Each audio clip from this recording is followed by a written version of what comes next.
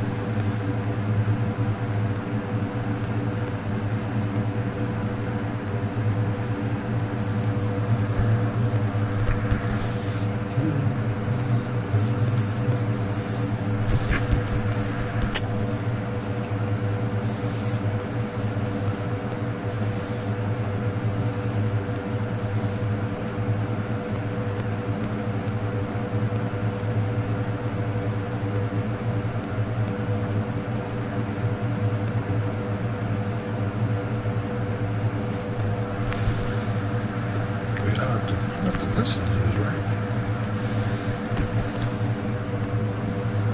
Still got no dishes.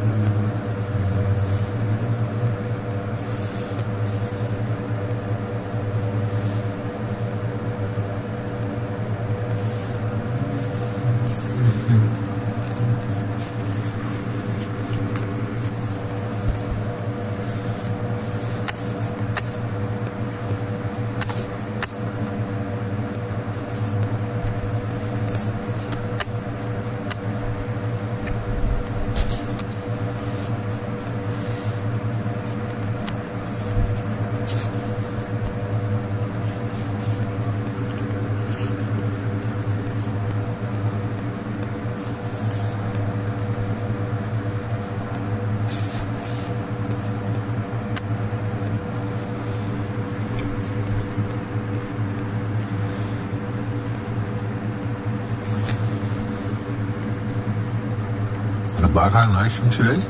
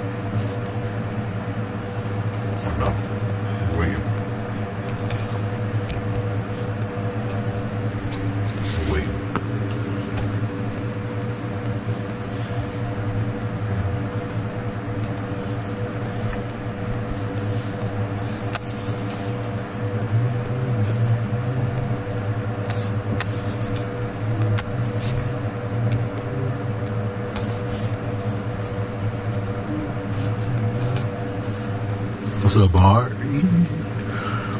The hour Ichigo is beyond God tier. What's up, 420? Man, I haven't. Let me see the gameplay of that dude. See how nice he is. I seen the skills. His skills top tier for sure.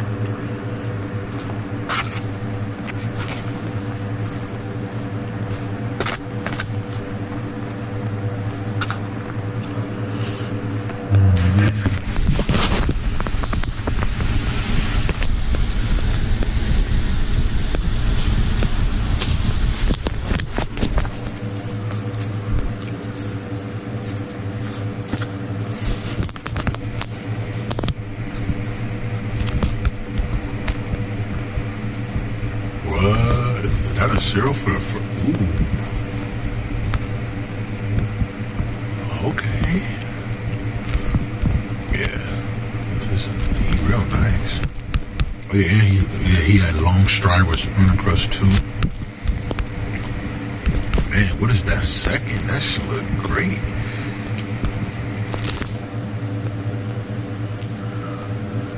Settle. Ooh, settle. Ooh. It just keep coming out. Pause.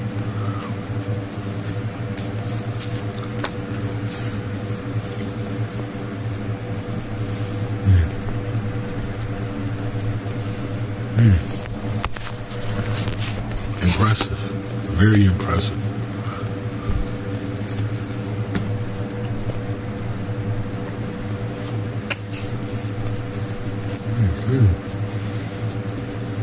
Very impressive.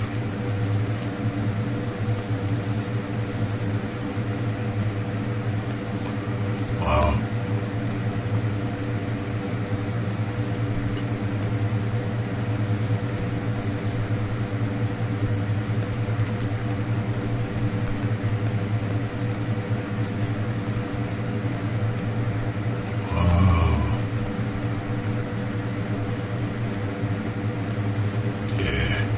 His gameplay is definitely one of the best in the game.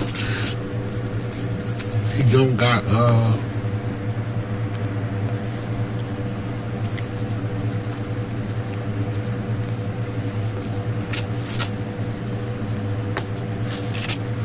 all this power.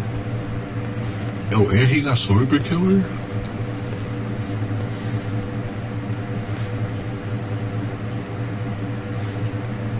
Should have just fucking threw in hidden enemies. You know, maybe you can get that with that one thingy. What is it called?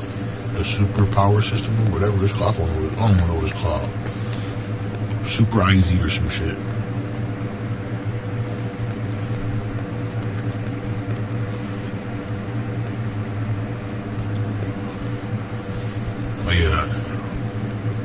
Hey, they can't have changed their screen like that.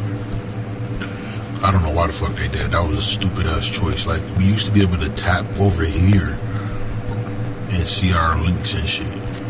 Now we can't do that from this screen. We used to be able to just swipe right away. Like, stupid changes like this make the game dumb.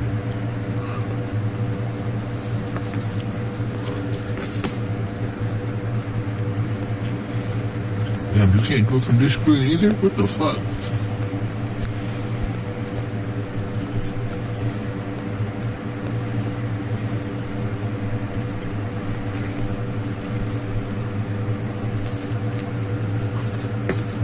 Bro, wait. How the hell do you add posters to characters then?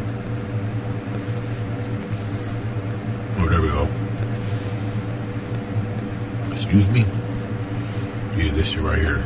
Maybe you could get hidden enemies with this. Maybe.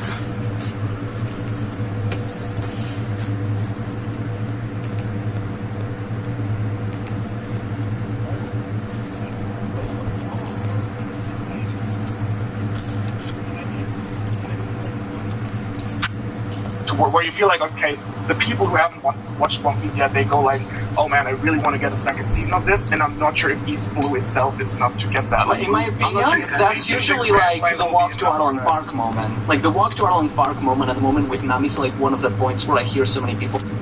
All Revellis? Kind of. So it's like. So if it is something where like, you know, Big Mom comes back to the story that we do deal with Shanks, that this is like a story arc that deals with a lot of the major emperors while also giving a lot of lore stuff like the Sun God, implementing the stuff with the Sun that was already referenced, having that with like not Prometheus, but like the predecessor to Prometheus during Big Mom's flashback. Pandora.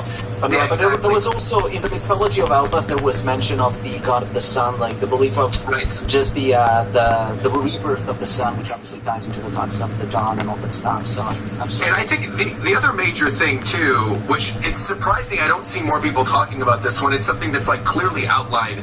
There's something going on there with the Atom Tree. And if that's not the Atom Tree, it's something related to the Atom Tree. Like, I have a feeling that Elbaf is not only going to be a lore dump for whatever this new Sun God stuff is that we're finding out about, or for maybe tying up loose ends with characters like Shanks or Big Mom. But I also like genuinely believe we're going to get a lot of information about like the Atom Tree and potentially even like the origin of Devil Fruits in Elbaf, right? Because we don't know where exactly it takes place on the Grand Line. We don't know exactly like what the next island right after Wano would be. A lot of us are assuming it could be Elbaf. We could get 3 story arcs before you even get to Elbaf. We don't know.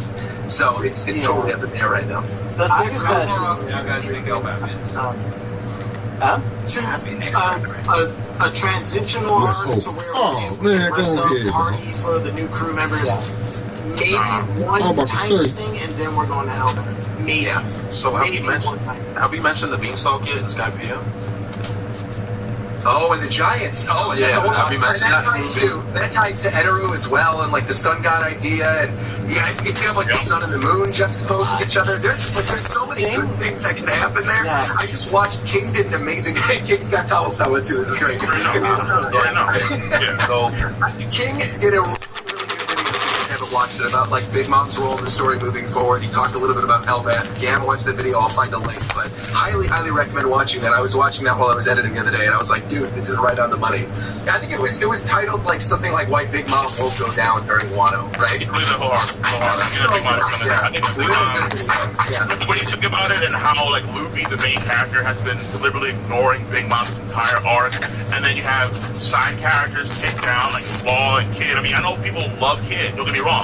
But Kid, I don't think is that guy to take down Big Mom, especially moving forward. I think that Kid, because this arc is going to be really more about Luffy and Blackbeard, the final stretch. I think that people's expectation for Kid, he'd be like this crazy mega villain, him actually killing Shanks, like he was Blackbeard. I think all those going out the window. I think we're showing here. I think Kid, the whole backstory thing, I'm not sure for Kid at all. I think it would be mainly Luffy and Blackbeard, but then Luffy and Big Mom, like you said before, Big Mom after Kaido, is you. Like you're going down. So I believe Luffy. I'm like, yes, after Kaido, like what he said, she's going down to Luffy's hands. And I like it to be in Elbaf, but Elbaf not necessarily, and I would say this, we don't have to necessarily go to Elbaf after this arc, because there's still the whole Sabo thing.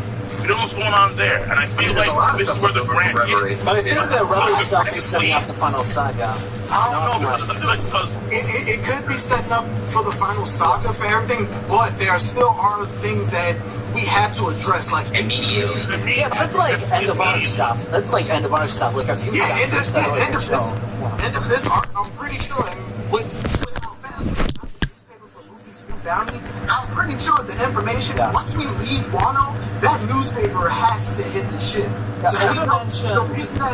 One of the reasons that we don't know that information now is because Wano is such an isolated country. They even said it. It's hard for information to get Bard, you still here? out of the country. Yeah. So once we leave and that newspaper hits, we're gonna find out who died, who was an attempted assassination. Yep. We're gonna get everything that Morgan's wanted to throw out there, and then on top of it, with the borders being open, we're gonna get all of the information that went into Wano coming out.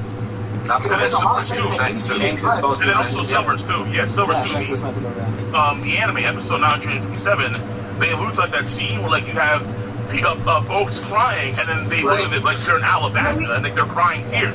Yeah, they hold on Alabasta for so long.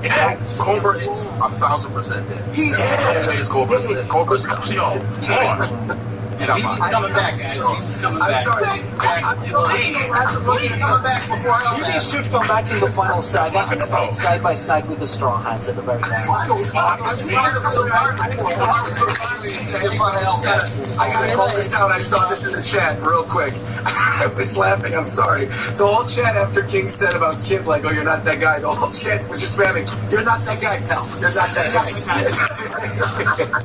You Going back to Elbaf though, it's been foreshadowed since Little Garden all these years as well, as you noticed already, and not including the spelling changes like Reverie and Leveille, Elbaf changed the name around its Fable, so hopefully they have some nice stories to Elbaf itself, even them change the name again, and so on, the spellings.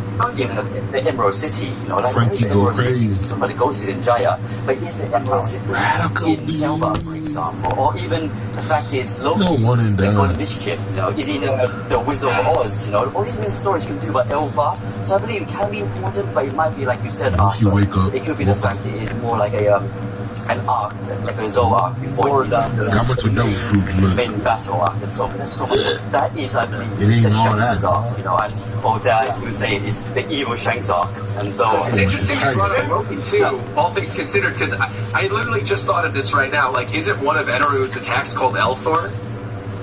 Yes. Yes, like Thor and Loki. Yeah, but that's mostly a reference to lightning. You can't sleep on the potential of Elbaf, because the whole story of One Piece started because of Oda's obsession with Vikings. Yeah. So Oda's going to come into Elbaf and he's going to flex. And I do not think that's going to be a small arc. That Frankie cool. Giant arc. I think it's going to. I think it's going to involve Shanks. I think it could possibly involve Blackbeard. But it's like I was happy about Frankie. Frankie cool. I would actually love to see, because I don't see Big Mom getting beaten in Wano at all. I would love to see her steal someone's soul important soul, run away with it to Elbaf, and then gets us there, because we have to get that back. We have to beat her to get. Now, of course, you know, the Saki helicopter shit was cool too, man. He was fucking flying around like, bro, what the fuck? We get a Thriller Bark situation. Right, Luffy's down for the count. He's just been beaten by Kaido. Big Mom comes in. She's the Kuma in this Thriller Bark scenario. Comes in because Luffy's completely unconscious. Is able to take his soul, his lifespan. All right, then we can sort of bring in that lifespan equation with the gear second and gear fourth, and the Ivankov stems and all of that. And now we have to go to we have to follow Big Mom because we have to get our captain's life force back. And then that drives us. We need some sort of driving force to get us there. And that's that situation. I think another really important one too is kids teaming up with Law right now. Oh, damn it! I wanted to mention that. I wanted to say it. They just saved Luffy from falling in the water and lost everything. Like, bro, we have to go after Law right now. And Law at this point is pretty much like an honorary stride anyway. We're going to go after Law. I love that idea of her like stealing the souls and chasing after her to Elbaf. Woo! So can I ask the question? What is the criteria of the immortality surgery? Right, you have to give up your life. Back up and he listen. It's lifespan. It's lifespan, right? The immortality. It has to lifespan. Lifespan is so important in the series. You just get reading. Oh man, I be reading. I just forget shit. I'm like, bro, I can't remember everything. Law can give the remaining every life detail that he has to another person. That's it. Right. So if it was, it's like, theorizes that Emu is, immortal or anything like that, it was probably just a succession of Emu feeding slaves, telling them to do the operation, give their remaining lifespan, and a cycle of fruit regrows. Somewhere along the line, the fruit left. The thing is, though, like when you said that, I'm thinking, like, are you talking about the timeline when Sasaki backed up? Back in the Frankie, got the whole and timeline then you were library clearing up, said Frankie. I remember Sasaki backing up, and it was on purpose for him to create room to attack him, to like get more momentum. You could just do the operation, and then this person's immortal. There would be so many immortal people. But I think like it's a mistake. Can we talk about the fact it's a mistake? It's not the immortal surgery. We need to stop referring to it as the immortal surgery. That is a perpetual life, like different youth operation. Like eternal youth, we're gonna call it. And because it isn't eternal though, it's perennial youth operation. It never said that it was immortal, and it doesn't say it's immortal. Nah, actually, I didn't catch that part then. The sacrificer, which is why they are sacrificed. You are directly doing a surgery. Yeah, see, I'm slow. I didn't catch your that. life force into the other person. It was never called the immortal surgery, and there is a reason. I think it was called the immortality surgery in one of the fan translations. It's Furoshijutsu, which might have is been anime or something. Like dog tooth. It is. Oh my god. So then based on this, then a lot of you guys thought that Law was going to die in the future to save Luffy's life in some capacity. Definitely not in Wano. Definitely not. I don't think it necessarily needs to be Law that sacrifices himself or anything. I think the concept is to set it up long ago in the story, so that when someone like Imu tries I didn't see that, man. Why it would be him and all this other shit. That shit I just didn't even see. Part is that when I read manga, I read the words, I look at the panels, and if it's hype, I sit there and I ooh ah ooh ah. And if it's not, I just keep reading. That's because they're linked to the Void Sanctuary, which I believe is probably quite accurate. I do especially because it's 10 billion berries, which is higher than Roger's bounty, that they were willing to pay for this fruit, which means that it's likely Imu is at the end of his current life. That is O'Hara just, he just brought it up. What if it is somebody else who like another side character in the story who has a lot more to do with something like this than we actually think. Kureha is at the life expectancy of a normal human in the One Piece world, and she's going beyond it. And even when we were in Drum Kingdom, she kept asking, exactly. It's my eternal youth. Exactly. You want to know?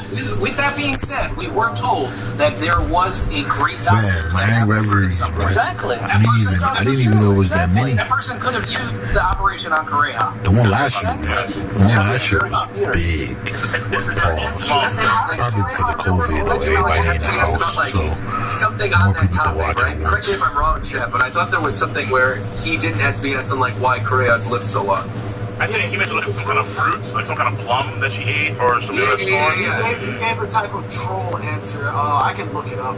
It's something of that effect. Yeah, but now we think about it, having ties to Korea with the immortality, or again like the life expanding surgery, that would be pretty cool if that would come in the future in like a sense of like a lore. Like okay, well like the Goro say, like they like in the like back in O'Hara they have like the same silhouette, and they look kind of like the same because well they're actually like their lives are always extended via the immortality, or via that surgery, the open window ability, and so that's been happening over the past, let's say, once or twice a century, just like it happens to make sure that they're still the overseers of the world, that kind of stuff. And even was like the prodigal one. Yeah, so it don't work out very well.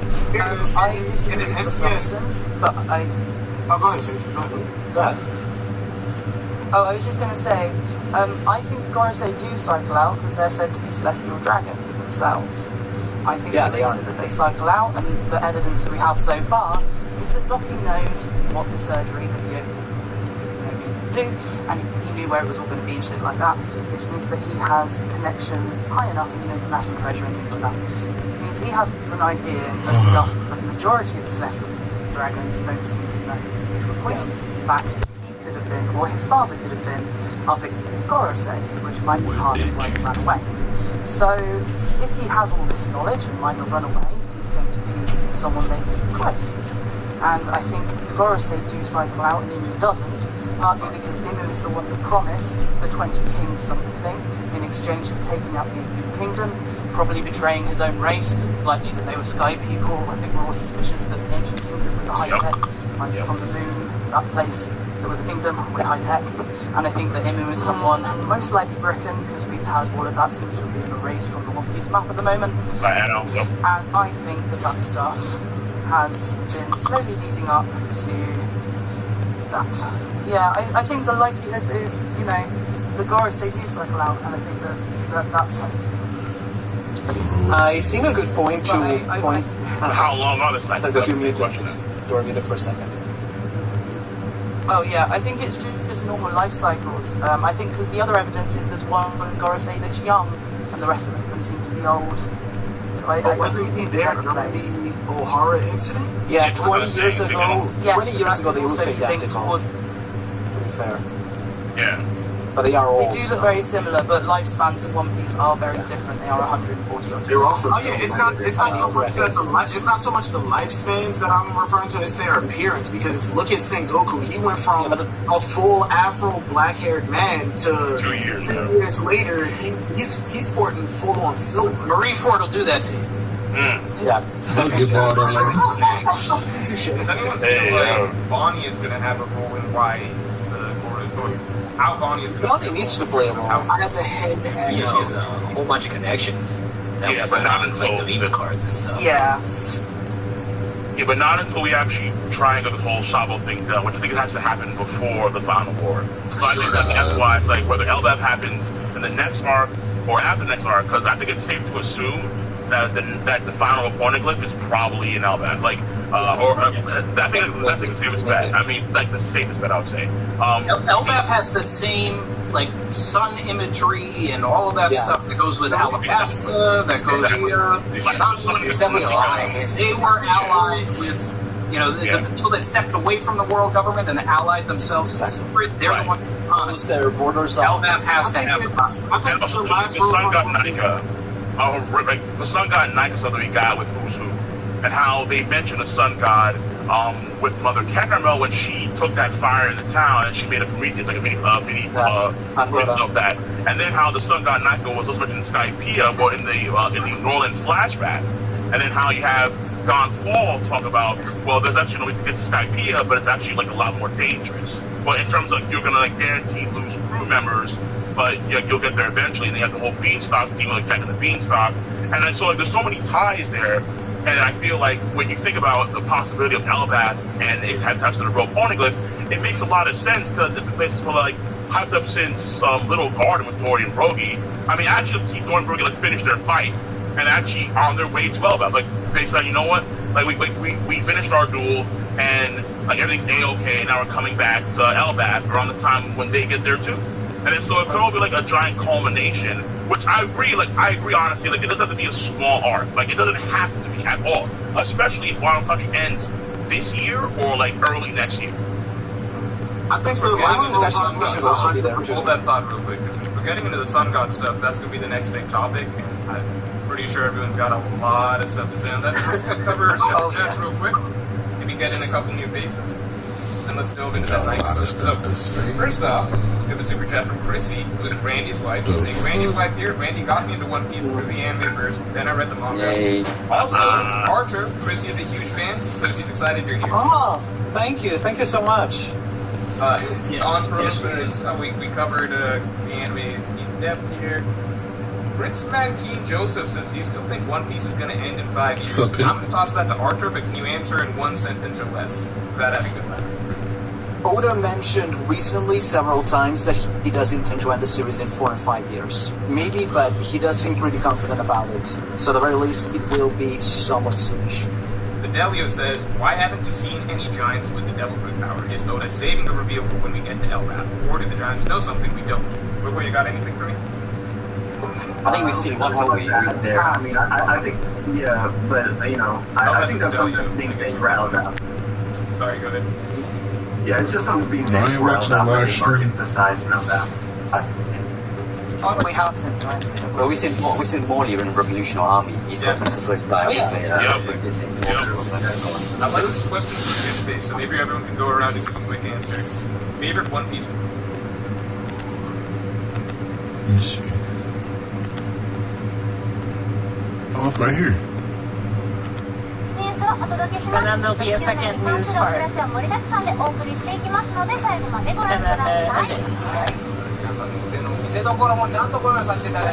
And then we have a place to show their talents.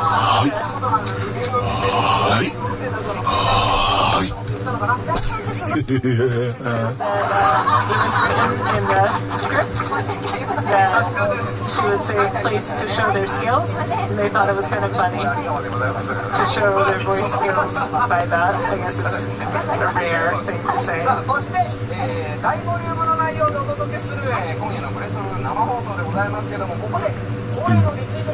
And they're doing a retweet campaign like always. What if it's the Soul King? Here are the rules. Follow us. Or it could be those novel characters. They gotta be somebody hyped though. Get original with the special character, this example. I just niggas want it bad just for what?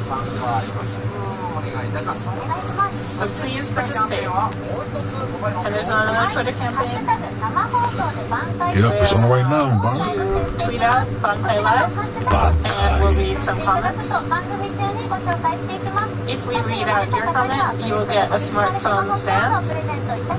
One of these two designs randomly. Here's the smartphone stand. His eyes are kind of scary and blinking. This is his, that's like his ID photo, they were saying.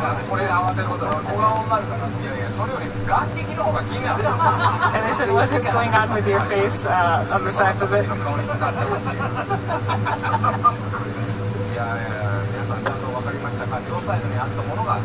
So, did you understand there was a stuff on the side of his face? That is what you would get? A smartphone stand? And that is a fully holified Ichigo. And here's a final Getsuga Tensho Ichigo.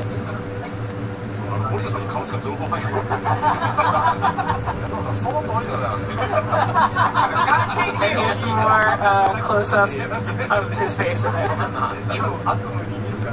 And he said that's something you'll see tonight in your dreams.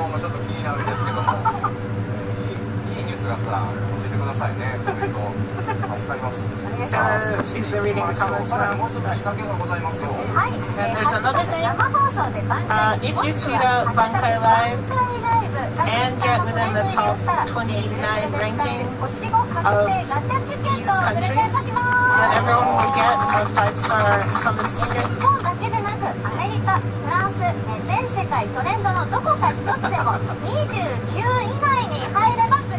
So if any of them get within that, you will get this 5-star summon sticker. And they said the goal is a little bit low, right? I said, 29 is kind of hard, and he said, well, it's the weekend. But there's a lot of events going on worldwide in the weekend. They wanna, and they said that you guys can raise them higher, that our goal is 29, but, and then also everyone is watching this in different time zones, so there's a lot of difficulties. So, let's get the 29th spot.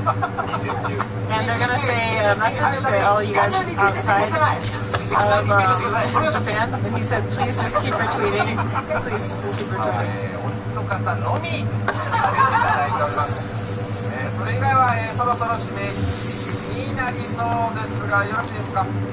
I said, you guys, do you have another... BBS in the gutter? Wow, Bart.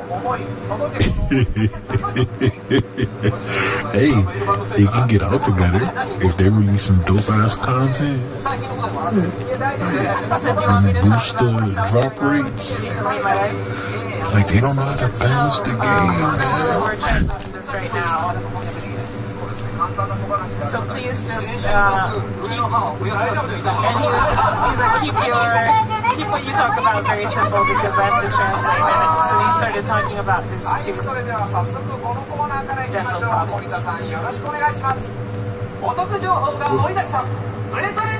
And here's the first part of Bracelet News.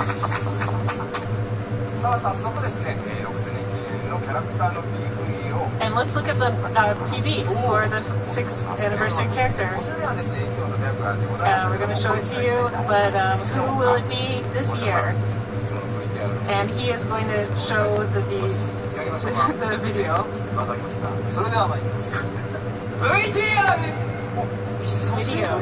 Here, I'm seeing you again. Here's the 6th anniversary character reveal. Aizen is a Hogyoku. Wow. If you're Hogyoku. If it's not Aizen, who is it? Aizen? No? Yep. It's Aizen. Wow, he looks cool as fuck. That's a new form.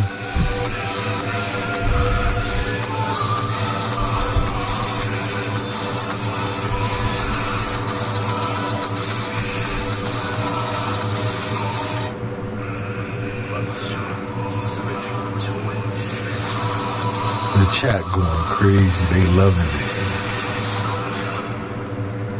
He's evolved into his Aizen. He looks cool as fuck. Somebody said super cute. I see we get to. And that was our 6th anniversary character. It's Sosuke Aizen. Did you get it right? He finally came. Finally, it's Aizen. Into the character design is really cool.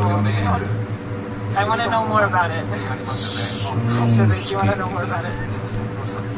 And she said, yes, I want to know more. And they said, we had it's design supervised by Taito Kubo. Yeah, he look cool. And she said that she gets nervous whenever she says his name. And he said, does he have something on you? And she said, no, he's just a really amazing person. So I get nervous. She entered a Kyoka.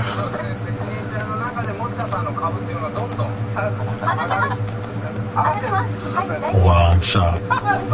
They do know how, but they don't. They want money, not balance. You couldn't get both. Who would have guessed Aizen? Well, in the chat was guessing Aizen like a motherfucker. You look cool though, dog. Like his look is dope. It's some new shit. He's evolved. It really fits with his creations. And here's the design. And he said, what's going on with his arms?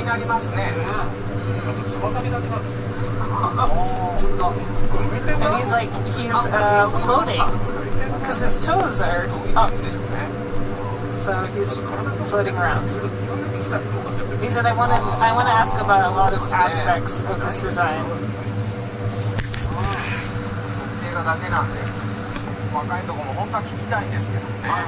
He said, I want to learn more about what's going on in this design.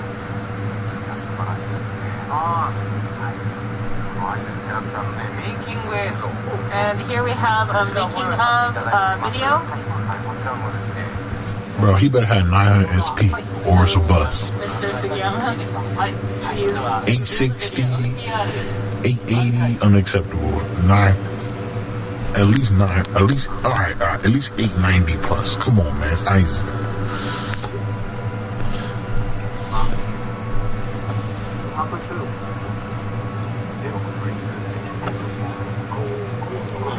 So this is about the music, not the illustration. These people are not gathered to illustrate.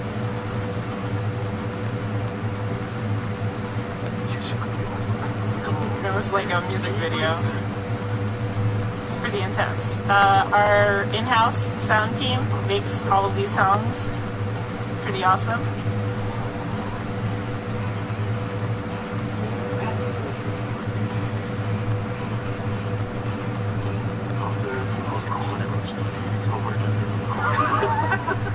I was like one of those guys, he was a bit casual for doing a vocal job. Maybe his flowery shirt.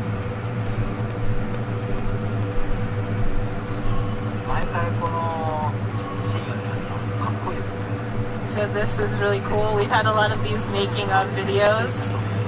It's cool seeing it get done step by step.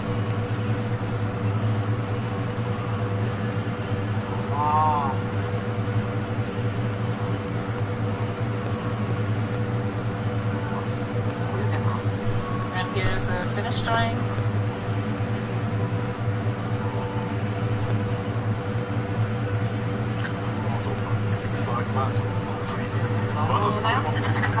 So they're showing us this no effect version, kind of interesting.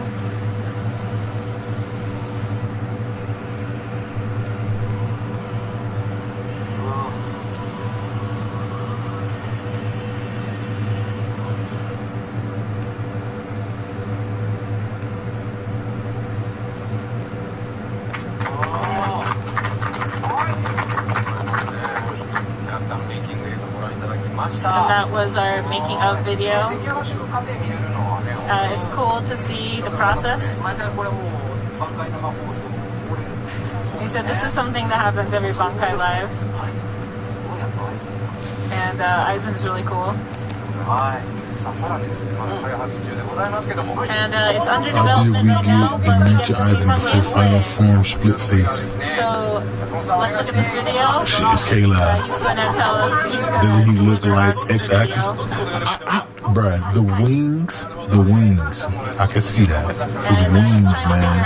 What he should say to start the video. And Ueto-san, he said reunion. He said Saikai, and then Sugiyama-san said Bankai. And so now he's wondering what he should do to show this video. And he just went with Bankai.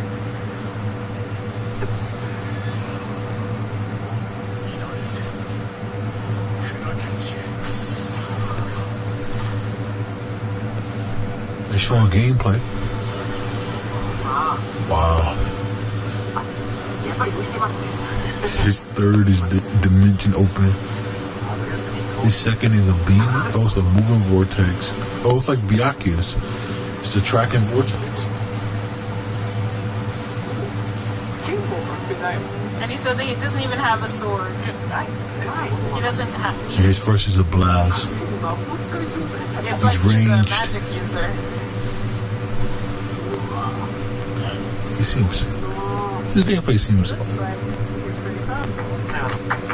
good. Just good. Not. How was that? That was pretty good. And everyone is saying that they need a pull for this.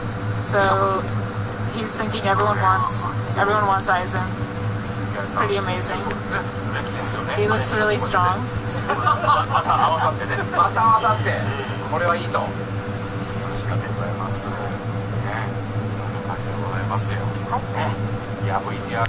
And those were the videos for now.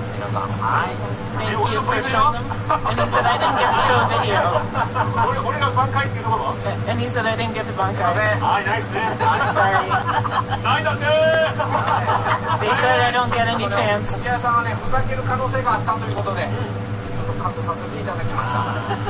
They said that you were probably going to do something kind of silly, dumb, so we just decided no for you. Yeah, he opening up a dimension in his closing. Just wait. He on another level.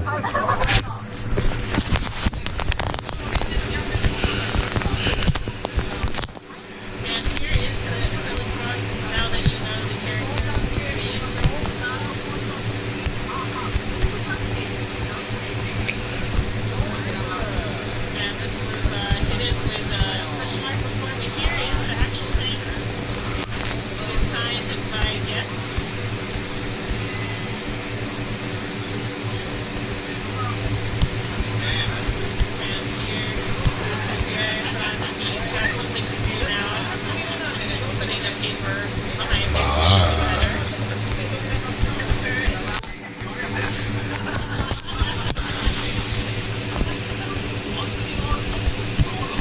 It's pretty thick. He says there's not much to say about it, but it's thick. Got some emptiness.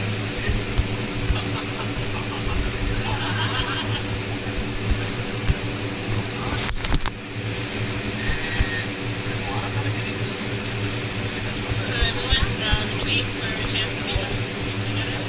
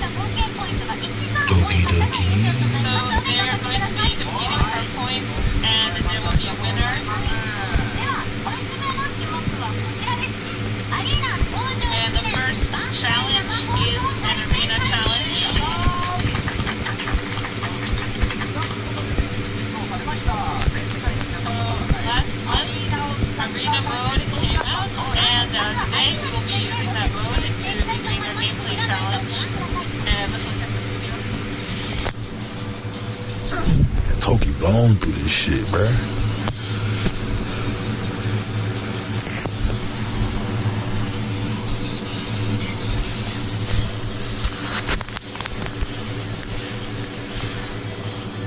Is this a preview?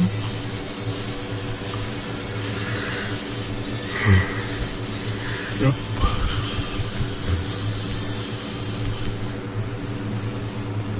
Sixth anniversary.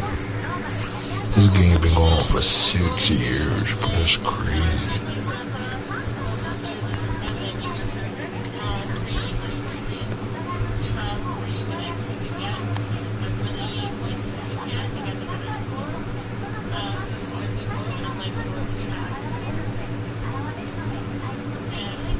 Enemies will pop up all over the map, so you have to defeat the NPCs and get your score gauge up. And if you get more points, then your color will go all over your page will have listed. And the yellow page will go down when you are killing fast enough, which repair NPCs faster, then you can get their gauge down and do a score steal. You probably know this. And also there's arena mission, and you can also get advantage.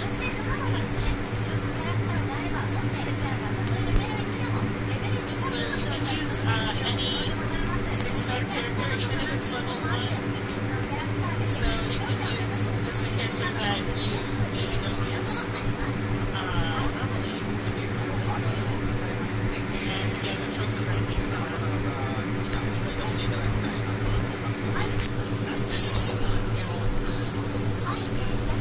Hype.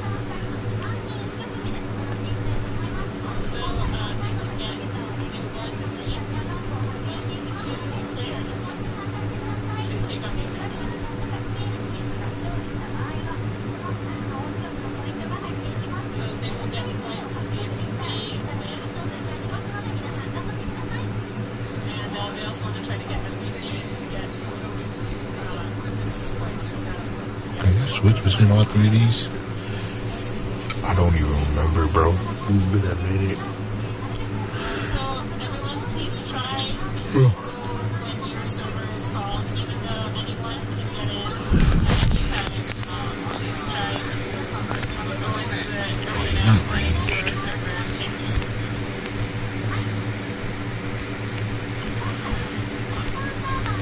Now we're going from the JP server. So if you're in the JP server, you can try to play now.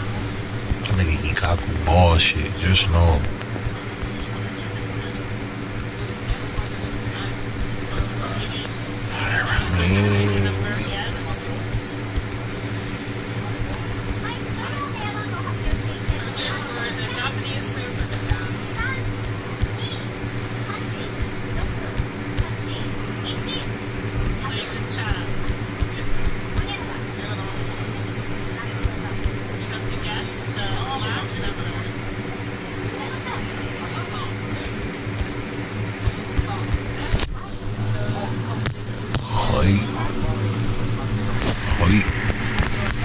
What's up, Trunks Ridge?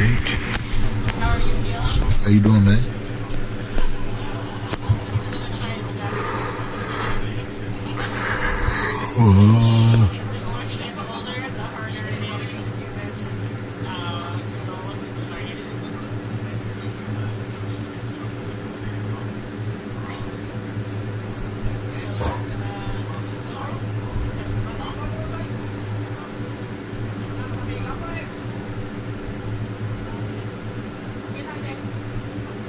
I gotta do this game. Oh, Nightmare Moon.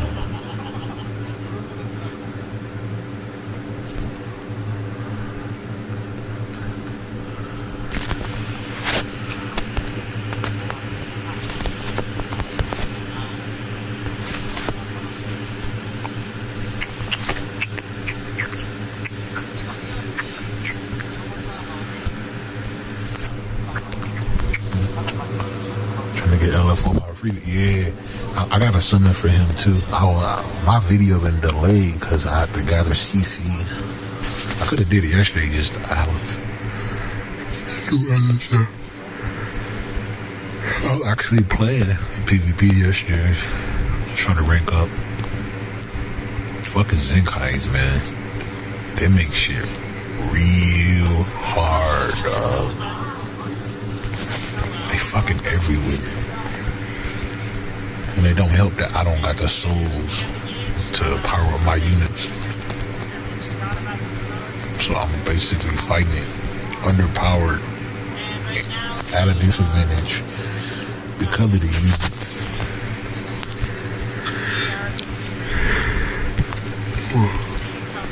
Skill, lag, shit all bad.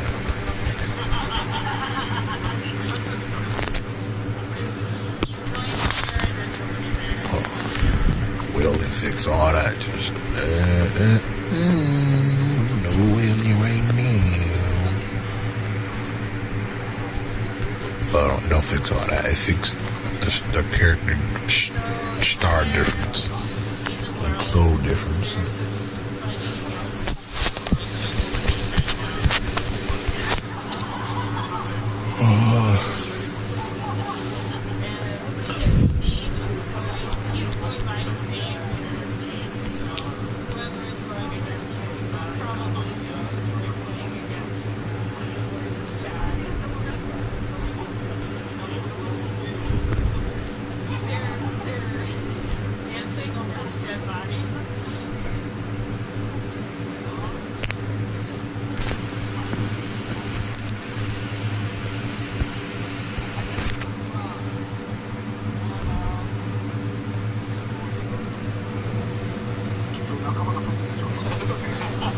Surely my allies are taking care of things.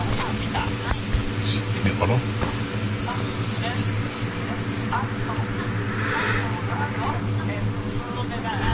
See, my problem though is it's like I'm always missing one character, or there's always some gap in my team. It's always something that I gotta fucking deal with. Like when it comes to all these blue Zenkai units, if I had a green Zenkai 7 unit, I can clap them. Like I got Super Zen 3 Goku is just he's more. To get his full power, you have to bring other Saiyans into the match. At least 2 more. Get his maximum damage. It's fucking dumb. They say in the party, yet it's not in the party. It's when they actually come in the battlefield. Like, it's stupid, man. They're lying and shit. So and then I got the EX Gohan. I want to use him. However, he need Trunks. So it's like, that's a bust. I can't finish my beers because I don't got the souls. My next option is Green Broly. I can't finish 16 because I don't bring him out enough. I'm happy they started putting Zenkais into the shop though, because CC, man, for that shit was dead. 7K for 1 unit, like, man, bruh. It's a lot. It's just. Thank you. I can't read your name. Thank you. You won. That's a point. Good job. Thank you for participating. He worked really hard and he tried his best. It took him a long time to figure out the other attack buttons.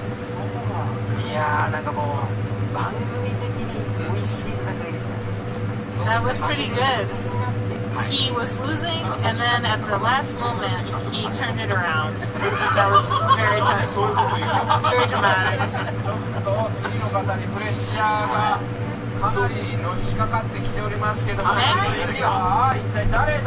Who is it? It is Mr. Sugiyama. Here we have him. He's going to try. I want everyone to help me, and I want to try hard with everyone's help. You have to swipe the screen, and then the character goes faster. I learned that. And the global server, it's your time.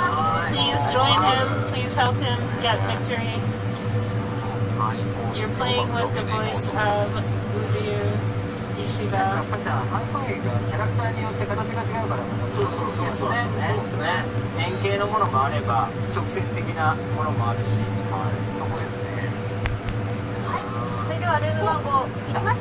The number is 0.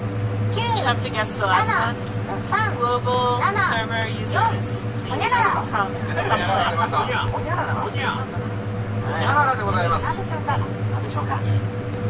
People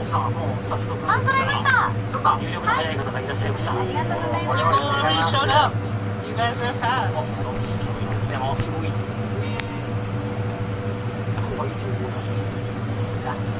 have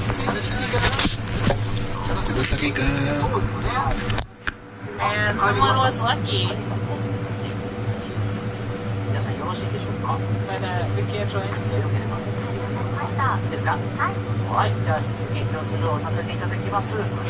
Now we're gonna go.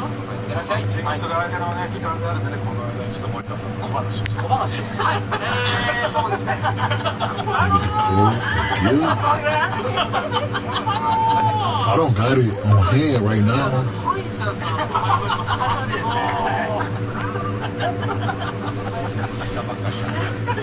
They keep talking about random dental things. I'm not sure why.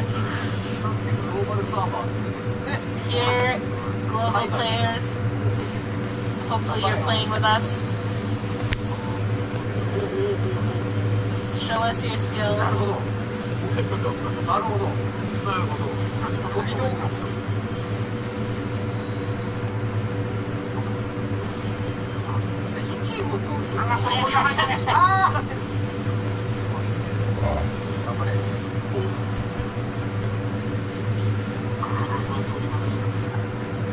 Trying to use those skills skillfully.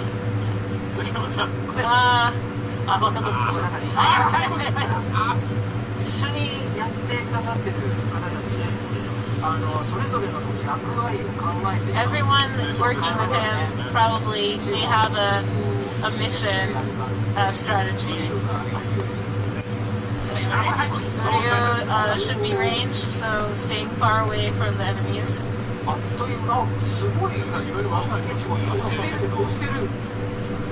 He's pressing.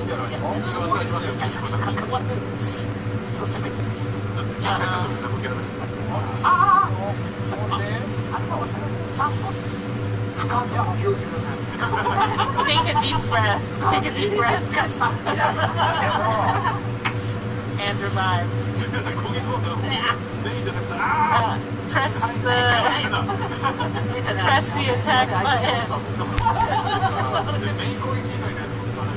Press the other attack buttons. Chad is giving advice.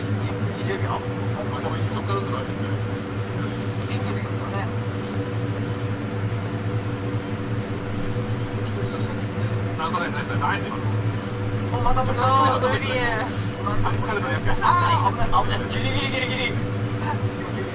Ludio is holding on.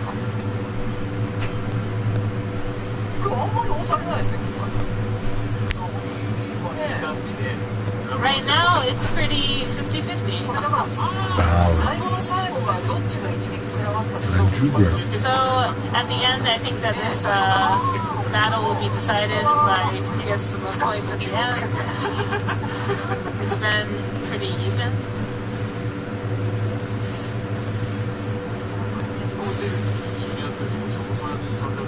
The people joining us, they probably have played this a lot.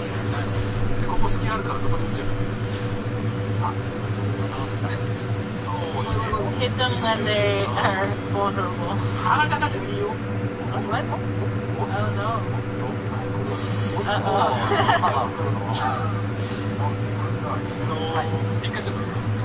Everyone. He pulled the cable, maybe? So let's talk about our dental problems again. The dentist I go to. So what are you talking about? It's a man. Everyone's wearing a mask now. Even when he wears a mask, he's pretty good looking. But he's very sadistic. He's very weak to pain. So now we're ready. We're ready with Okiaga. You tried really hard, but we're gonna have to go on to Okiaga-san. Perhaps it was the cable. And now with the Asia server, so players from the Asia server.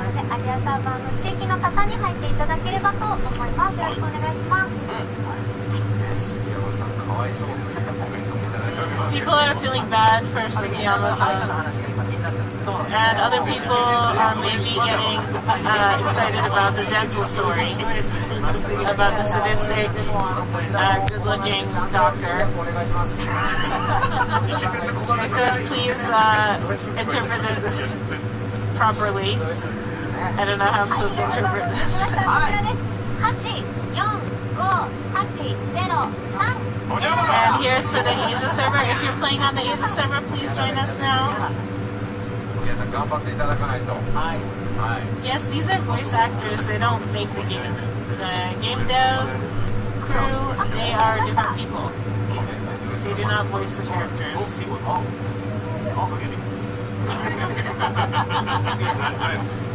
Here we have, Zayo. He's in I think this is the first time they saw this version of him.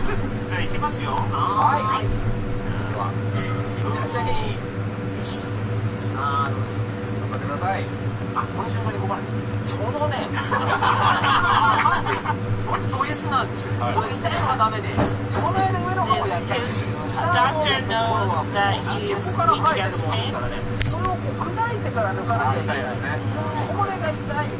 and he had to do something with his front back molar.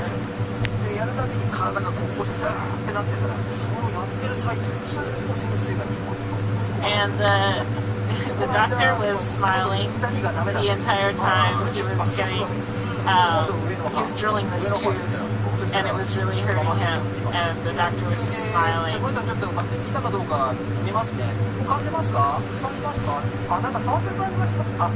And he was checking how the anesthesia was going. And I think he pulled out the anesthesia a little bit too early.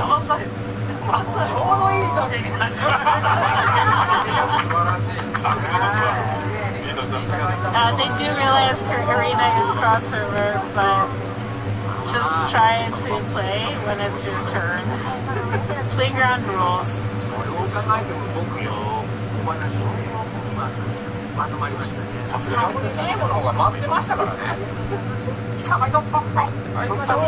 Oh no! What happened? Something happened.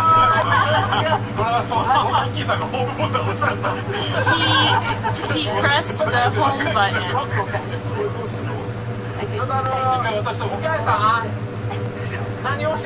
What did you do? Don't act cute. I think he pressed the home button.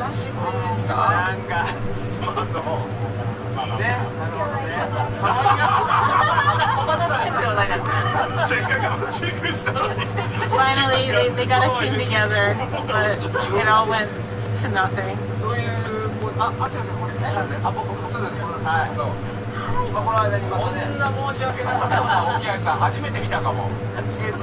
He's looking really bad, sad about what he did. He's kind of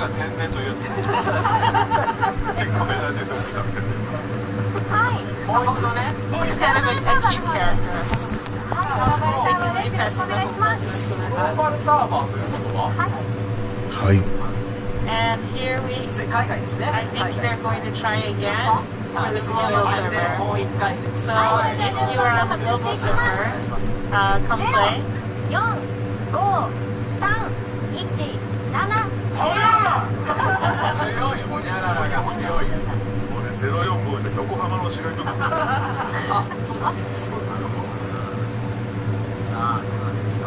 Apparently that's close to a Yokohama area code.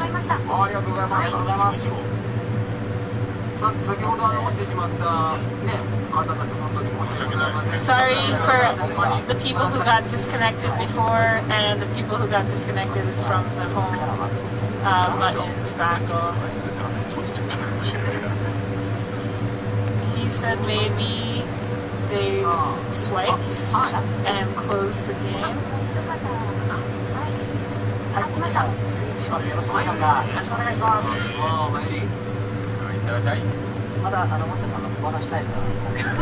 So, time for more Morita dental tales.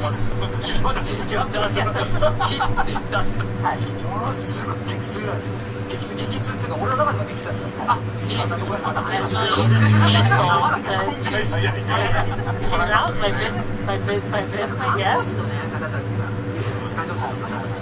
The assistants are there. They are women. The women looked at him with no expression.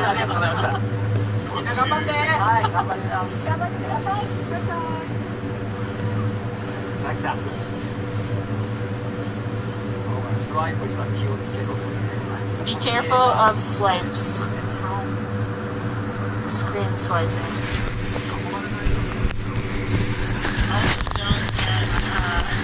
Surrounded by them. Man, K-Lab, bro, they fell off, man. It's hard for them to do a lot of dope shit, bro. Team up together. What's up, Mr. Glad? What did I say? Mr. Galas. Hello. Bankai. Bro. I don't think K-Lab got it in him to bring out some hype shit besides characters, bro. Like, the Aizen look dope as fuck. Like, he look dope. He looks dope. He looks real dope.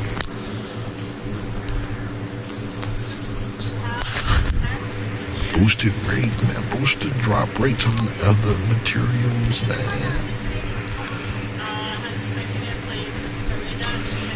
Fuck around. Fuck around. Fuck around. Fuck around. Get smoked. Damn it, I got hit. I lost my boost. I'm in my third. Oh shit.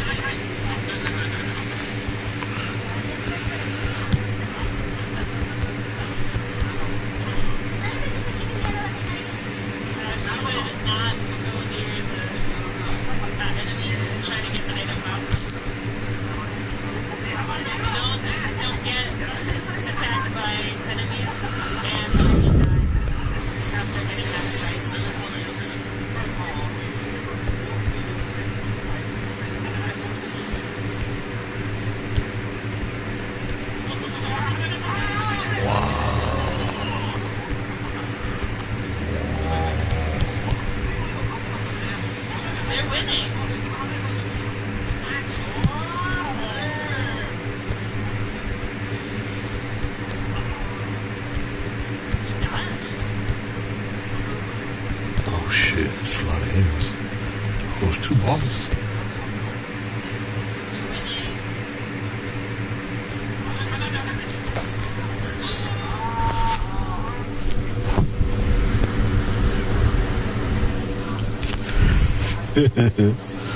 Hey.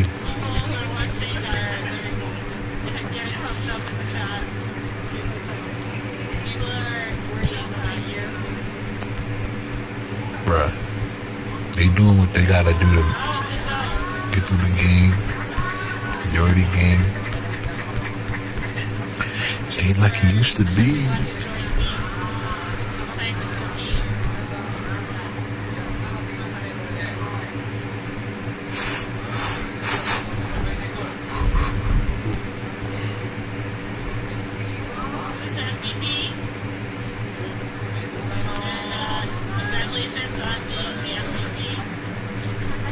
Oh yeah, baby, MVP status. Most of the elbow.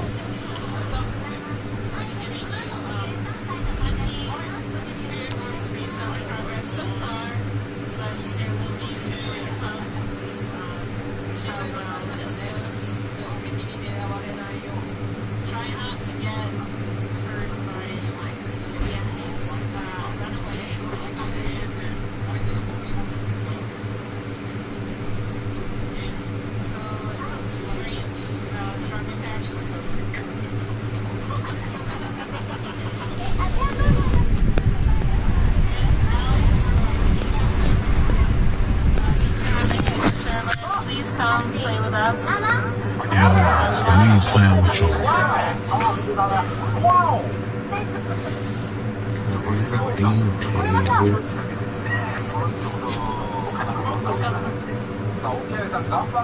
So please work hard, do it.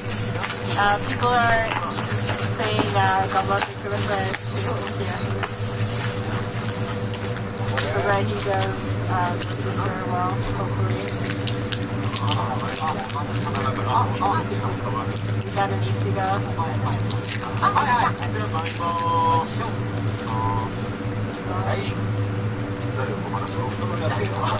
So whose turn is it to small talk?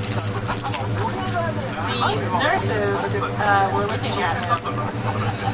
This dental story has an extended version.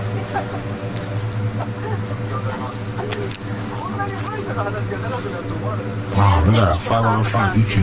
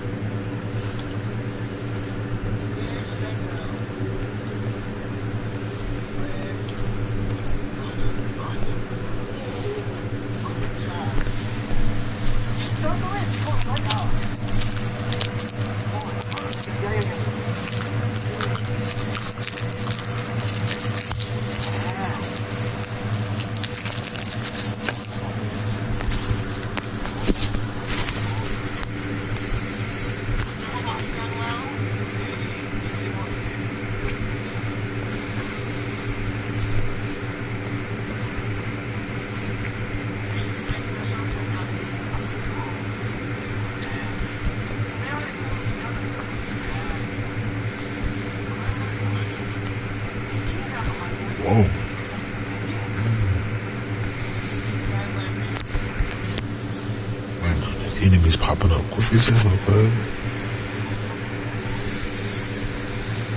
Wow, I'm paralyzed. I'm paralyzed.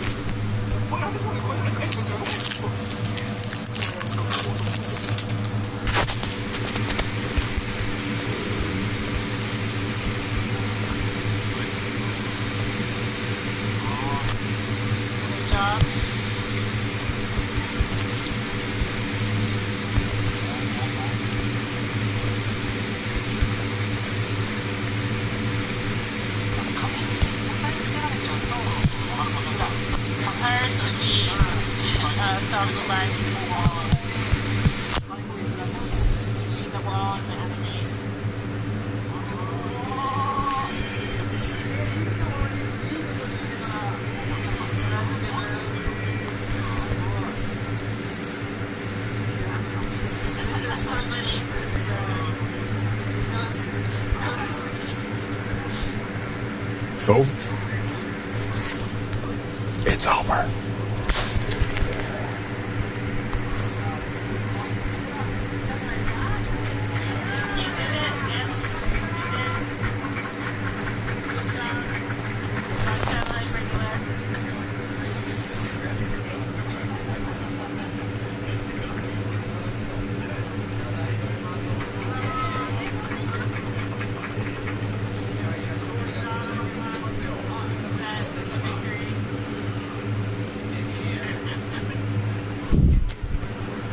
We need more Ichigos.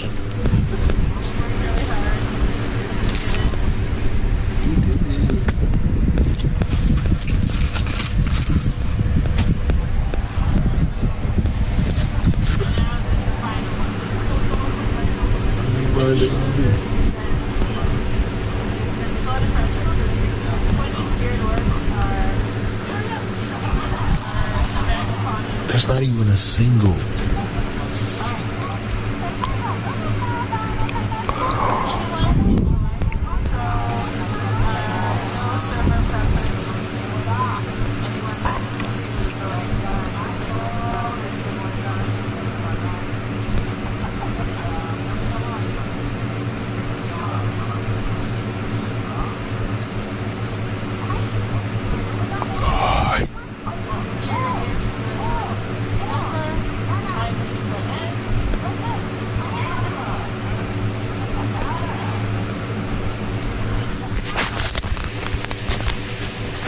It's got another 5 out of 5 Ichigo already.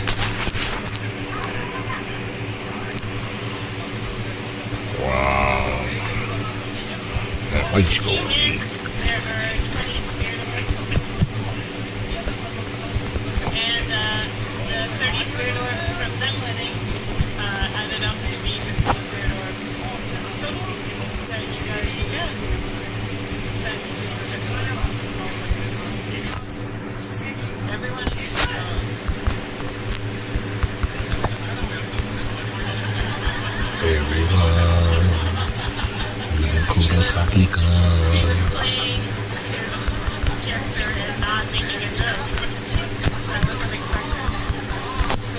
All this fucking fire, bro.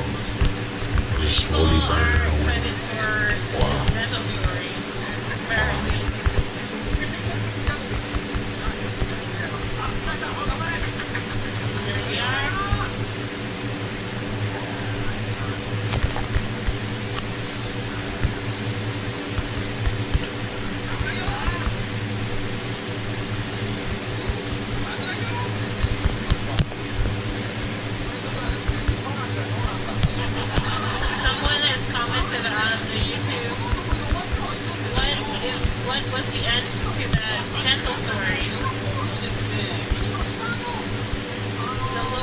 right. Listen.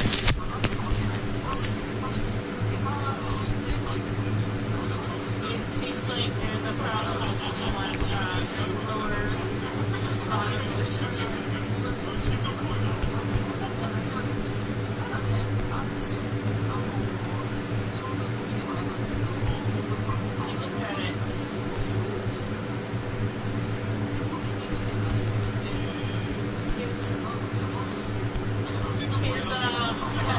Jawbone is actually pretty big and it's lends his strong teeth.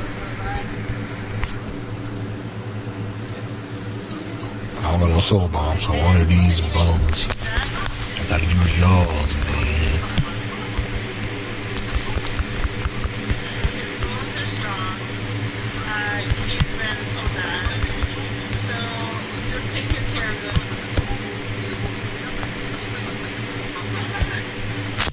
My guy lied. The one thing he wanted to say is that he has strong teeth. He is using the regular tech, and this is preservation of strong attacks.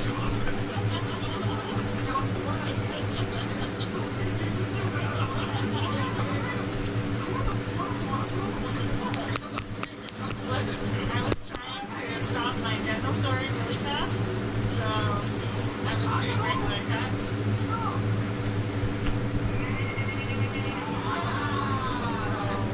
Alright, I'm with you, purple. Breathe in.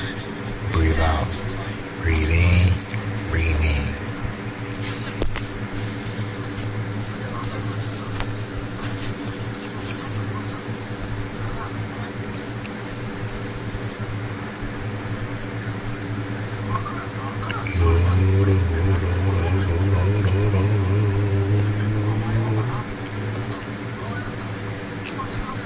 So now he's going to start talking about cameras.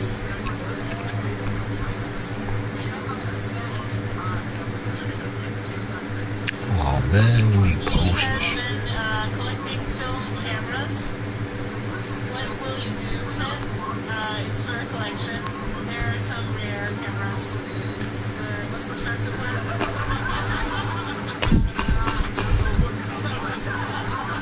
You don't hear the camera story, and you did it. You did it.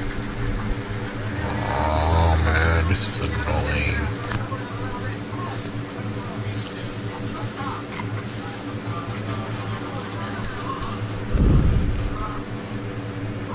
Can I play now? Omar is our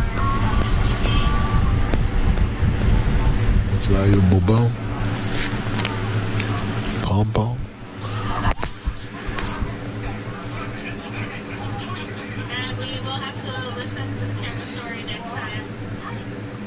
About spirit orbs, we got 15. Thank you for everyone for trying on. That's crazy. It's already been 2 years since he came out. Man.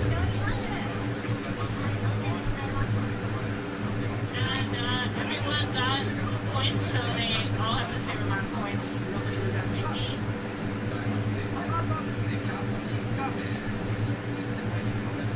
And now we have a race quiz. And the winner will be decided, so don't miss out.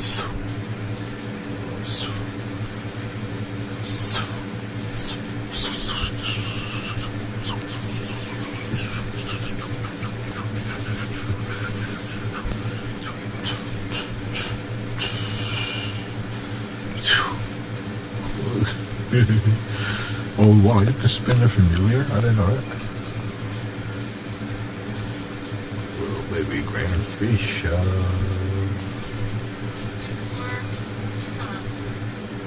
Second news section afterward. First the quiz corner, and then live reading skip. Then the last news section, and then it's over. How did they do that?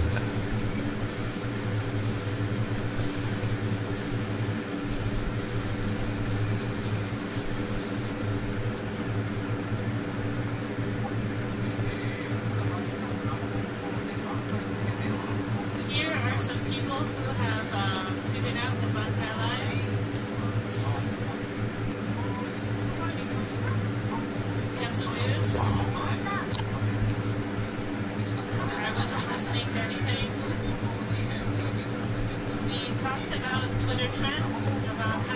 Bruh, why you leave, bum? We'll give you a present if we get in the trance. We have some years on it. In France, we got 3 in France. 3rd in France. In trance. And it's now French people are hearing, sis. They're hearing these stories.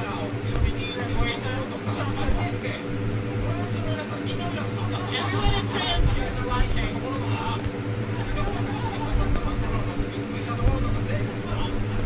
French people saw all of the moments of this session, and I think the French people might get this, but that's probably not the case.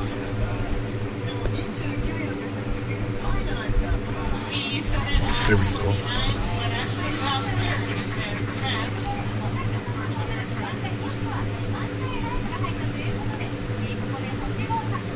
So everyone gets a 5-star summons ticket sent to your present box later.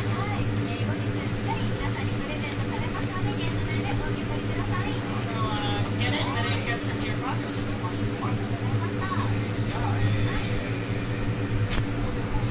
Bye-bye. EQD. And now we're going to show some of the tweets. Tweeted out with Montana. And somebody is Mojito Motor. And it's great to see these characters together.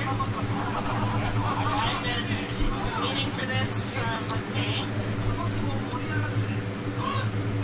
And this year is we're gonna hype everything up for Bankai. 69%.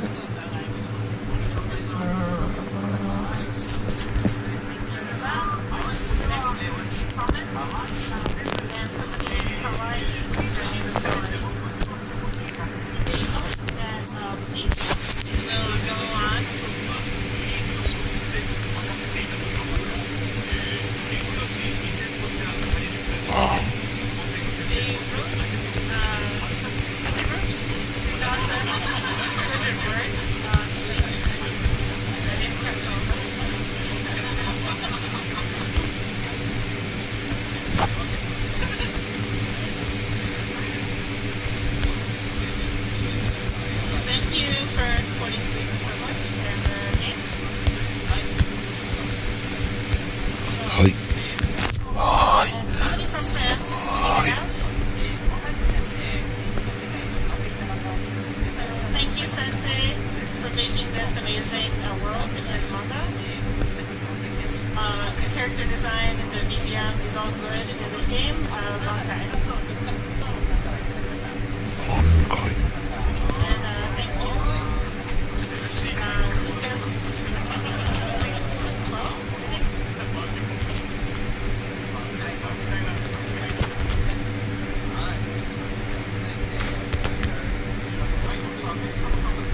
And this one might be someone from the US.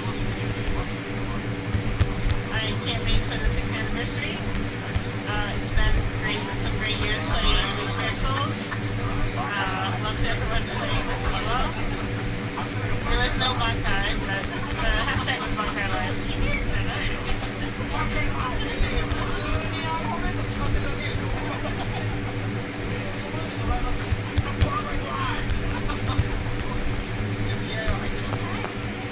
Thank you, everyone.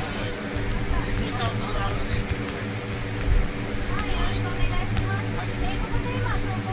Full power. So everyone who we read in the comments for, you will be getting smartphones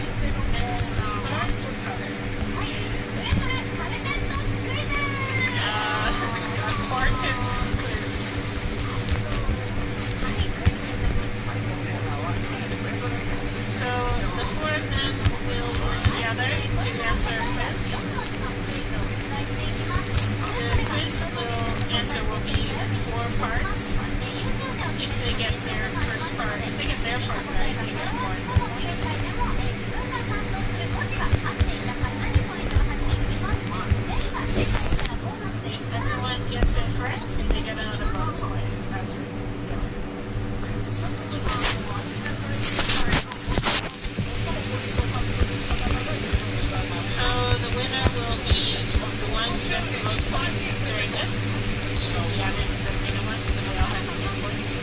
There was a special prize that they would get. It's very cool. 楽しみのリアリボートリンジ行くで Now we gave pretty dumb kind of gifts. Last year was a crushed ice maker. Wow, The year nah, before talking was a shit. soba slider. Bums. Then there was a dancing Santa. There's something useful this time. Something useful.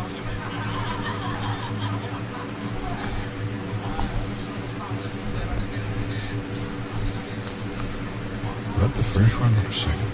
We don't know what the Probably the first. process is for. Here is Chad. Chad drew Chad. He was born. It's a good Chad.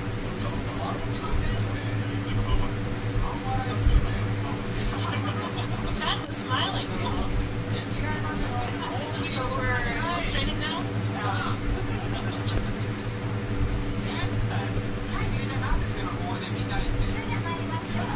Let's keep going. The first question.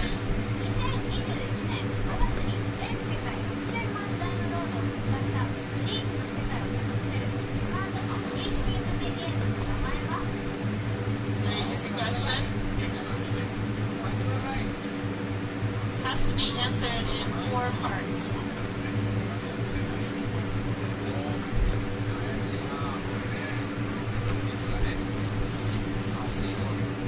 Each person has their part.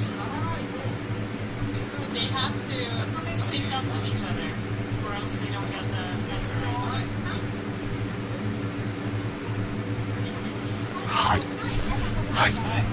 They're done.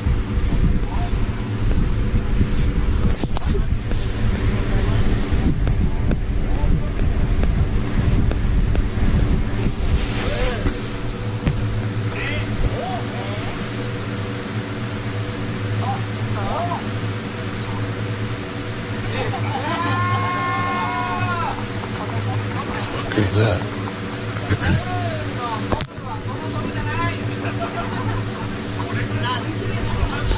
Not that solo.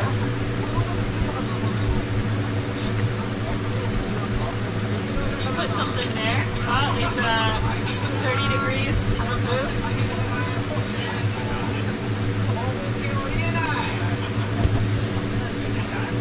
Damn, nobody want to play Super Inheritance Zone? He was trying to have some fun with it.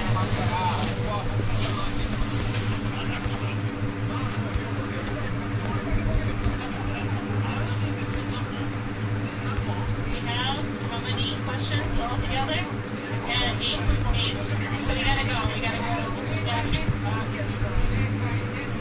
And that was correct. Is Brave Souls.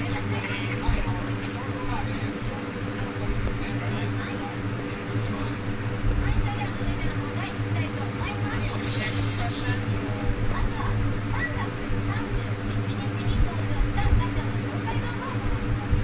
That's a good sweet. This was in March of this year.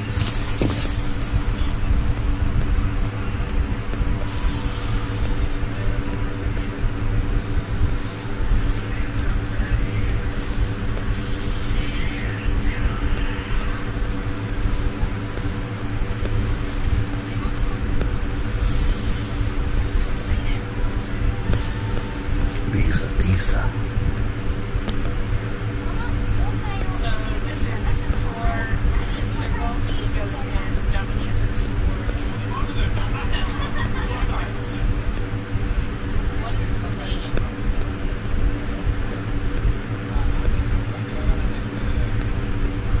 This has to be in hiragana or Japanese writing system. Got that dude connect. Oh, fuck.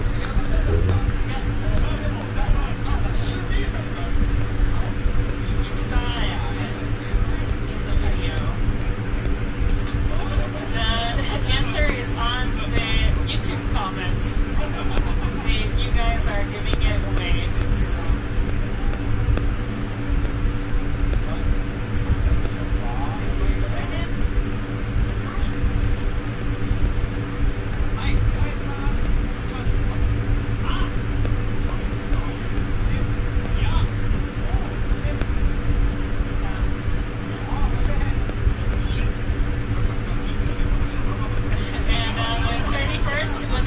mom's birthday.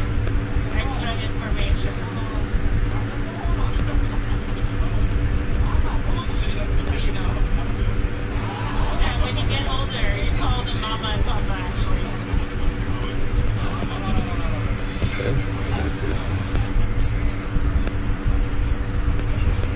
It's nice to have that communication with your family. Now we just need more pornos.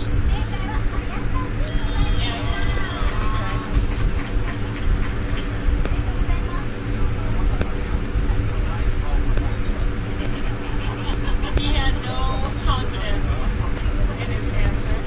It showed on his face. It was cute. Alrighty. But it was correct. Next one. Well,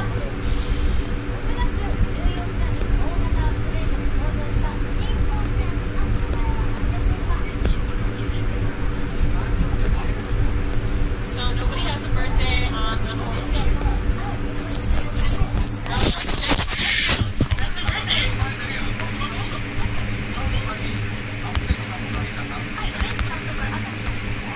Oh, and she changed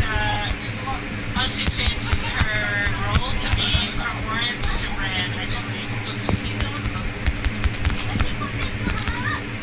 And what is the name of the new game mode? She's trying to bring it back.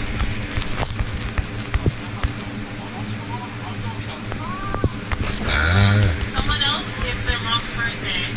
The YouTube comments.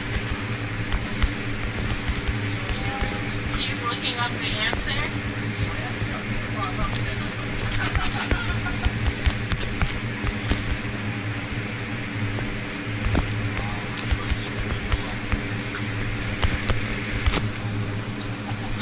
Many comments are coming with the answer. A lot of spoilers. The name of her group is Up Girls. They call them Upbeat Girls.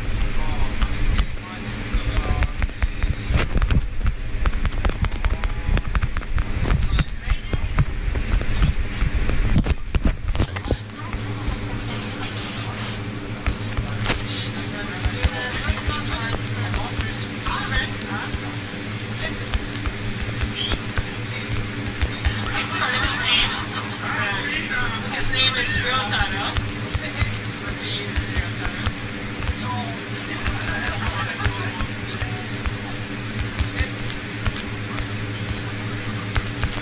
It's another birthday. He was looking up another birthday.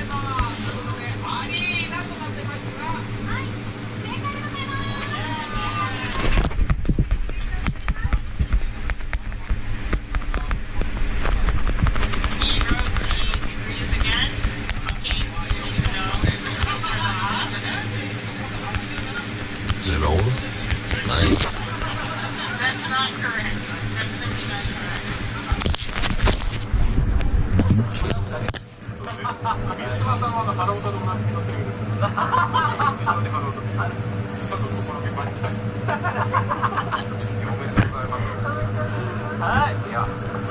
So good for that person's birthday and good for them getting that correct. まずは、5月31日に登場したガチャの紹介動画をご覧ください。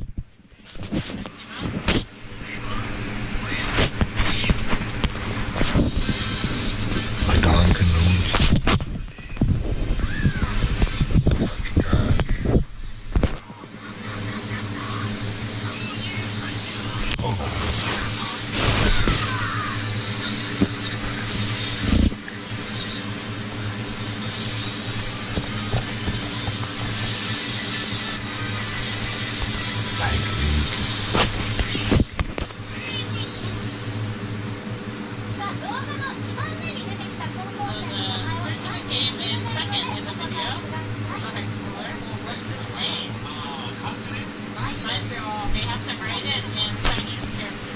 Never did a read on this account.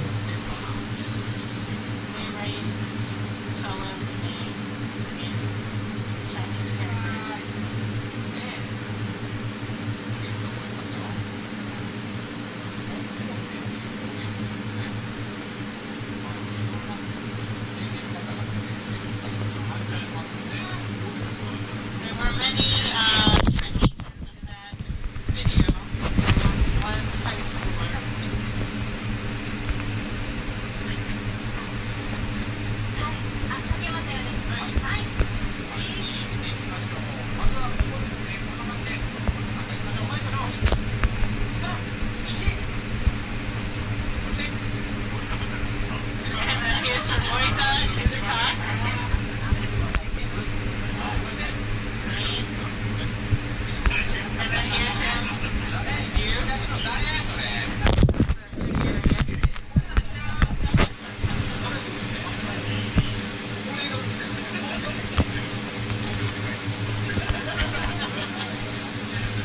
Very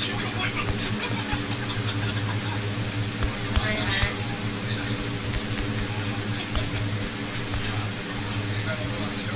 Was that correct? Yeah, that's correct.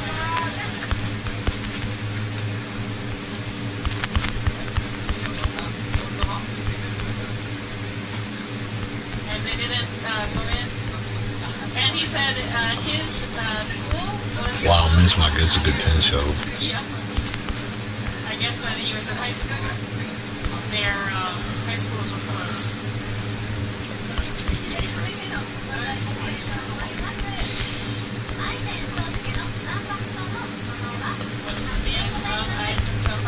But you have to write it in Chinese characters. It's hard.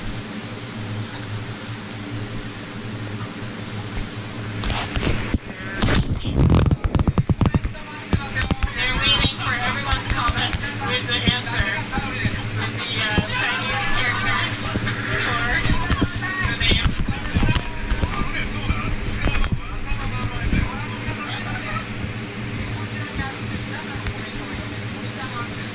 We are reading your comments. They are using your comments to answer. Sofa.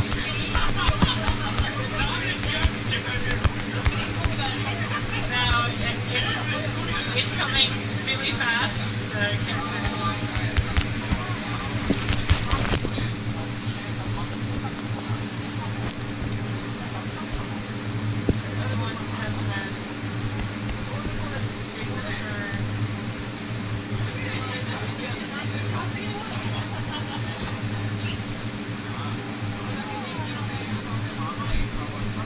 They've been doing this for 10 years, the staff. They're not going to go easy on the voice actors, but everything has been very simple. I think they're getting some comments for the answer, but maybe their comments are too smart. Yeah, Amazon, they're looking and shaking.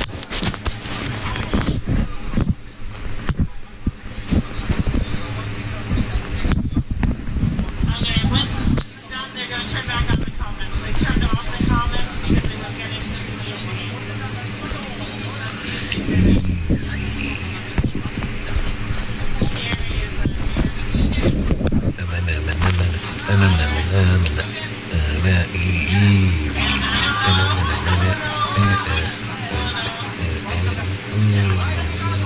The wild card. He was trying to go wild card.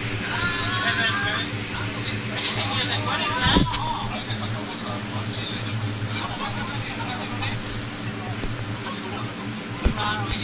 That's nice. He's got a nice expression.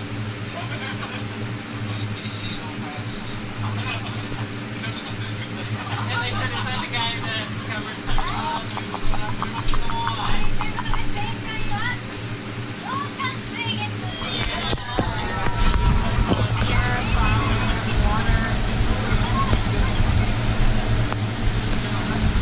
What's up, Bass? The man. How you doing, yo?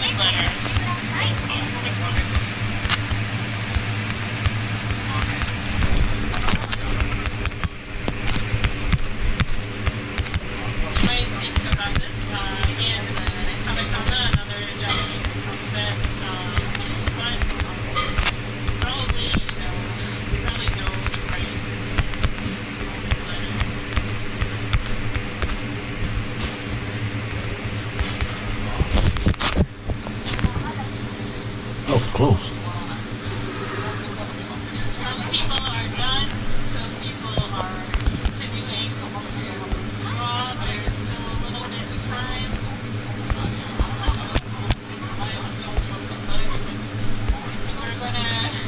We're gonna keep going.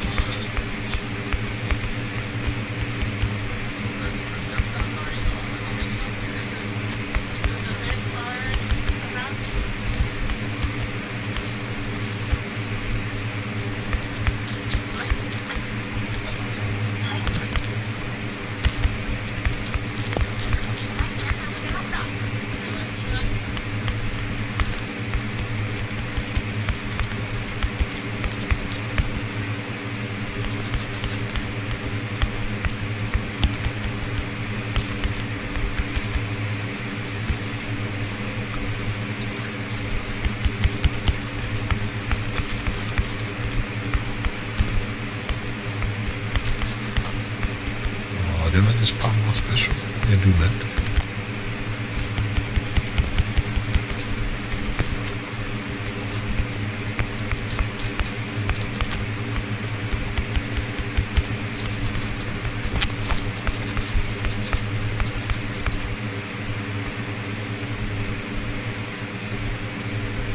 Wow, how long is he gonna be confused?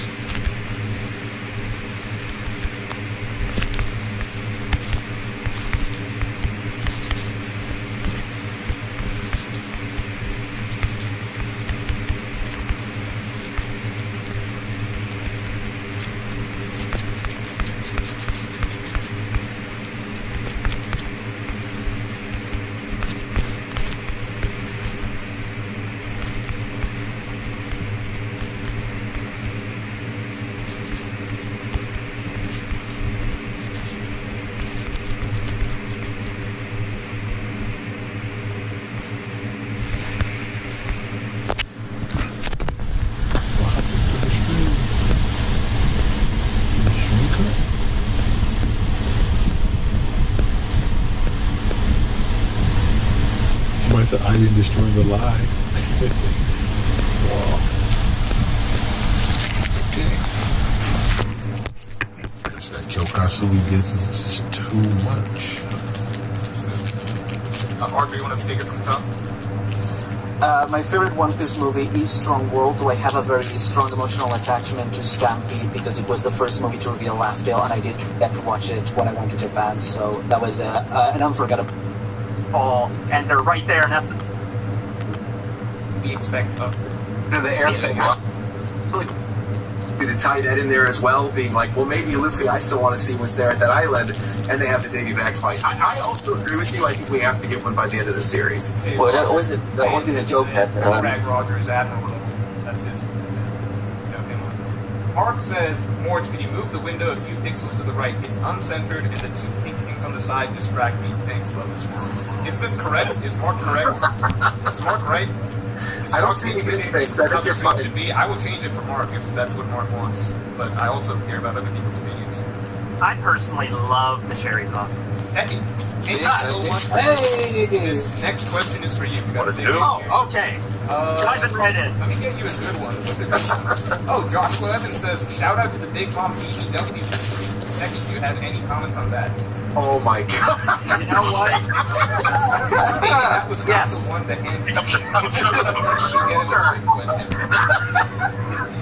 Morning Morality says, will Big Mom's crew take over the next group to fight? Techie, do you think about the Big Mom's crew that's, the straggling beef, Big Mom pirates that are still here, Smoothie, etc.? What do you think they're going to do? So I really wanted them to be part of Onigashima already, and now I'm starting to think that Oda's just turning this into a running gag. Like every single time they're about to get there, they just get pushed off the waterfall because it's happened twice now.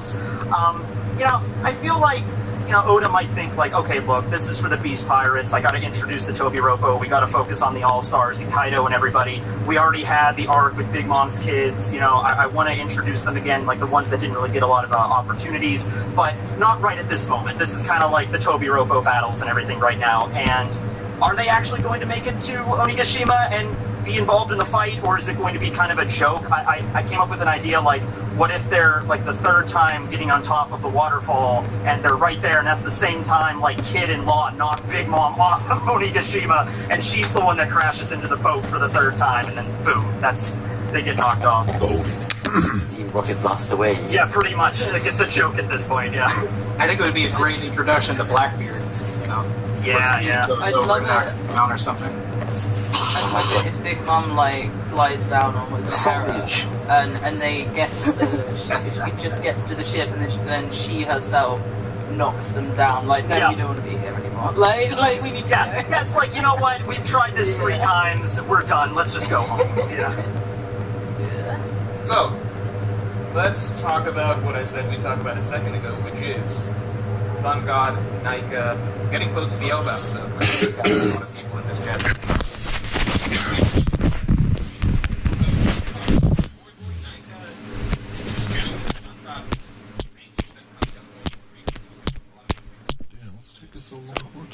I've seen some people talk about on Twitter whether or not Joy Boy could be evil in reality. It was a twist in history, and me personally, I think he was the person who designed everything, bringing to it the world's smiles.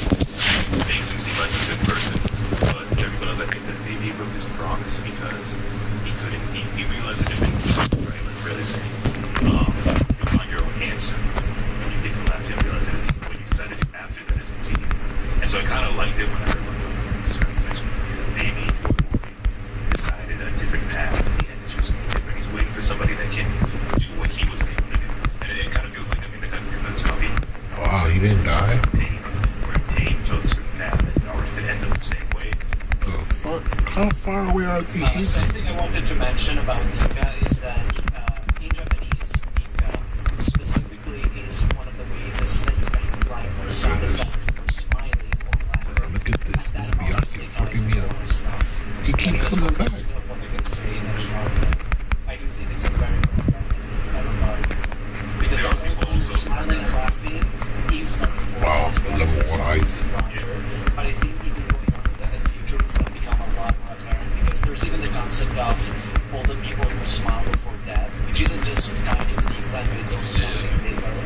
And since in Japanese, the verbs to smile and laugh are the same, basically, grammar-wise, I think it's a grander thing that is all tied together in that. And I think this name Nika ties a lot because it's literally a name that means smile, it's a name that means laughter. And doesn't the katakana for ni, doesn't that come back to the kanji for 2? I saw that a lot as well. Yeah, but I think that's mostly coincidence because it's also just a normal chemical. He's in the boss. He's fucking me up. The Nika Wars and the Constantinople Wars as well. But over to the Nika it's more about devil. They always say that the snake is always portrayed as the devil, and in every mythology from Japanese all the way to Eve and Egyptians, always a snake, which is the devil. So the sun god ultimately will be a good guy in a sense versus the snake. This is the best example would be in Skype here, where for the sun god relation versus no love snake, which is portrayed as the devil as well. So that was a shout out to one thing I want to mention real quick on that snake topic is we were talking earlier about the idea of like devil fruits and Elbath, and like if a giant did have a devil fruit, I would love the idea of like a giant having some type of snake devil fruit. I think it could be a really cool play on all of that, considering like the importance of the snake god North mythology as well. So it's a giant. Is that because the gods in Elbath like actually considered gods? Yeah. Among the people in the city. Oh yeah. Also, the serpents don't do blood as well. So. But also, if you want to sign Wikipedia, that island is playing? Oh, they're not level 1. I'm stupid. Because of the being and we want to have a lore of the sky that already exists in Skypedia. So maybe the giant serpent of the mythology has ties to that as well. Like there could be there could be other snakes like that exist in the world. I know some folks are really desperate trying to have like the Florian Triangle, whatever the hell was on the base. It's not big, it's big as fuck. It's hard to fight them. So in terms of King, now that you mentioned that, I just realized something where, so Mary Dubois is tied to Fishman, right? I think it was the tree. And you're saying that Skypea might be tied to Elbath. I think when we look at Wano, Wano's tied to so that's kind of like there's a lot of islands out there that are connected. Yeah, and this time that's one of the things. We did a pretty good video on that topic, like the reverse. I forgot what the video is called, but it's like his reverse timeline theory. Lead ready your opponent away. If you don't believe it, the way he ties everything in with some islands that, like, I did not expect for there to be any connections between them whatsoever. But yeah, if you have like 20-30 minutes, go check out that video. It's really good. I love the idea of Elbath and the sky, just because Elbath, we know that there's a giant tree there, or something giant, and that's going to tie back to Yggdrasil, the world tree. And the whole point of that in mythology is the tree's branches are like different realms. I don't know. My last one, I didn't do some kind. Like clouds, and there you go. One of the things I've seen people go ahead, Randy, go ahead. Go ahead, bro.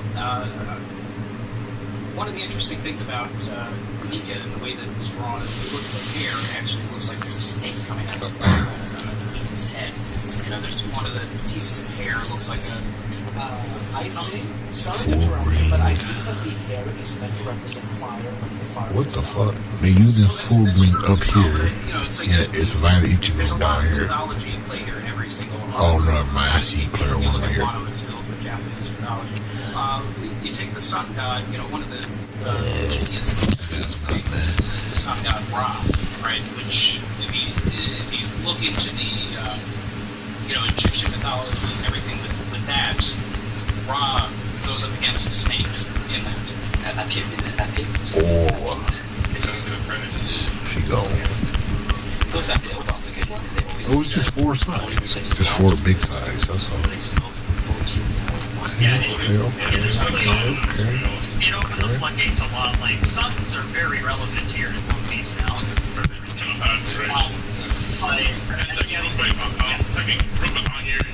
Because I talked to Sensei about this, do you remember the thing when they were going into the group the first time and the Capone got like sucked up into something? Yes. I think that when it comes to the other realms of possibilities for the Yggdrasil, like you have the like Niflheim, you have the Asgard, I think that there could be some of them for that where they're all putting some giant grandiose tree that is not Egypt, but there's something like maybe it's Adam tree, maybe it's a whole new Egypt tree. I'm not sure, but I like the idea a lot.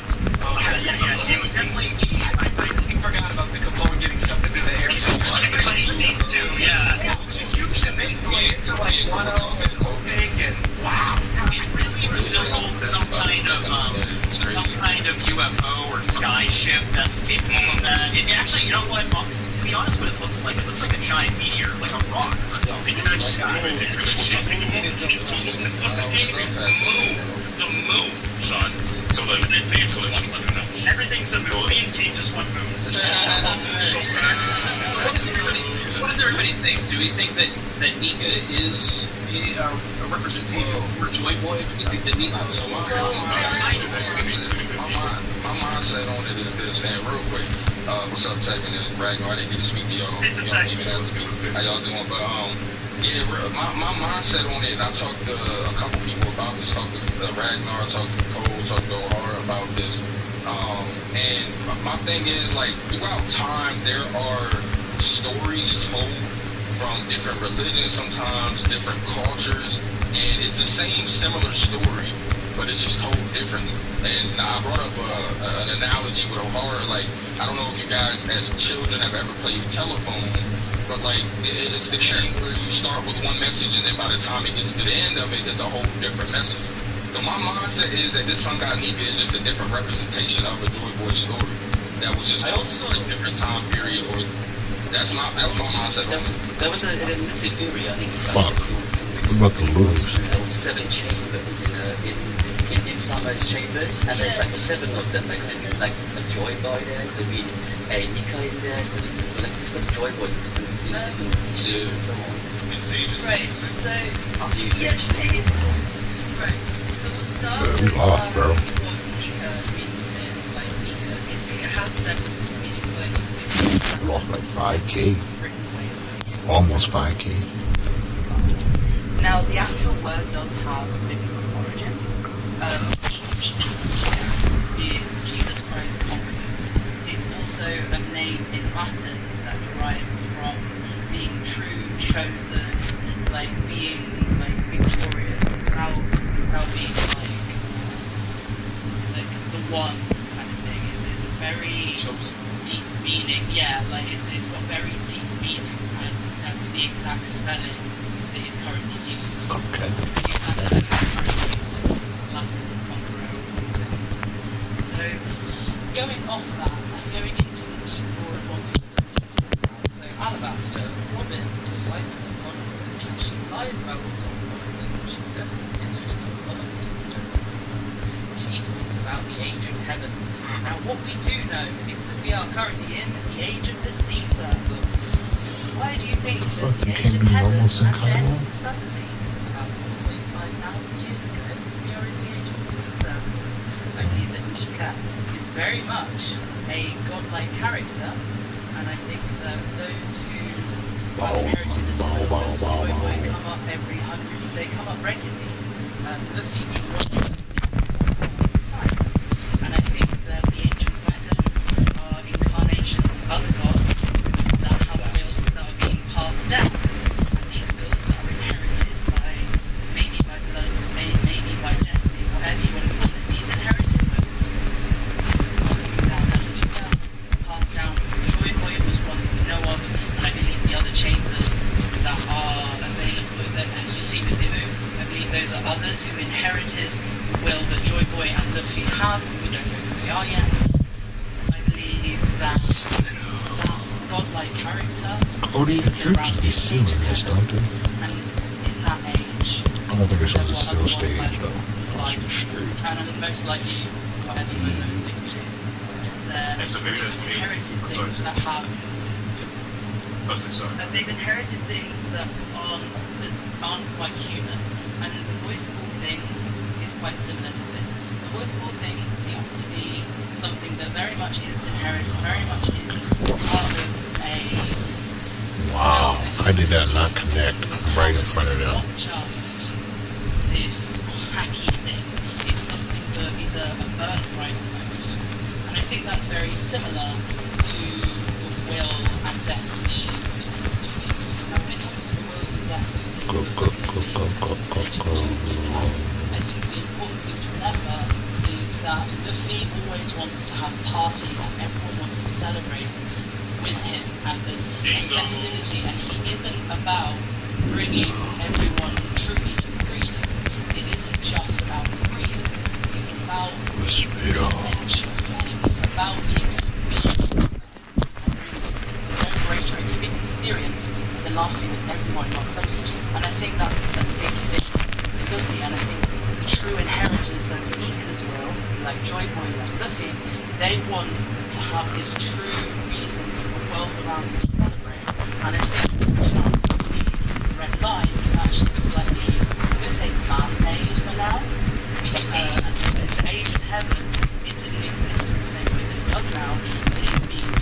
by the world government to control the populace world so that they can find all of this ancient weapon and things like that, so that they can find the future of it, which is likely the Ark Matson, because Frankie never saw the Ark Matson, so Frankie has no way of telling you what that is. It also is the only ship we've ever seen that is capable in one hit with the Aurora user to take out an entire island. So it does have destructive capability that it's not said to have. We also know that NL did not design the Ark Matson. We also know the lightning route has large times to the moon, and then it would probably be needed by the moon. We also know that the god is the name of the Sky People's leader, and he is the enemy of God. And we know that the god needed, the sun reason by the government. I like to think that the natural enemy of the god that he used. Yo, Sage went crazy real quick. Stop playing.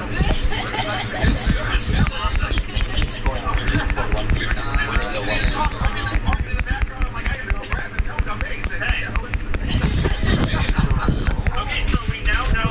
Okay, that was it. We know these two guys.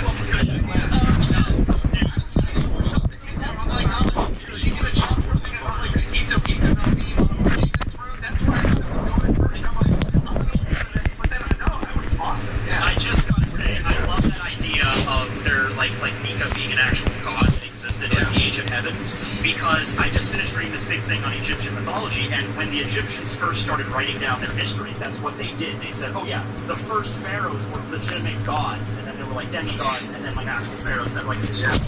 And Chinese mythology, Chinese history, they do the same thing. So it happens a lot throughout history, and I can really sync up with one of these very well. But in this case, I was saying, it's the actual gods. Like, it's an actual that really exists. That's possible, but also I think it's what's more likely, instead of gods per se, is people that or things that were deemed as gods because of how advanced, how powerful they were. So I would say that they're probably more like extraterrestrials that have immense power rather than I mentioned them being deity. And I mean, I was just kind of based on the whole thing that we have the globe of the supposed like One Piece world per se. It will always be good. And that's potentially something that comes down from those places, and then they actually populated the world. They did everything. I would argue that maybe there's a good case here where a lot of things we see in the world were actually created by them, where they have the power to do so. So I personally, I think it's just blocks in space. Like aliens come from aliens, we just like go at it. But you can get hit. Oh wow, that you go. And the rest of you went crazy. You get him those 2 seconds. Like, bro, you be unstoppable, bro.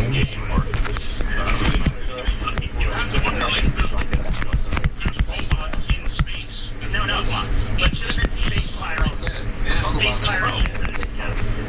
One of the most interesting.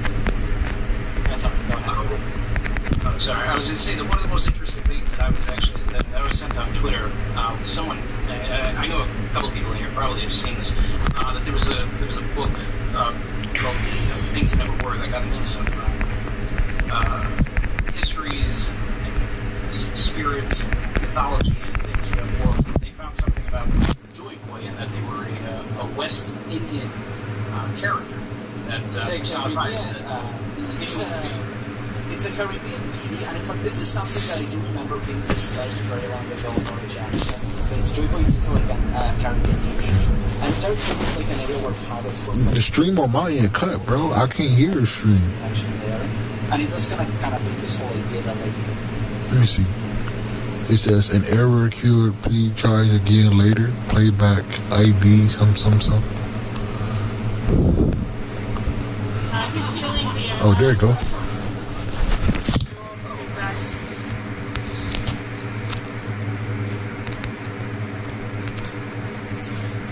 It's fucking up again. There it is again.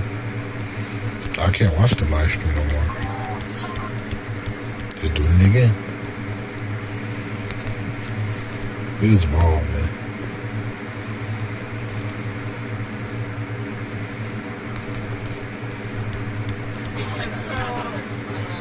Feels ball.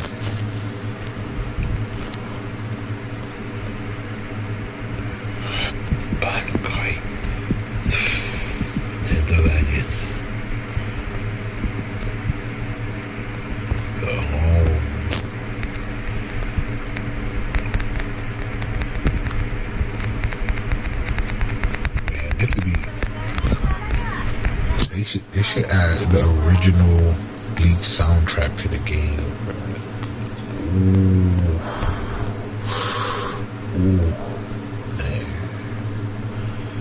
Man. Bro, why is the stream fucking up for me, bro?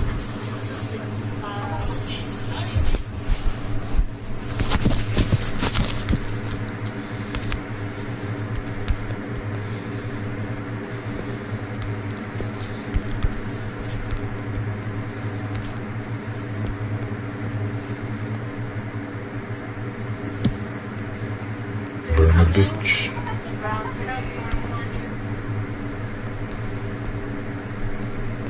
Burn the bitch.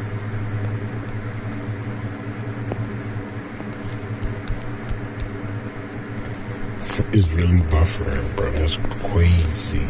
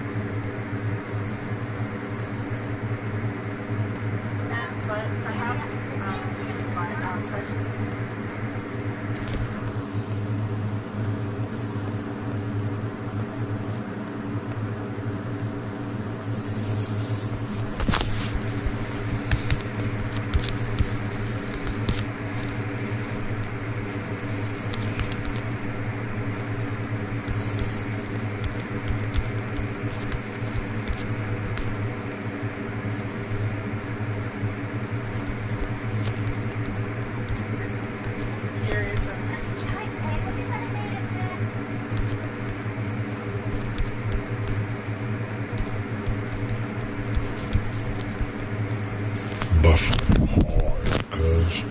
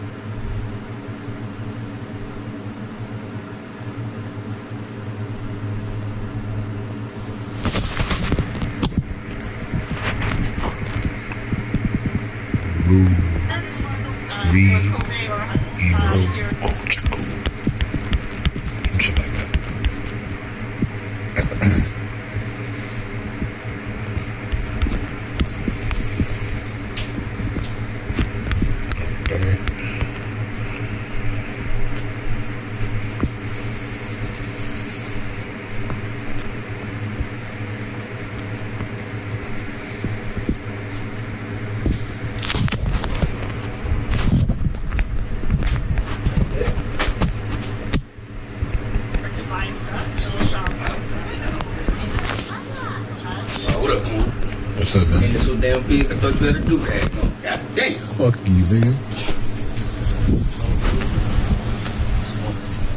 Like you beating your shit in here all night. Damn. I had my mouth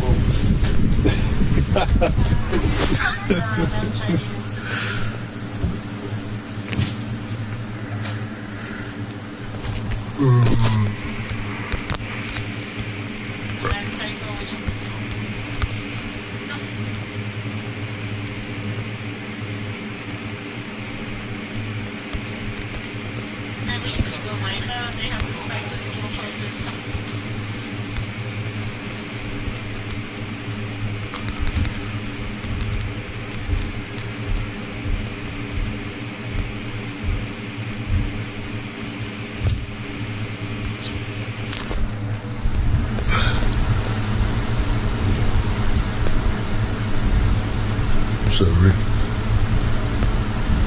You can clip the stream? What do you mean?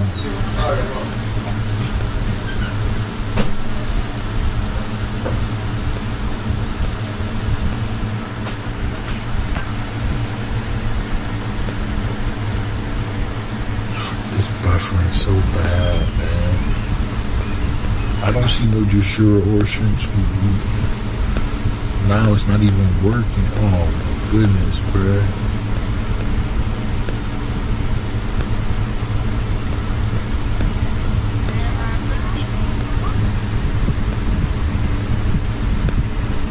Should buffer hard, cuz.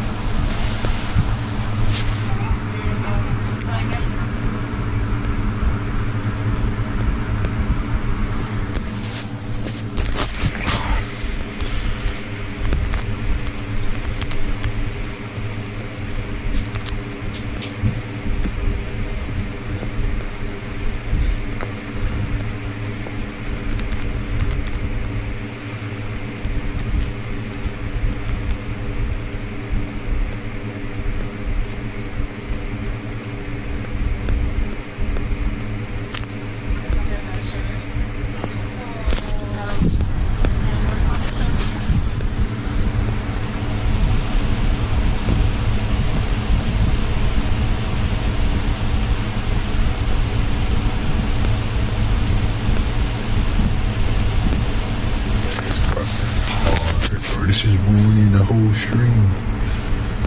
Switch to JP then. Dumbass.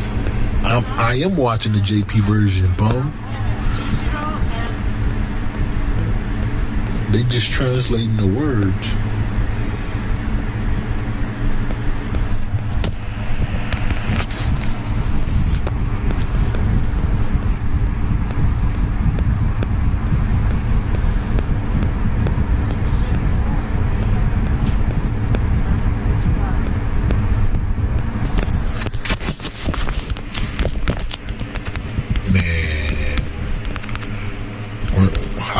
May win.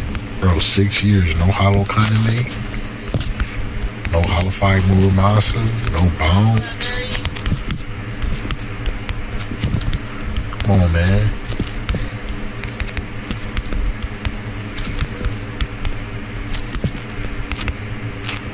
Motherfuckers need ideals, cuz.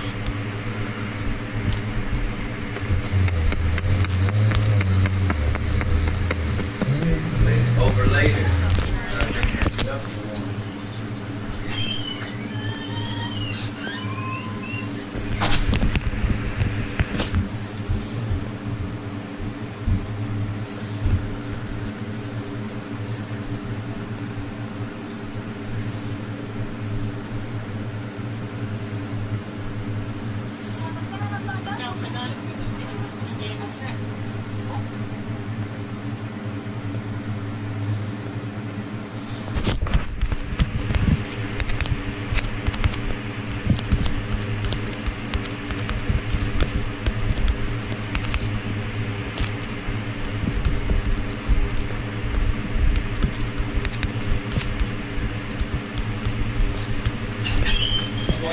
Where you going?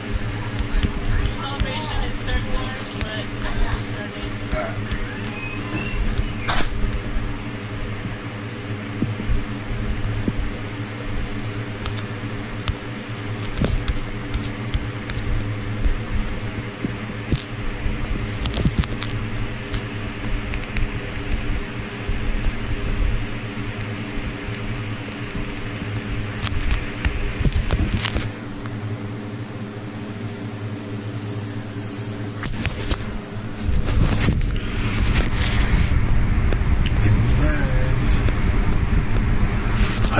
I didn't see no designs. It's still buffering. Hell. You can watch the stream on our official Twitter account. Oh, hey, come back.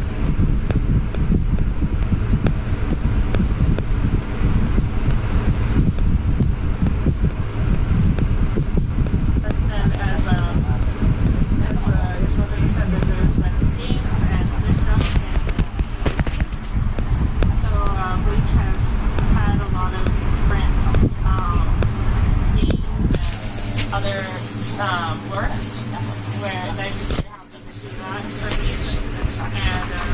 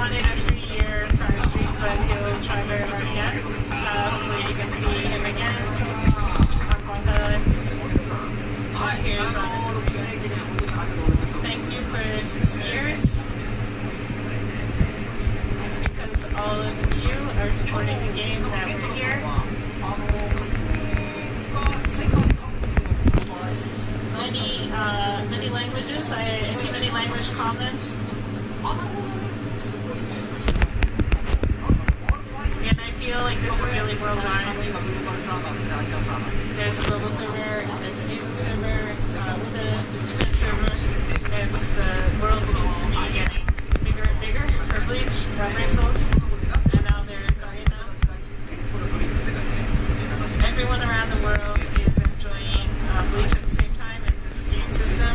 That's very cool. That's like a dream come true. So he's very happy for that. And he also talked about the dentist's office today and about the 2 teeth on the right side. So on the 7th anniversary, he hopes to have more stories about the developing teeth situation. So thank you. So now we need to have the 7th anniversary so you can hear about the 2 teeth. Please play Bleach Brave Souls. Thank you. Let's do Bankai all together. So you at home, Bankai with Mr. Murphy. This is a worldwide Bankai, so when he says say no, then you do Bankai. Bankai. Yeah. Oh, so here's to 7 years. Thank you. 7 years. Thank you for watching. That's Bye. it? That's it?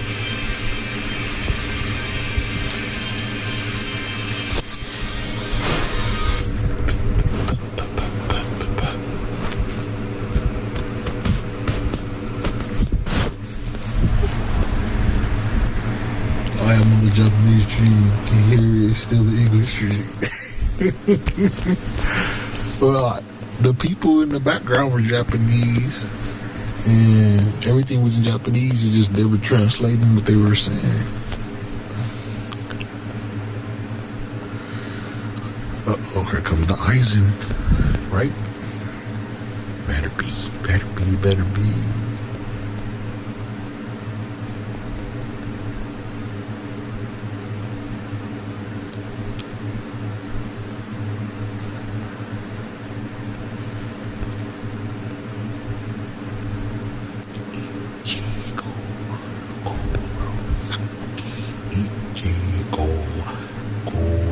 Here he comes.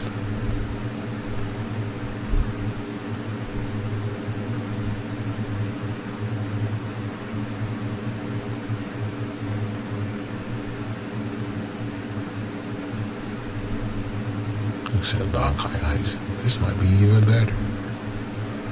A whole new form.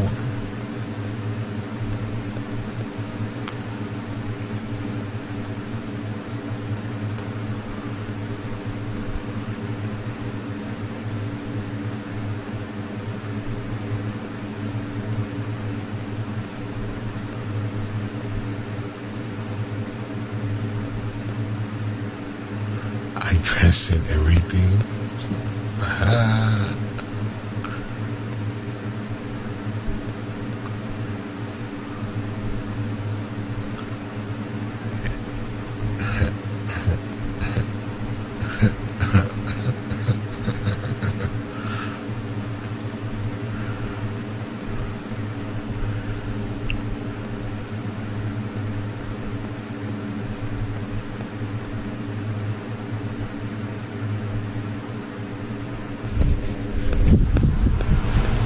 What were they translating the Japanese to English?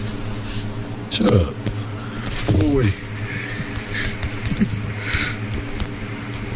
Hey man, let me be ball. I can't.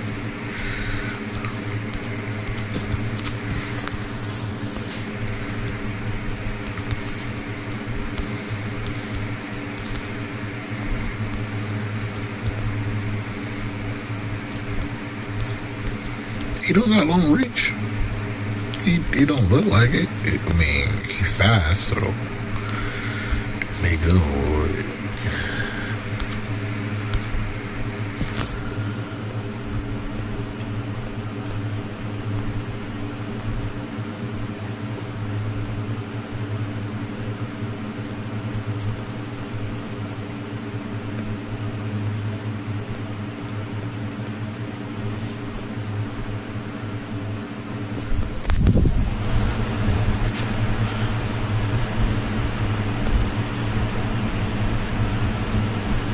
So, Mike, congratulations on getting Ichigo, man. 3 steps, man. Pretty early. It's real good, man. Definitely top tier character. Wow.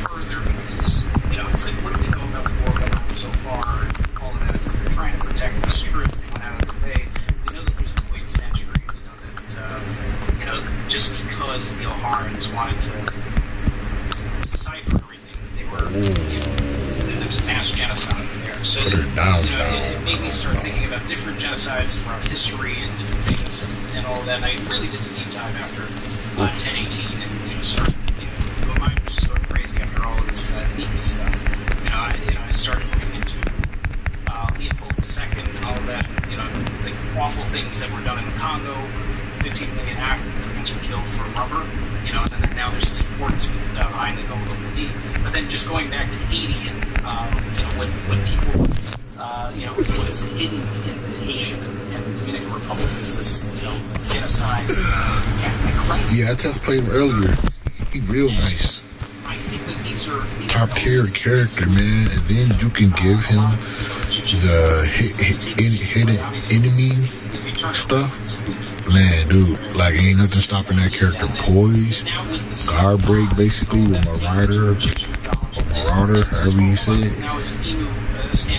Frenzy, High Berserker, Havoc, Full Screen Special, Bombardment, like, but ain't nothing stopping the character, bro. Nothing. He got everything. He got everything, man. It's crazy. All the main stuff you need, really. I don't say he got everything.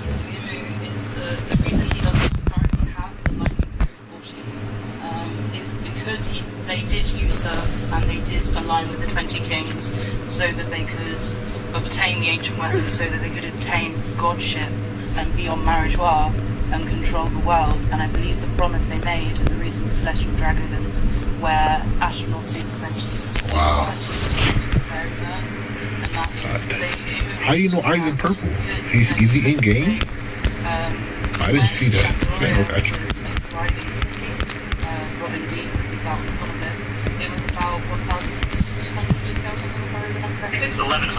It's before the void centuries. So everyone had come down from the moon before the void century. They had settled on the planet, and this is also in the years of the sea cycle. So they had done this, and they had settled. The civilizations were thriving. So when the void century, the war happened, that means that the lightning group and all of this stuff. No glasses off. Had been long abandoned. Snap. So There you go. They wouldn't have direct access unless they were already a god. Because they weren't, it's likely that whole trail was to gain access and find it. Now, I think that I double cross that ass real quick.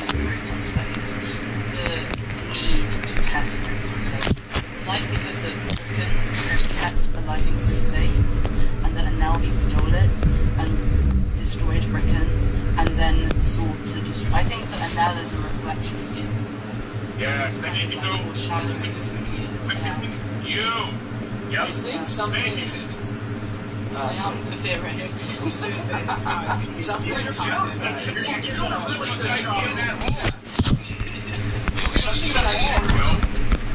Something that personally think is that while I do feel like a lot of people try to connect like Skype to the story in like a big way, I personally don't think like the Sky people or anything are necessarily the Green Kingdom. I only think they were allies. But I do agree fundamentally in one thing. I think the entire story of Skypea and the story of the Sky people is a parallel of the story of the rest of the world. Yes. It's a microcosm of the story of the rest of the world. Sure. And I think that's going to be... I love it. So Arthur, what you're saying is that we can take what Sage has said and apply it elsewhere. So the artifacts that might not be fully gone, and the other stuff might not be the case. It might be an example of other stuff that's going to happen. Okay. And that's kind of what I told him. A lot of things parallel. There's the whole thing, of course, of Luffy bringing the sun at the end of Skypea when he defeats like the big Adaption Anno. There's a lot of other elements. There's also other things that I want to talk about yet, but I do think there's a lot. Yeah.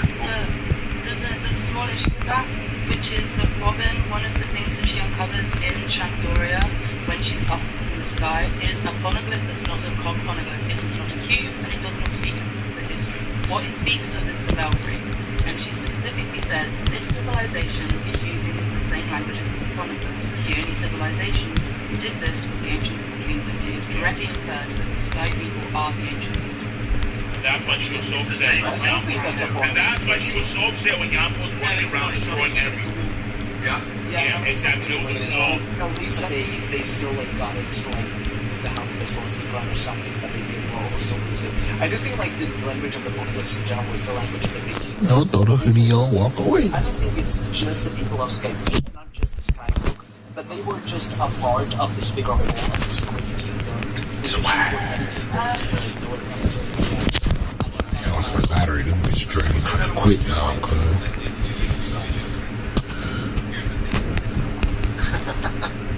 Idea-wise, in terms of parallel One Piece, I don't know if it's literal in terms of like Arthur saying, Cascada. In terms of hard parallels, yes, idea set up surrounding the area movement those trees back. God knows how makes sense. The art that's set on the premise of a great on the execution scene. In the world of that great the city of it's the only arc that centers around the idea of most great gods must be being set up to be. And it's the only arc that centers around the idea of rebellion in this world. So the Shandians essentially they mimic what we expect of the tribe. In that they're a tribe that the plan pursuing a long running imperial will, their mind, what they're saying is you ever relight the light of Shandora. Exactly. Relight the light of Shandora. Very, very, very on the nose.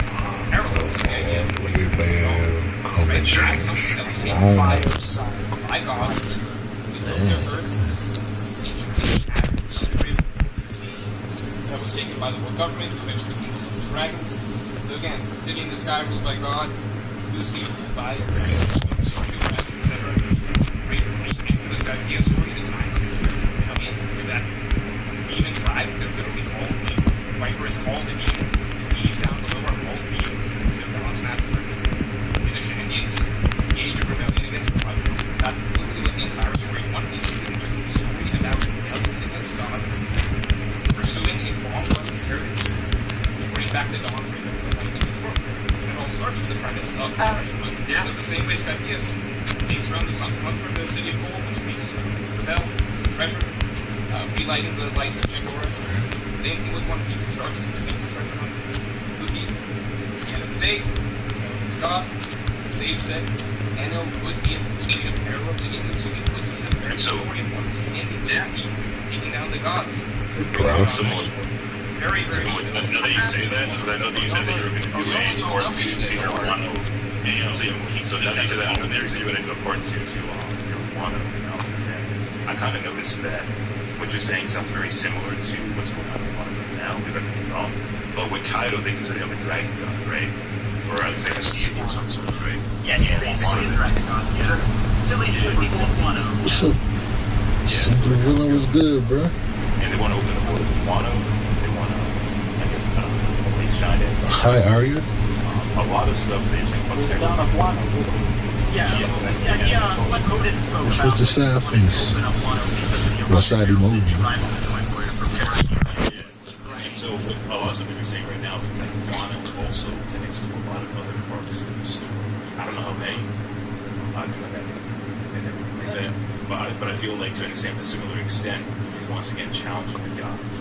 You know, trying to look at a narrative with who talks about Roger dying, similar to Nolan. But we have both one doing a similar thing. Yeah. So I feel like this is also once again bringing back to that constant of freeing people that are being oppressed by a deity that took over the land and stuff like that. You bring up the thing with Wano too, because I mean that's all of this got introduced during Wano Country. We're talking about something that got revealed 2 chapters ago. Yeah, exactly. It's very important. Yeah, but that's the thing. Like you can take Skype. He has the literal sense of a lot of things, right? That literally had God. That literally had rebellion against God, etc. Then you can take. Oh, I should have let that play out. See the homie walk up the steps. You know what I'm saying? Gotta go back. Listen. Understand how bad he is, but he is representative of the government of the world. That's kind of the bridge between showing Chris bridging that to Chris Rosa, showing like this is what God is in the real world. Wano seems to be, like you're saying, Ragnar, another representation of that. But it does seem to be heading towards like a more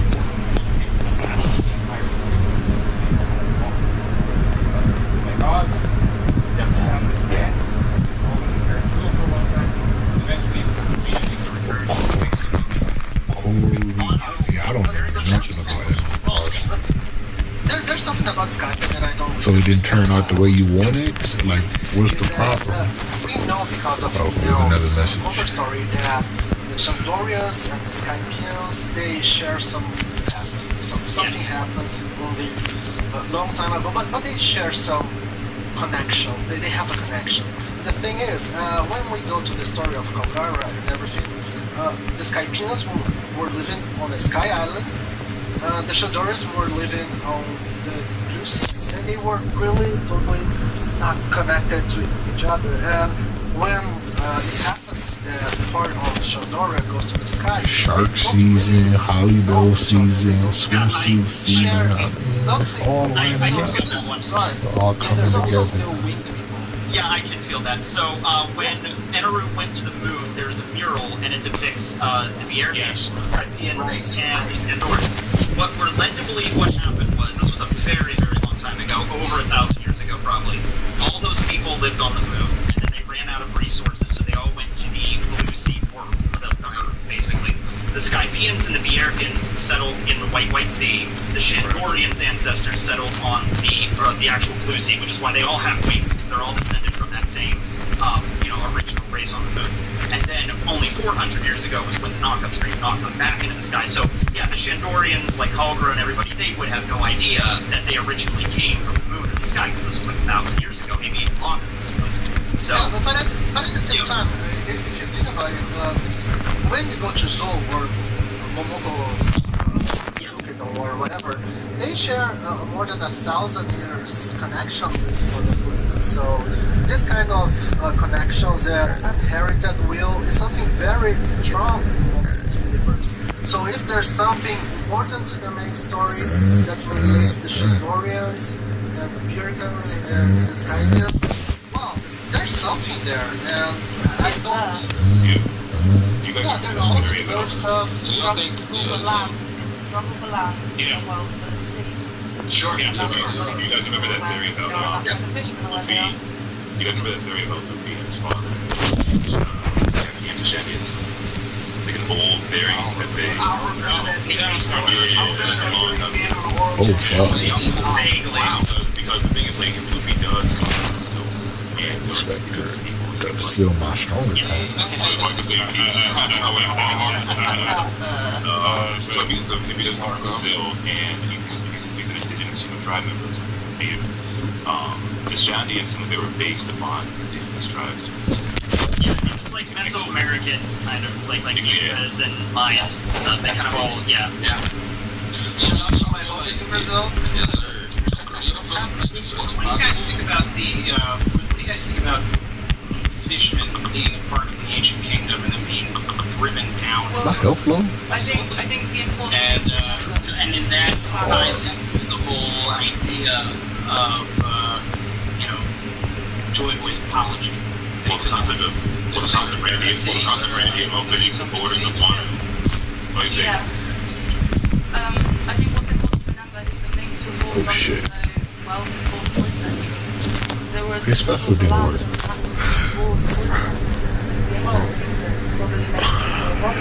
think what should be thought about is why is there a giant mountain in the hole that has a natural shape in the red line, which is where fish are, and because that's where the fish are, and because it looks so random, it's the flat. I think it's and it's segregating the world into two halves. You can't then look at the other side of the Grand Line, where the vast majority of the other tribes are, that aren't human, but very much are human. We have our long talk about the fact that it's an evolved human. It never says that each species is an evolved human. It talks about the fact that they are not different, and we can see the blood is transferable from fish into humans, which means that they are exactly the same species. You cannot do that. Of course. I mean, there's all those characters that are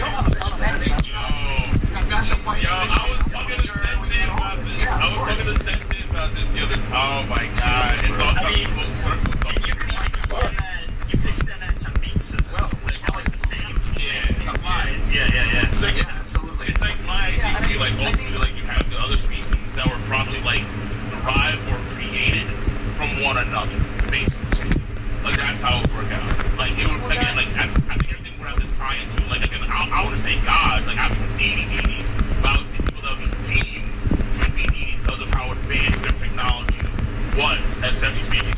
And that would tie into the whole idea of how there were other moons, and it means that there were other people. So you have the long arm, long neck, long legs, you have the orbs, you have the giants, and then all of them basically interfering with one another. Right. So you can have like infrared, like giant fishmen, or in hybrid, right? I think Big Mom has to talk about it. Yes, she does. I mean, how that works, I have no idea. Suck up everything, because like look at like White Bear, he's like he's like 12 feet tall, like and like others look at Moria's body type. Moria, I call him like an onion human or something because he looked like this.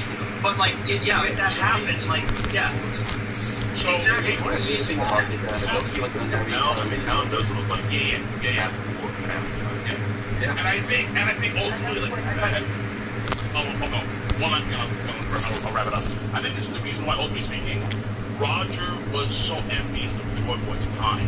Because the thing about Joy, I don't argue that's the thing. He wanted Joy Boy's time because all of these things were happening in real time.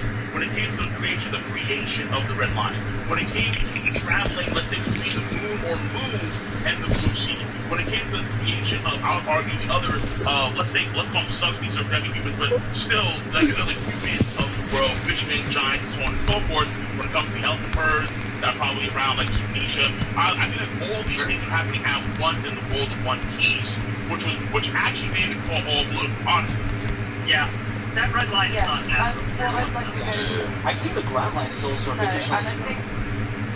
Yeah, sorry, go ahead. There's two quotes that I'd like to bring up, which is one is the giants do say about the red serpent that they can't break, which means that the giants have a myth about trying to break the red line, but they are no longer even aware of the true history of, which means that the giants at some point were trapped and could not get through the red line and tried. The whales, like the food, bashing their head against the red line, they are not free like they used to. Why she killed? Because she was in range. Could have got wiped out. It's not one-sided. Kingdom, No, Zach, I don't. So say that. I had one question for you. Once you ball, bro. It's over. The truth is, yes. I think that's really important. What do you say? Put the poles, should you skip Skype and get out? What is that, yo? I just want to get the temperature around. Of course. Oh, wow. I'm not voting that vote. Something that I wanted to mention about the concept of the different races is that I think personally, going towards the end of the story, this concept of like racism, but also the opposite of racism, the acceptance of different races, is both a thing that has been seen across the entire series, and it's one that is going to be very, very important to the end of the series. And I think specifically Joy Boy was someone who was trying to end slavery and bring all these races together, which is why we see that connection with Fishmen, which is why we see that connection with the Mings and all that stuff. And I think if you want to bring that as a parallel to Skypiea again, Skypiea will literally have a racial war between Shangyans and Skypieans, yet at the end they both have wings, they both are the same, they both very similar, but they see each other by their differences. I think that's something that will tie thematically very importantly to the end of the series. I think that's why Oda established all these different races kind of somewhat connected to the Shiki. And I just realized that the Orosei were also speaking when they were heading to Eve's throne room, like, oh, it might be time for us to have another purge or a cleansing again. There might have been other races that might have been eliminated. King might be the lone survivor of one race that was previously purged by the Orosei or something. Oh, that kill? Oh, not the instant kill shit. That's right. I forgot about that. Yeah, we need somebody with bombardment that instant kills.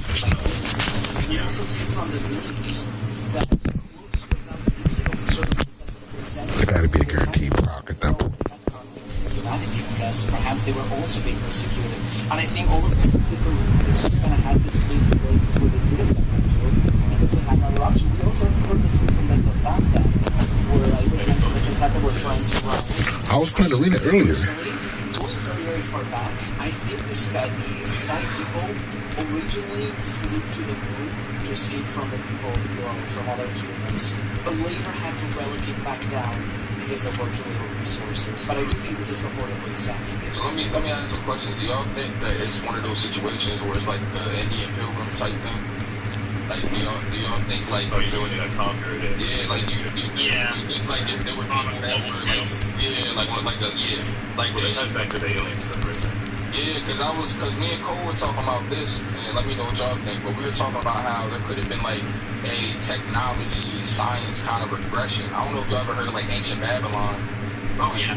Like a situation where there could have been a futuristic time, or a time when they had this thing. Even talked about maybe when the devil fruit was being created, or just the fact that there are robot pirates on the moon, like people who exist in the moon and things like that. That there were more technological advances back then. There was a small regression, and now people like Vegapunk and things like that are trying to like recreate a lot of that stuff. I think the Vegapunk thing is the perfect example of that, right? Because everyone's made the argument that, oh, he's seeing so far into the future, right? His technology is so advanced. When realistically, I mean, Vegapunk is obviously a scientist. He probably knows more than the average person on the Grand Line. Like, maybe he has access to that old technology and utilizing that and basically like regurgitating it and being like, oh, these things I'm inventing. Yeah, like he either discovered it or the world government provided it to him. By the way, Vegapunk said cyborg and then he just lived a really long time. So that's that idea this week. I don't know. I could tell with that. Sure. Yeah. I mean, you have Frankie, and Frankie goes to his island, and obviously Frankie is retired cyborg. So I was looking at all the stuff Vegapunk has accomplished, and I'm like, maybe he's a cyborg at like 300 years old. That would explain a lot of stuff, you know? You mean Joy Boy did that, the Vegapunk stream a couple years ago, right? I should go back and look at some of the things that people were submitting, the different designs for Vegapunks, and put together all the different cyborg ones, and be like, all right, who had the best idea? He's a cyborg now, he works with Vegapunk, it's impossible. Yeah. So it's a question though as well with Mads. Vegapunk and Judge and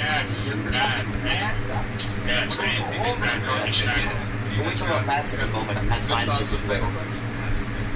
He's a good guy or a bad guy, really. I think Vegapunk is a good guy. I think he's like secretly working for the revolutionaries. I mean, it's really possible, but I mean, I would say like no matter what, I think that Vegapunk has to have like that. There's one thing about the robot movie, one thing about the cover stories that we see some people that have weird shaped heads that they're like oblong, like elongated heads. I want that to be Vegapunk too. Because I think they kind of have to double with the kind of self-rated. I like it. When we got Enderu's cover story, we saw an old dude living on Karakuri Island had a weird shaped head. Exactly. And built those automata that went to the let's go. long ass heads. Nah, but I had a question though. Damn, this bitch died quick as fuck. But not even a question, but just my idea on Vegapunk. We're talking about him being good and bad. I kind of look at him as like a neutral figure, bro. I think he's a man of science. I think that he needs I don't know if I could finish and come on before my phone died, cuz. He's just there for science and technological advances. He's a care who he's working for. Yeah, he's kind of as long as he can accomplish what he needs to accomplish and be a man of science, I feel like he'll be on either side. Doesn't matter. Sure. The only thing I got to bring up he said it doesn't matter what you design, what you create. just give me people attention and bring it up really quick. Now, to go off of what CK was talking about earlier, in terms of like everything from years ago, whether it was like a Pilgrims and the Indians type situation, my headcanon right now is that there's like that the Ancient Kingdom may have been split. You know, like we have to assume that Joyboy was part of the Ancient Kingdom, and then there's these ties to Haiti. You know, that Haiti and the Dominican Republic are you know, they share the same island. There could be a situation where there really just was one charismatic person on another part of the, you know, whether that was Emu or whatever, and then came in and turned the actual other side into this, maybe even this technologically unadvanced or advanced area into ruin, establish the world government using that charisma. So the reason why I like that, man, because you look at the Will of D, right? People always talk about, you know, two sides of the Transformers, the dark side of the moon, and they were Blackbeard and Zebek and all those. And so you have like two sides of the island. So King Gusson. And the darkness seems to be so. We're gonna put some god. That isn't gonna bring you back to the game. Wow, that's what it takes. No, I don't got no ring 10s, Mike. I ain't been playing it that much. Only played it like a few times.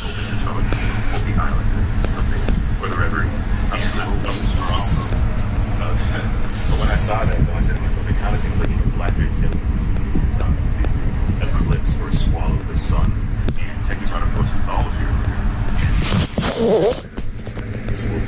They had them dual elements. Where do I see that at? We all see his oh no, it's his gameplay out too. That's right. Well, I also believe that everything had to have been religion based. You know, like a lot of these genocides over the years and everything are, you know, were based in religion, or they were shrouded in the and a sun god. There could have been a moon god. My god is better than your god, or we both represent the same god in different ways. And then now, you know, you have to die because you don't look at the same. Do you think it's an idea of the world government basically taking the position as the gods and be like, oh no, we're going to be the supreme power in the world? That could tie into what the China. There's a story with the China in the story that you can talk about for a while. I mean, like even just going to like visual themes, like Kuma having a Bible, the Ashura, being based with Vishnu, and actually Konami and Thriller Bark, there was a Catholic church. There's also I forgot to bring this up. There's also Jaya, a wheel, right, which is like rooted in Indonesian culture, I believe. Yes, and it's also made over. Yeah, and that also, Jayabaya, which also Jaya, right? Jayabaya, is actually an avatar for Vishnu. So it's like there's just so much that's rolling. I seen it on Twitter. It looked like some god form with Super Saiyan 3 eyebrows, like. Okay.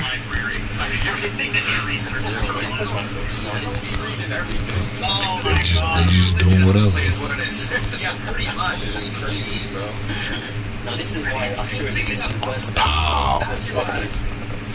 Not to step on your toes real quick too, but while we're on the topic of religion and stuff as well, I mean, the stuff with the Bible, and Kuma always wanted the Bible, and Kuma being the one protecting the ship after all these years, Kuma, even dating back to that early SBS, where somebody had that theory about the different devil fruits and their correlations to numbers, and how they were theorizing that because Kuma has the Niji, he's going to be the final thing. And Oda's like, don't look into it, whatever. But as we're getting further and further into the story, obviously, Oda put that in there for some reason.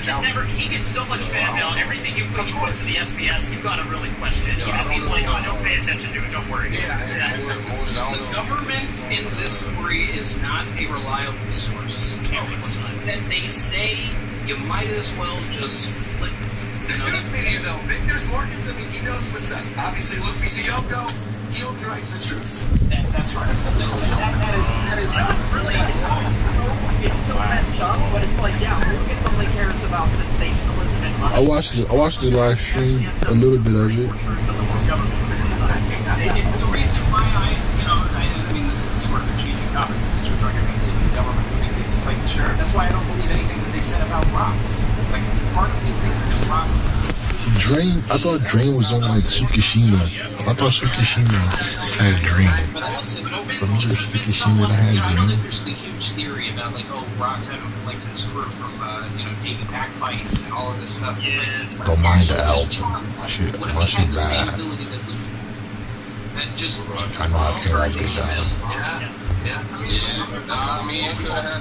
I'll tell you what, I have a hard time trying to understand how Whitebeard, joined rocks, if they were just on like some money-making site for trying to take over the world. It doesn't seem like Whitebeard's thing. Otherwise, like, he lost the Navy back, or, rocks beguiled him or something, I don't know. Yeah, he do got the album, right? You see? Right here. Drain. Yeah, this is the fact is, you might have to say, Yeah, he got Drain. how he actually attracted them to come to his crew. But bear in mind, technically, I think White is the only one they sue, they betray Rocks as well, as before they betray Rocks. So, again, White is the Kaido and Mark, Kaido and say the little brother or big mom, it makes sense why they want to be consistent. I see that why they so betray, but let's see Stick a Zach. He is immune to all ailments, and he got poison, and he got frenzy, and he got bombardment, and he got debilitative. Flashback for Kaido for sure. That is the one big thing missing. I've really been enjoying Wano right now, but like the one big thing that I'm still missing is that true connection to Kaido's ability. Flashback. Wait. It's just taking too long.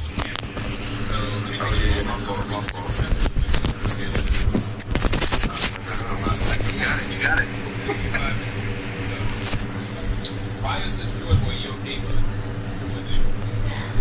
There we go.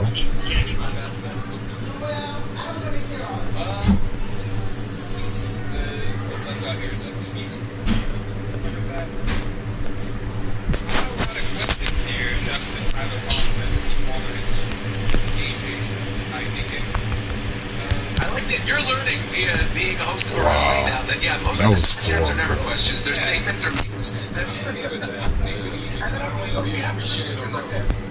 We appreciate all of them, though. Yes.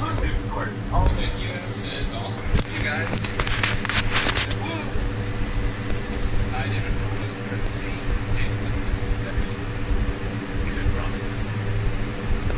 Yes. Subscribe to C-Still Speak. There you go. Absolutely. She seems to have everything pretty much figured out at this point. I would say all that made sense. I don't know how to believe Robin that kind of strong wait, no, we're gonna ignore his comment. Don't like what he was saying. Abdullah says hi, New Year. I think Yamato is joining. Good luck with Yamato. Pedro says Savage Big. Ready for duty. We have questions. Savage. People just say don't sleep Savage. I prefer feet. When we started this conversation in the first place about Nika, funny enough, because of Nika, everybody's going back to Skypiea. I think in Twitter forums everywhere, everyone always says, skip Skypiea. We skip Skypiea, the boring bloody arc. Now this is how Oda really is. Now they fail. Skypiea was the most important. Skypiea, one of my favorites. Since early on, you were making fun of me, little man. I love Skypiea. Bro, it's my favorite art too. I fight for my life every time I say that on stream or anything, bro. But I miss Conus. She had a bazooka. That was really It's one of like the coolest characters. I remember reading that for the first time and getting to the point with the rejectile with Viper. Yeah, oh my god, that was so cool. Man, like this dude's a badass. I wanted to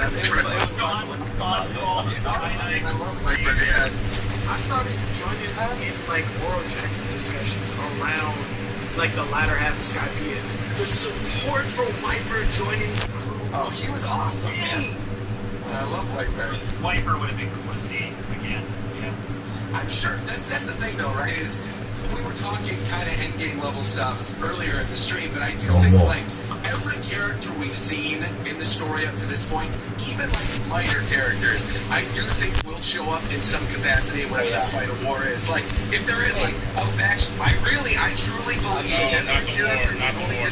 maybe not the war, but towards the end, like maybe in an epilogue, in an after party. Yeah, totally. Yeah. But I think in some capacity, every character we've seen, every major supporting character will be involved in the story by the end. Yeah, I mean that's the idea. That's the idea for the drone war thing. Exactly. Hey, I'm sorry for an idea of Roger, I respect how you're able to keep your focus on this conversation while also putting out the huge dad dog energy. Oh, of course. You gotta do movies going off today. I gotta do it, bro. That dog is adorable, Roger. That's the skills from all the video games coming through, bro. That multitasking, bro. I'm multitasking. I'm setting up my stuff for my Naruto stream earlier while I'm also doing the Reverie while I'm holding this up. So yeah, I'm multitasking. I'm reading the chat.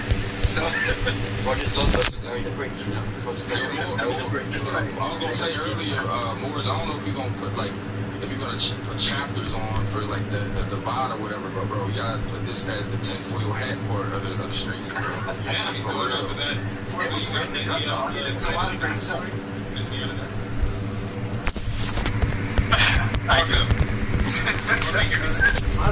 Marco, yeah. So what do you think of the review?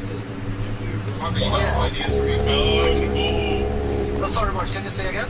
Yeah, Kaido's backstory, you got many ideas? Oh, yeah. Actually, I think there's a lot. Damn, this stream been 3 hours. It don't feel Especially, I really think he was experimented somehow, and his crew also were some kind involved into experiments from the world government.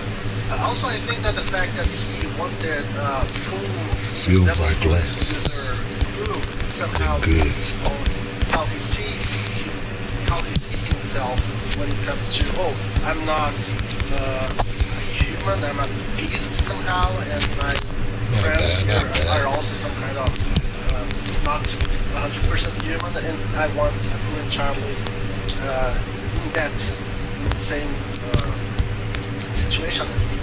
But I really think that we need to see the background soon.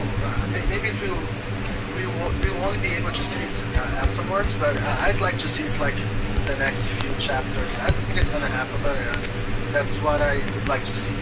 If from a structure perspective, it makes sense if either the act, whether we're doing 3 or 5 or whatever, or the entire arc ends with the flashback, because we started the Act 3 with the flashback. But my thing is like, in order to sort of predict the backstory for Kaido, you gotta look at the things that we know about Kaido, right? He has this obsession with suicide. He has this obsession with perseverance. He has this. He's a drunk. That's alcoholism. Yeah, exactly. So some of this had to be learned behavior or things, and I truly believe that Rocks was his Corazon, Hero. This was a guy that he looked up to. In the chat, it was. I heard back very often to the line. Yeah, I suppose you're right, man. Everybody at Shaq's bar, which, by the way, Shaq, I don't stream as much. People don't get notified when I stream. We don't see that Shaqy is. YouTube got certain ways they function when it comes to letting people know about streams or videos. Just a lot of shit, dog.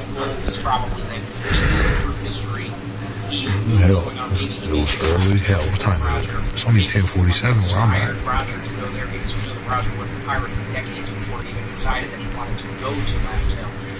So it may have been something that happened in the God Valley incident where he was helping Garp and all these protecting the slaves because they thought that might have been what the truth was. And then at some point, that truth actually got revealed.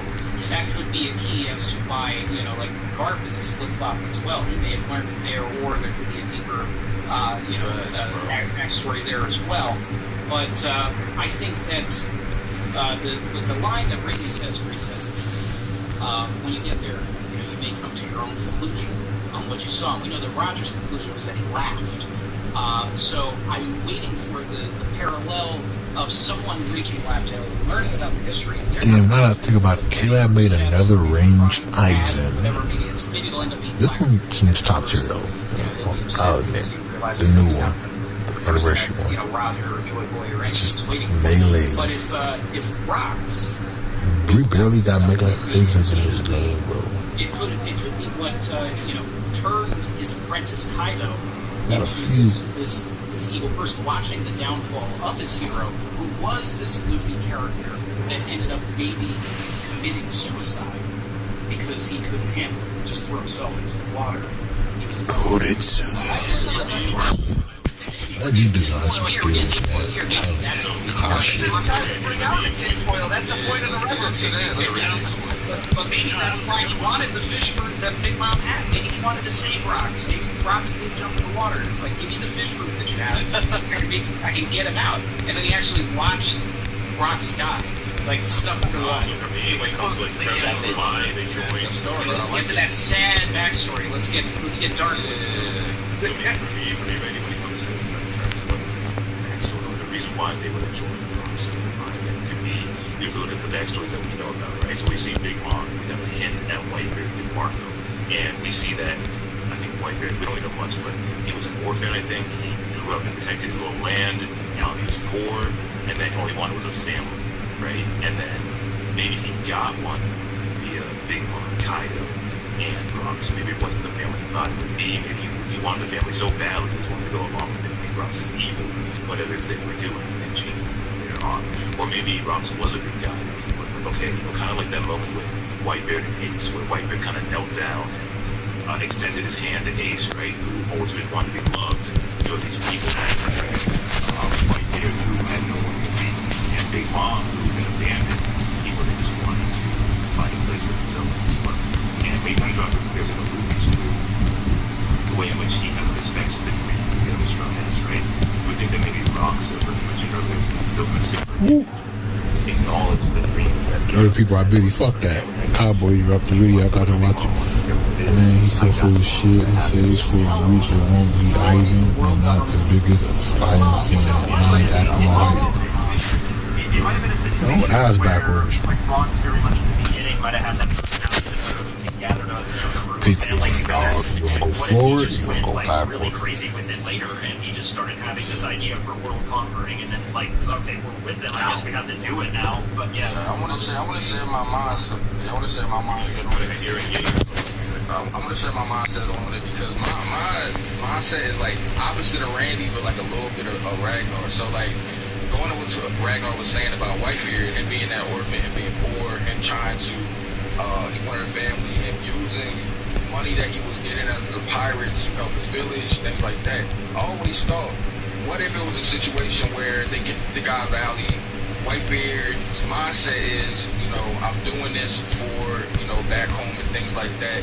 But what Rocks wanted to do was too much for Whitebeard, which might have led him to switching sides. Some people, and Anna brought us up earlier, him switching sides. Now, what if there's a situation where Whitebeard switches sides, Rocks ends up dying because of this? And I really agree with what Randy was saying about Kaido and Rocks, the apprenticeship. Kaido was very close to Rocks in my opinion as well. And I feel like that might have caused resentment in Kaido for Whitebeard. I gotta do these next 4 under a minute. It was at 45 too. There's a whole scenario where that might be the case as well. Real quick, just jumping off of that, Kaido said Whitebeard did it right, which means someone did it wrong. I think that person's Rocks. Yeah.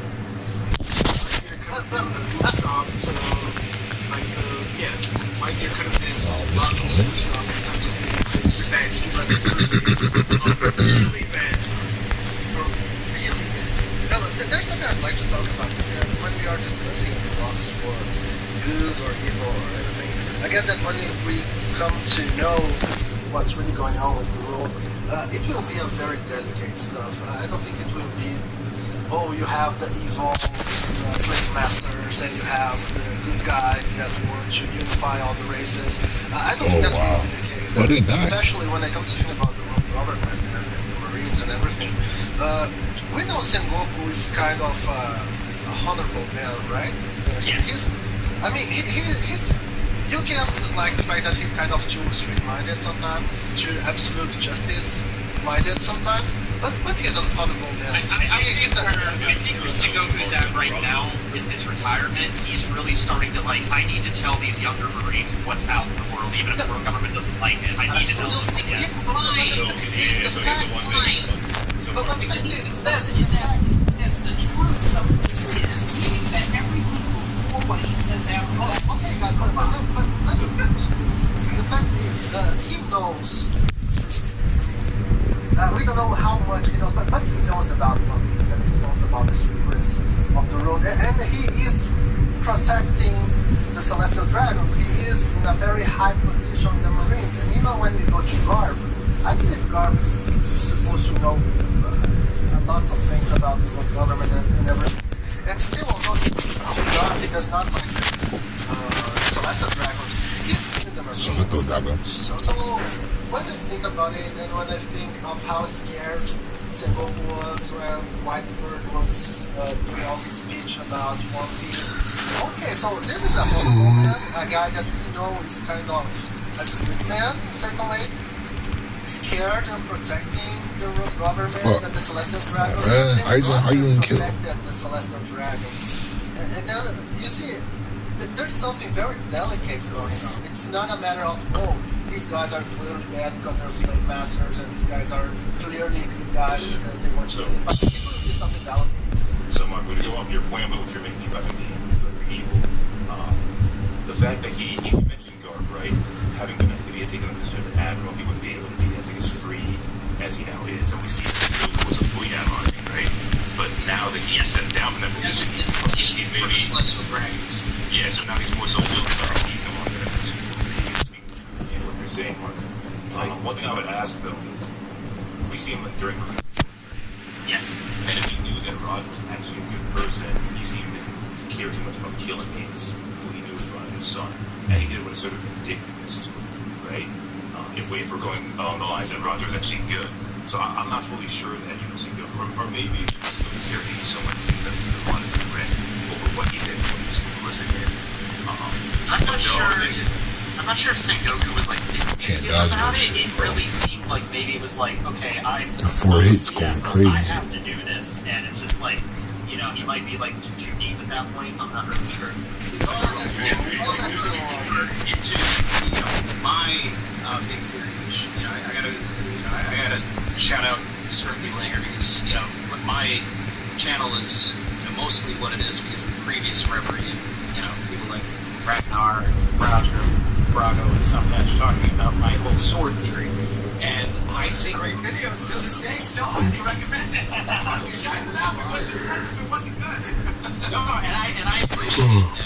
I just can't lie no more, though.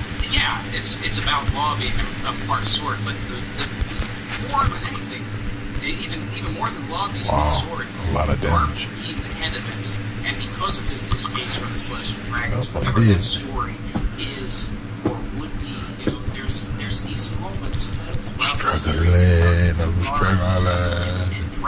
Hollow only technique, killer time, guys that are after the same goal, going about it two different ways. And Garp really is playing a role. He is playing a role in the Marines, and you can see it on his face all throughout Marine Corps. He wants to save Ace, but he doesn't. I just believe that he doesn't want to know his cover. He's trying to take all of this down because possibly of what he learned from maybe Rocks at God Valley. And perhaps the reason he's even able to, if he did create Sword or he founded it or he's the head of it, the fact that he is this Marine hero, everybody he's gonna die already. He's the Marine hero. He's the one actually doing all this stuff. Sure. And so they would trust him, and he would know who to trust, and then he created his own little group. I like that. The second, if it's to be revealed that Garp is the leader of Sword, so many things. You even go back to every moment that you see Garp and you're able to suddenly understand. And I know that a lot of people say that Garth is great, but there are people out there that really despise Garth for what he did, but he gave his already. Bro, what the fuck? Totally cleansed. Yeah, we're talking about him taking down the Yonko, and that's what Sword's goal is, and like bigger things, and like if his grandson basically has to die, I mean that sucks, and he is really emotional about that, but he can't lose cover. Yeah. Gorgo, welcome to the stream. What is your impression?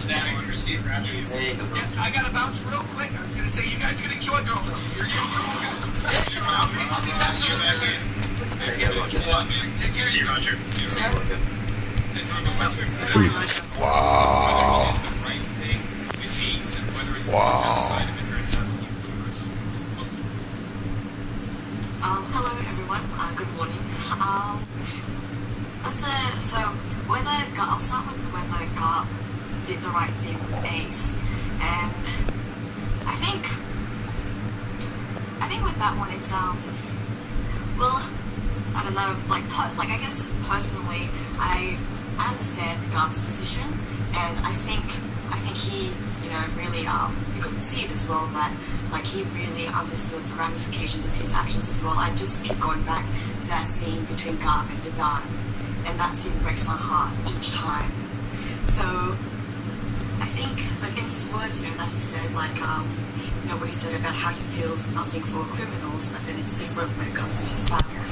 And so it's just such a position that he was in. The fact that when he was raised with them, he was always trying to get a summer movie to join the Marines. Was really pushing them down that line.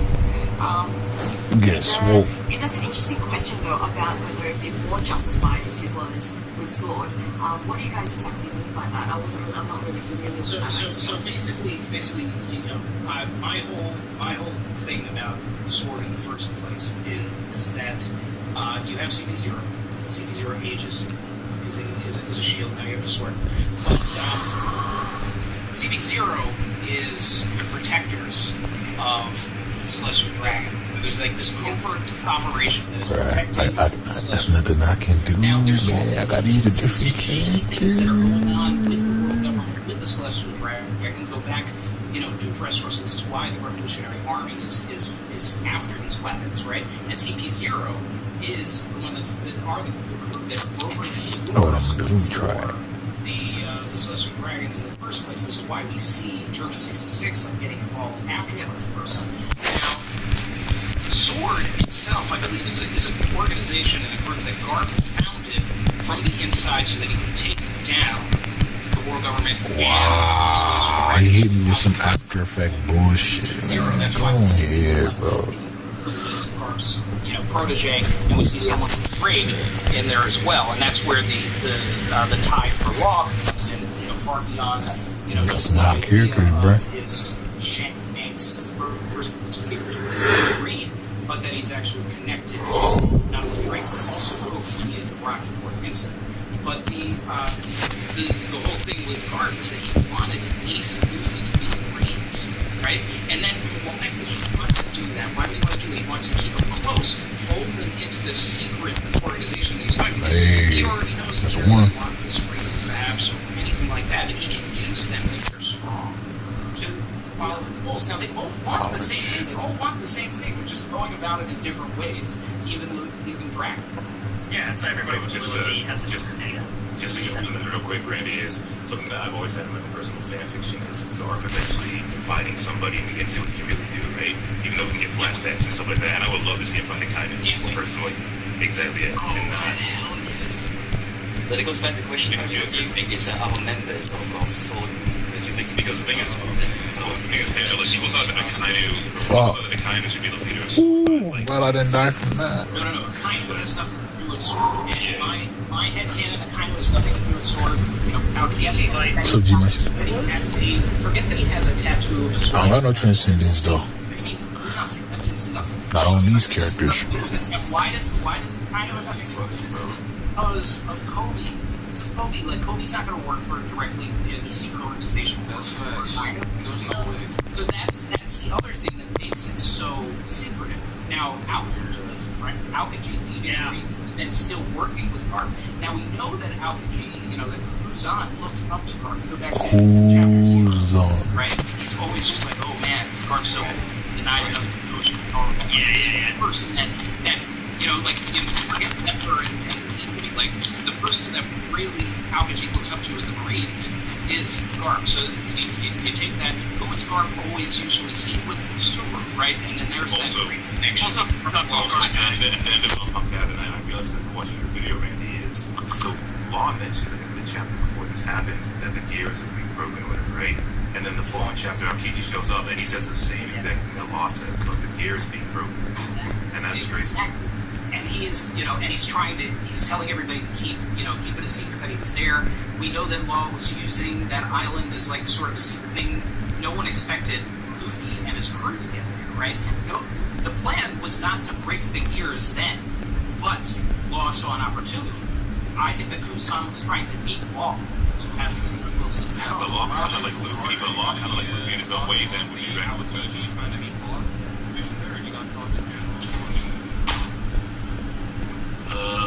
wouldn't you say Crozone would have something to do with that? You'd imagine. Oh, Eric, actually, it's also what you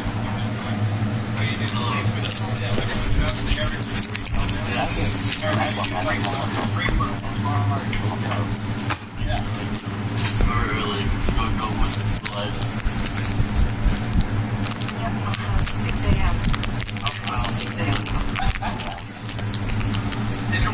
Wait. There's a 6 a.m.? Yes. Now. Oh my god. But yeah, just on the some stuff we're talking about, the only reason why people think that game is sort of stupid kind of sort of like Get it out of here. Get it out of here. I'm like, it makes no like logical or any sense, but how good it can be about it. Where does Kizaru fit in all of this, though? He's just Kizaru. He's just, whatever side that is literally What's up, Jenny? Mom cry? He's the type of character. Kainu is the type of character that will follow his beliefs even if he finds out that they're wrong. Oh, absolutely. He's very strong in suggestion. He gets told everything about the void history, even if he knows that the world government is gone. It's the justice that he put himself on. That's the team that he chose. So he's going to ride or die for the world government. Oh, he's like a... You can see he's hatred for the... Well, no, I don't know. I don't know if he's going to ride or die for the world government, but he might just... I don't know. He's very... Go ahead. For me personally, I'm sorry. Yeah, I was just going to say, I think the Kainu is absolute justice. I think it actually more applies to the concept of the race and protection of special dragons. And I think that having an admiral and having more responsibility to this, and especially his current position as fleet admiral, and having so much responsibility to Gorosei and special dragons is intensely bothersome. I think he wants to rid the world of what he perceives as evil, and because he's starting to see that evil is not so much like it is really like him as a character, and he is slowly showing that bureaucracy is killing what he envisioned justice to be. And I think there is actually a chance that Kainu will turn slightly, because from what I'm seeing in the little snippets we get of him, he doesn't really agree with what's happening with Gorosei. He doesn't really agree. The ultimate thing with the Kainu, for me, I think the best way for Oda to go about it, and a lot of people would probably find this controversial, I'm still waiting for one character that is big in the story to just die in a very unceremonious way. And I think that a Kainu being that person, like, if he is told about the world government and all of that, he can't sort of get his mind around, everything that he's been doing is wrong or anything like that. I can see him, pulling his Javert in Les Miserables and just like, and just sort of like giving up and saying like, I'm wrong, and then he just, commits suicide. Something. I mean, his speech to the Gorosei after the full is interesting because he's upset because of personal reasons, perhaps. Although you could argue that he's upset that the Navy will take. Oh shit! Accident. You get the idea. I've personally always seen a kind of like a Vegeta like character, not exactly, but the way the Vegeta kind of went out with fighting Majin Buu, and so prideful that he won't let that go. but he finally does in that moment. With his son, that he just kind of gives himself up. I like the idea, I'm like in my fan fiction of Akainu, because he has a magnet and everything, right, where he realizes in that last moment that, like you're saying, he's been grown all this time, also as he did. Just know, never seen the Chicken Man. Don't know who he is. And he sacrifices. I got a question for Randy real quick, going off what he said. Randy, you were speaking about him dying maybe unceremoniously. Do you mind expanding on that? Like, do you want him to die in a way where there's like no redemption at all? Like that he just dies? Or like how what do you mean by that?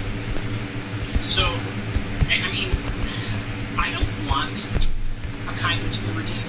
You know, it's like he's one of the characters that I just you know, and it's like Arlong. You know, I don't want him to expand more upon Arlong. I just want to understand that my distaste for Arlong, not as a character, but as well written, but just as a person and all of that.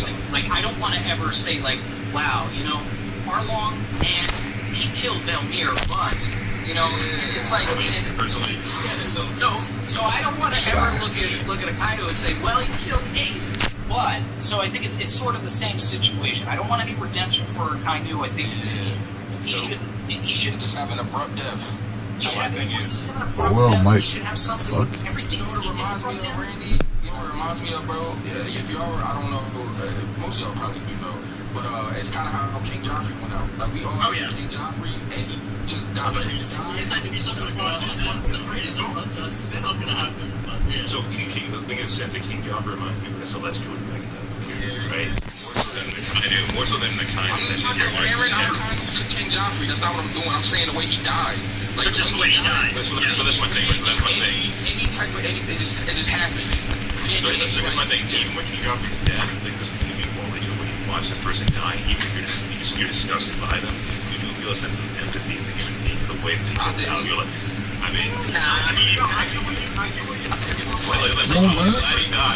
Honestly, like if you want to take it to Game of Thrones, I would rather Akainu go out like I forget the younger brother's name. Stannis? No, that's all. Just Owen. Jump out the window. Just jump out the window. Wow. Be like a redemption for him. I feel like he chooses to take his own life. I don't see Akainu as a suicide. I feel like Oda's going to probably give us the treatment of, like, here's Akaino's backstory. It's very tragic. All of his island is killed by pirates, and that's the way he is. But, yeah, it's going to be, I don't know. This man blew up a whole ship on O'Hara. Oh, my God! Here's the thing.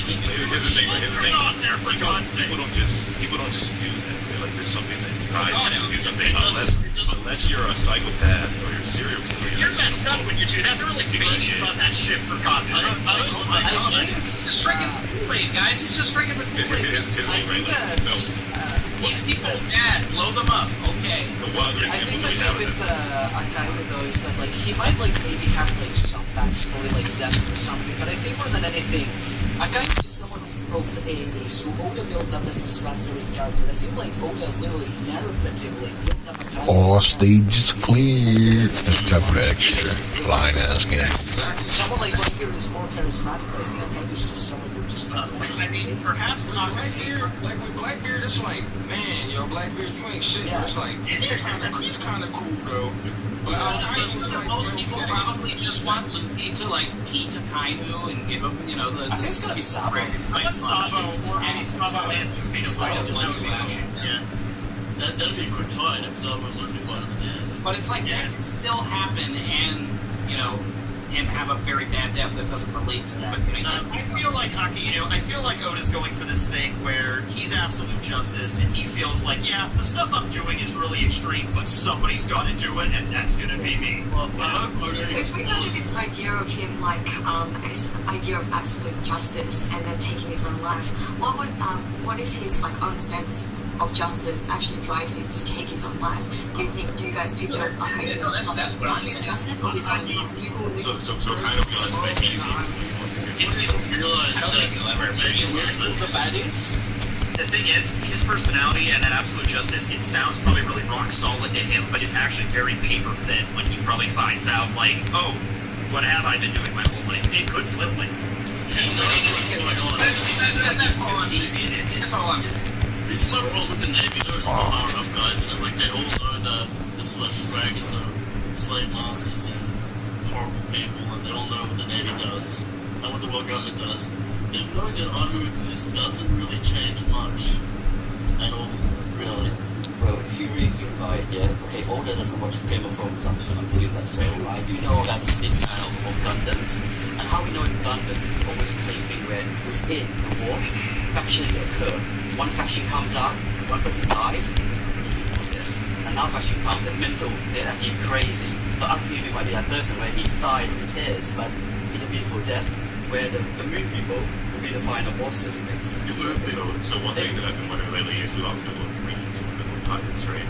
And we don't really focus on the Marines and other characters that aren't pirates. And so Akainu has this politics of have some justice as a Marine perspective. But that's driven by, I think, a dream that's happened to him and something he wants to see achieved. So it's really a question of what is his end goal, why is he doing this for? Do you think it's the flip of what Kaido wants? So instead of a pirate paradise, he dreams of like an absolute justice Marine-filled like paradise. Yeah, kind of like pirates are all god, pirates are valid and everything. Why he wants dictator vibes. Yeah, of course. Oh yeah, definitely, yeah. Like I feel like I think he wants a world where everybody follows a strict regime and there's complete and utter structure that's based around the Marines. I find it interesting how Oda's portraying him as a fleet admiral, because one would expect him to be in control of everything, but every time he's on panel, he's sweating bullets, he's confused, he doesn't know what to do. Well, I think he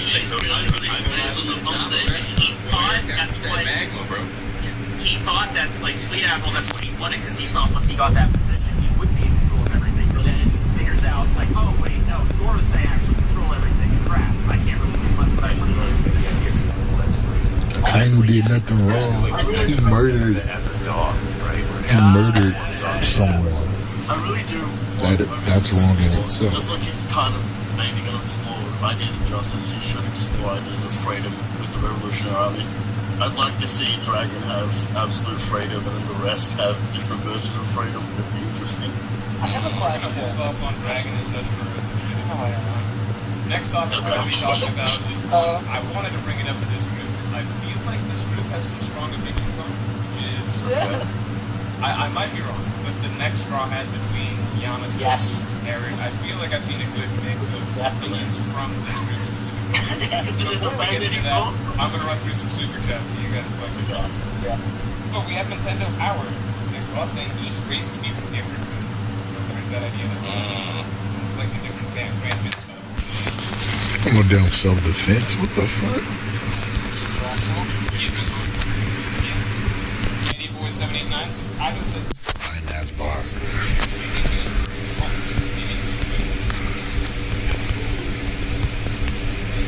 I think that Rocky was on the path to believing that he was Joy Boy, or that he one that was going to fulfill that prophecy, and then came to the sad maybe all the 5 people he fought over with that seems so hurt.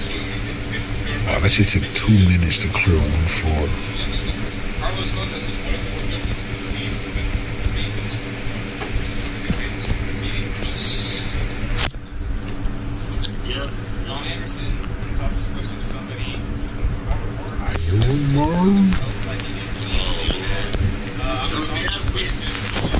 wrote a story about this.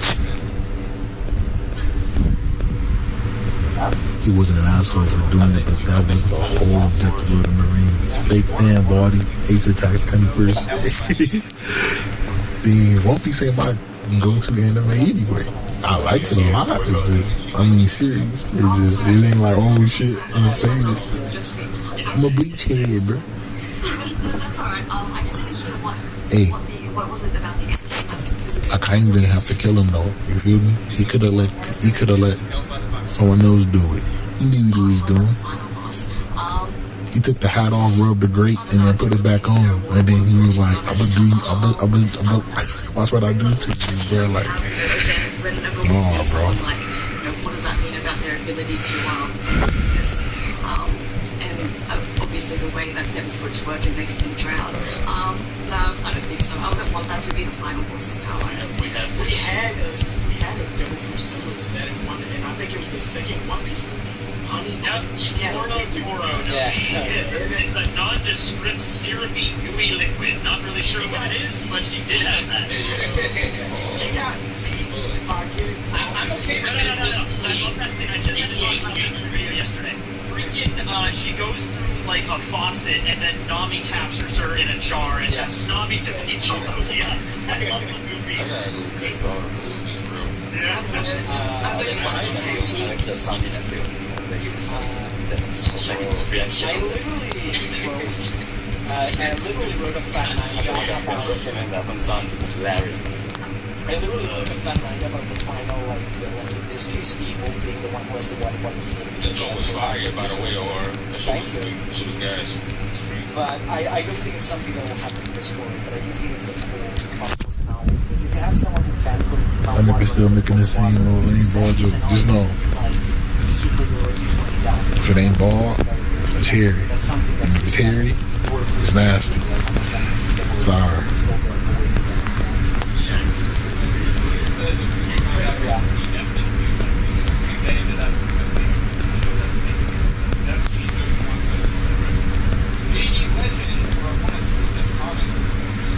I didn't know you had a brother, Jimish. They were talking about your fan. Thought you was the only child. Just not lonely though. No friend B. What drove kind of to join Rocks? From what I don't know. I mean, we don't have too much information, but my belief right now is that Rocks seems more like a mentor figure to Kaido.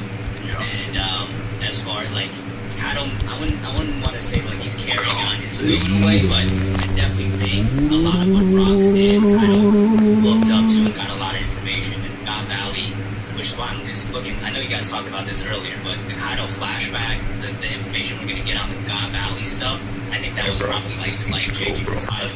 I think we're all expecting a sad stuff. I'm an orphan. So pick me up.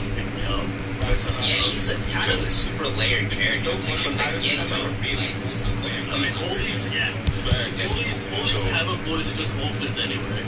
On the surface, he seems like a really standard, like strong, like I'm just gonna beat you down because I'm the tough guy. But there is like, it's like Shrek.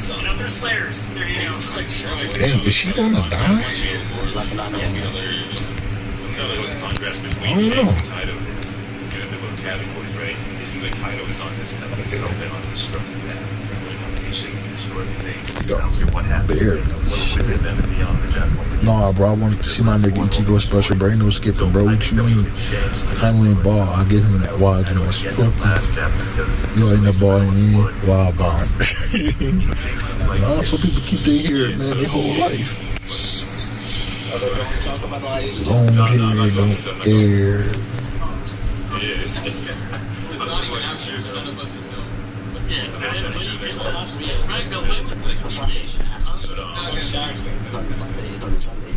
Talk about Shanks right now. So Shanks with right? He seems like if it is important, I guess we'll get to that later on, like he might be trying to like save the world, pass everything on, right? He has his grand plan. I like to compare him personally to like Urahara, Bleach. Yeah, I see them as very similar, goofy at times, but also very serious at times. And they're like, Shanks might be smarter than he is. So how he executes it, maybe, at the conflict. So they made Links 2020. That's right. Just know, you get new skills though, bro. So it's like lit, like firecrackers. I think Shanks is a mix between Rayleigh and personalities. It's kind of too possible. Yeah, do you like Shanks? I think Ragnar likes Shanks as well, but I'll think Drew asks off-topic question. Hey Kyle, I should have introduced you to your question. Off-topic question. Do you guys think Mihawk and Cavendish are from the same country? Very off-topic. No. Isn't it from the Cardinals from East Blue? Because no. Cavendish is, I think, from the Grand, like the bourgeois kingdom. Yeah. But Bartow just had Lobetown, so he might be from East Blue, right? Bartolomeo, Bartolomeo's from the Lodge. He said Mihawk and Cavendish, right? That was the word. Yeah. I Right. Is that because the eye thing that everyone loves to obsess about? Probably because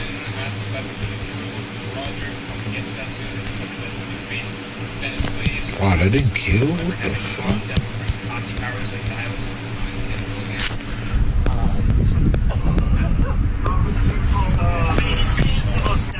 The deadly martial art movies.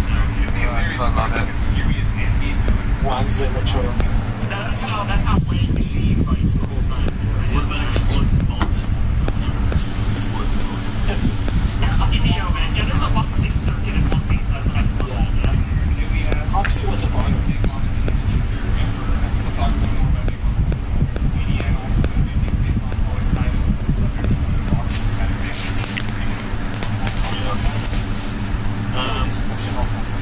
Yeah, One Piece character was around the Jordan for that reason, but the little things over it.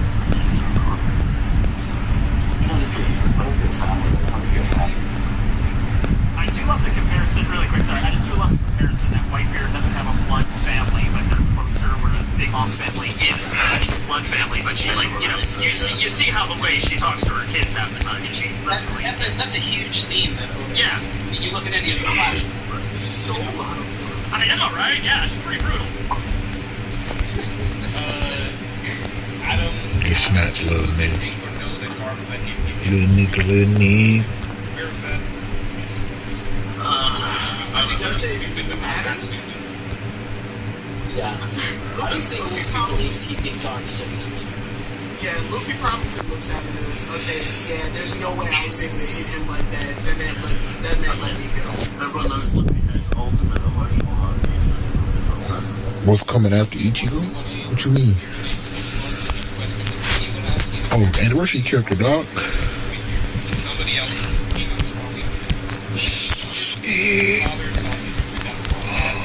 Sasuke. I'll leave it at that. Marcus Brutus, I think, Put the puzzle together. I think that as well. His roots, Blackbeard was his, that was one of his guys that came in and he saw him, literally. But it also plays into the squad moment well. So it's more Whitebeard being Caesar. Yeah. And then last one, real quick. And another parallel to that actually was how many times he was stabbed in the front instead of the back. Yeah. So last question is basically what our point here. Thoughts on Seth being Rox's crew? That he deserved a certain hire for a while before going on his own journey. Any thoughts on that? Anyone got any ideas after that quick video? It could be a possibility simply because of when Don Creek first saw Zeph, the fear in his eyes was absolutely real. And then he saw, okay, you're missing your leg. I'm not afraid. I think it's a possibility. Not putting all my eggs in that basket. Does anyone think it's Damn, silly? taking so long to clear this one fucking floor, bro. Is that silly or is that like believable? I think it's believable. Like, a lot of them have merit, but I don't know. I'm not so sure about Zeph. But you also gotta remember, we didn't get introduced to every single That shit took that long. They released a new Aizen. Yes, sir. Brand new Aizen. All different. White boy always got stabbed in the front. Just know ain't no tingling in the back. This probably did Aizen right. Yeah, they sucked them off real good. No homo. My girl's here. Just know I'm all nasty like you missed it. Chat like I wish I could turn up, but no one invites me to anything. Rhino's not coming in PA laws. That's his cousin. He should have done that.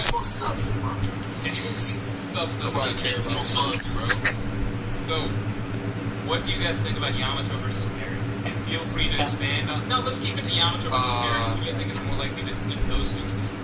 Fuck Carrie. Can I open this topic? I'm with you, dog. I was a very, very big supporter of Carrie for like a very long time. Just because Fucking rabbit. Just know. I felt like Carrie was like the last opportunity. Fucking rabbit, dog. A lot of members of she's just gonna be there as a side character. Oh yeah, but yeah, still really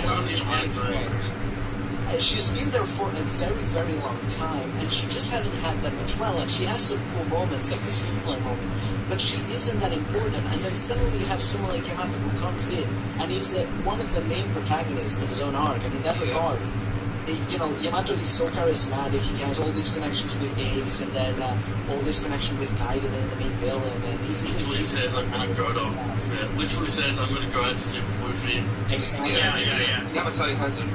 And I think Yamato has stolen the spotlight from both the story itself and even the hearts of the fans in a lot of ways. So even I myself, who was like very big on Carrot, I'm just starved because like Carrot has almost completely vanished. It's the same. It's the same with me during Totland. I was like, okay, I kind of want Carrot to join. I really want to join. Hashtag not free. But anyway, my point is, I was like, okay, so. This, you know, we had her in Scotland. I'm like, it's gonna be based on what she's going to do at Wano, what's gonna happen there, and I'll see how it goes. And like you said, we really haven't gotten too much stuff. Yeah. So, do I want her to join? Yes. Do I think she is? No, I think more toward Yamato.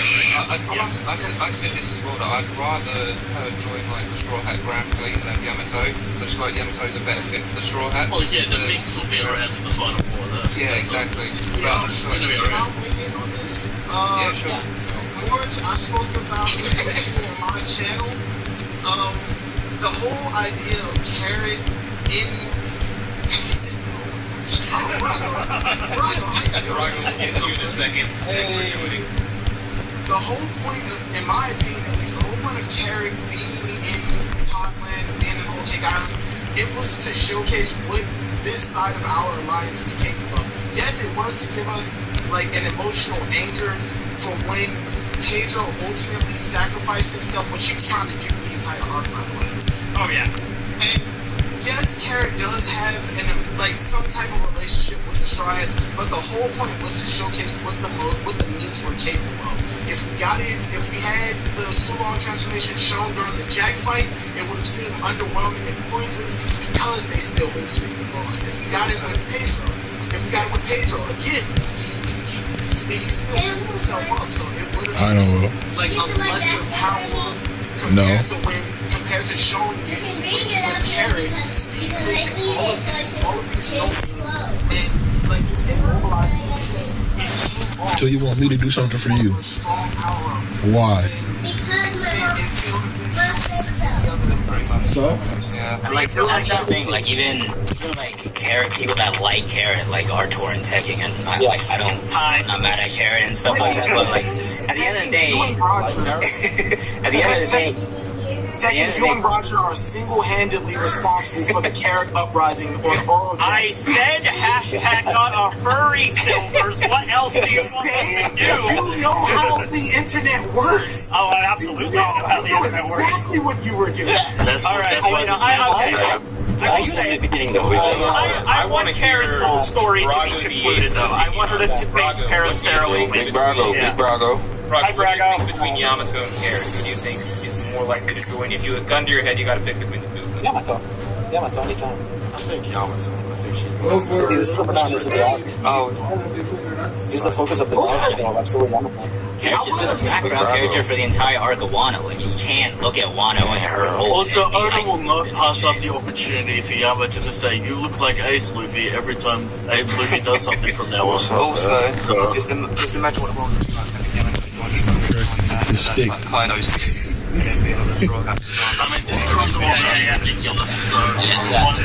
little wabbit. That actually brought up a very interesting question because Yamato has been on Onigashima his whole life.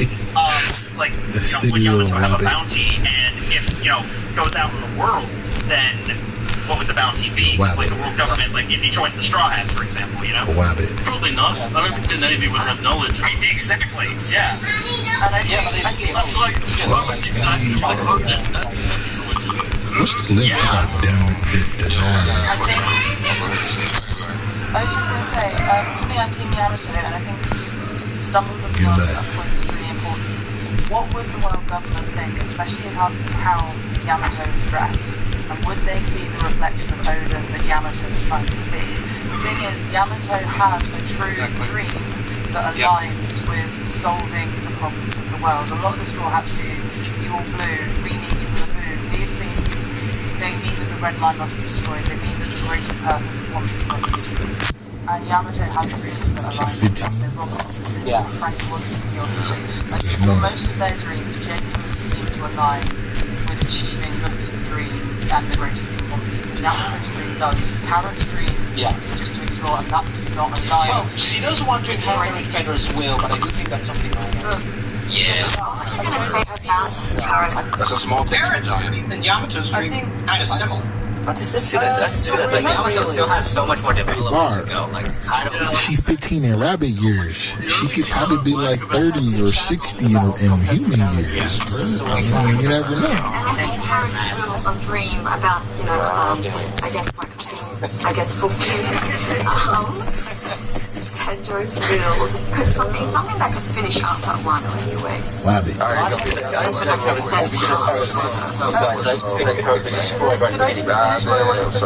feel like everybody's saying hold on.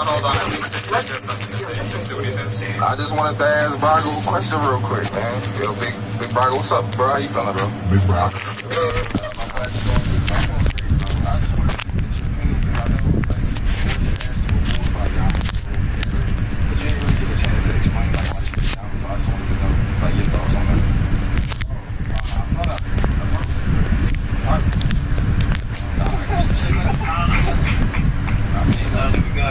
I can't see it.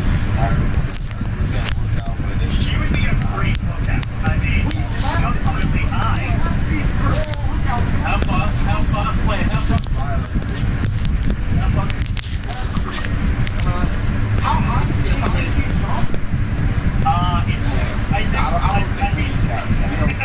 we know Sanji can do 400 minutes.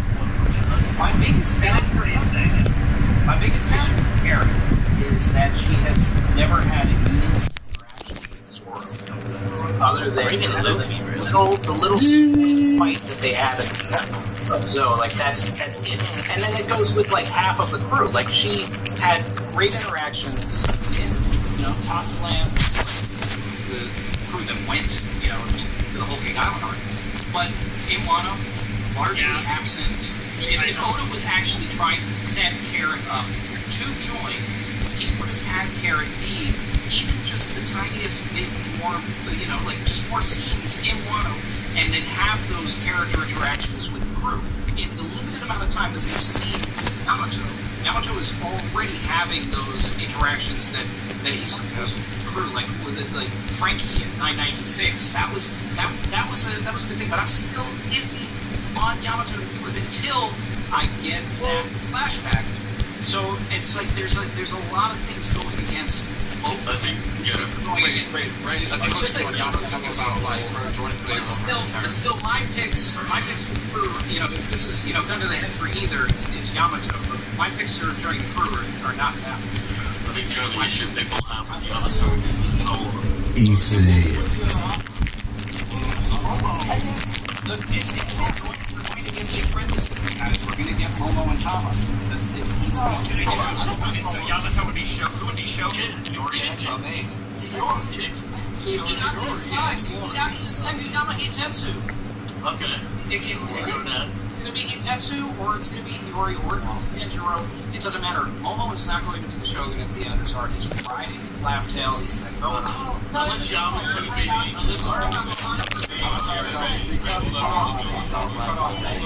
Yeah, I think Sage wanted to say something. I didn't get to finish what I was trying to say about my Yamato reason. If I could just finish up, the thing is, just like person in the town, we don't really need that so much. What we do need, however, is a non-book writer, because we have seen right from the beginning of One Piece with Koda, with Seth, with Odin, writing and Lord members, non-books, and they place the whole history. I don't think I can beat this under a minute. So I'm gonna miss out on 5 warps. Like Momo, no, let me finish. We have Momo and Tama with the next generation of people, and they will have to have something other than just their experiences next to them on Wano. Momo and Tama are too young to join Straw Hats.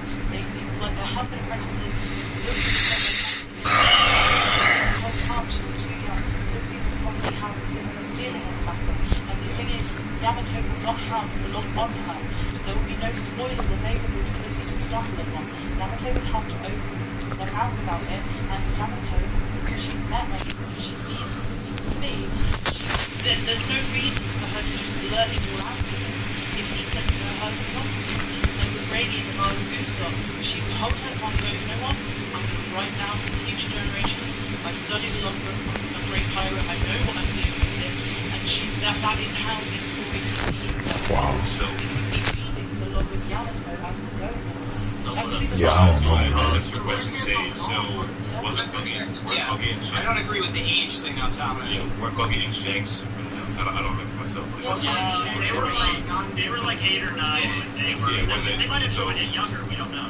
Yeah, and the other thing I want to ask you, Zay, is the other thing I want to ask you real quick, Zay, is couldn't anyone write a book? Like, couldn't Robin writes books? Yeah, I was about to the rest say, of them, like, couldn't anybody else do that? None And then also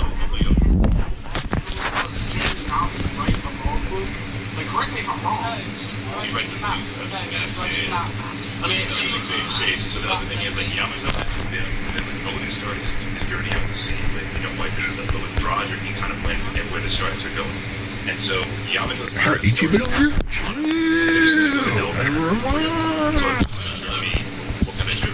It's been a minute.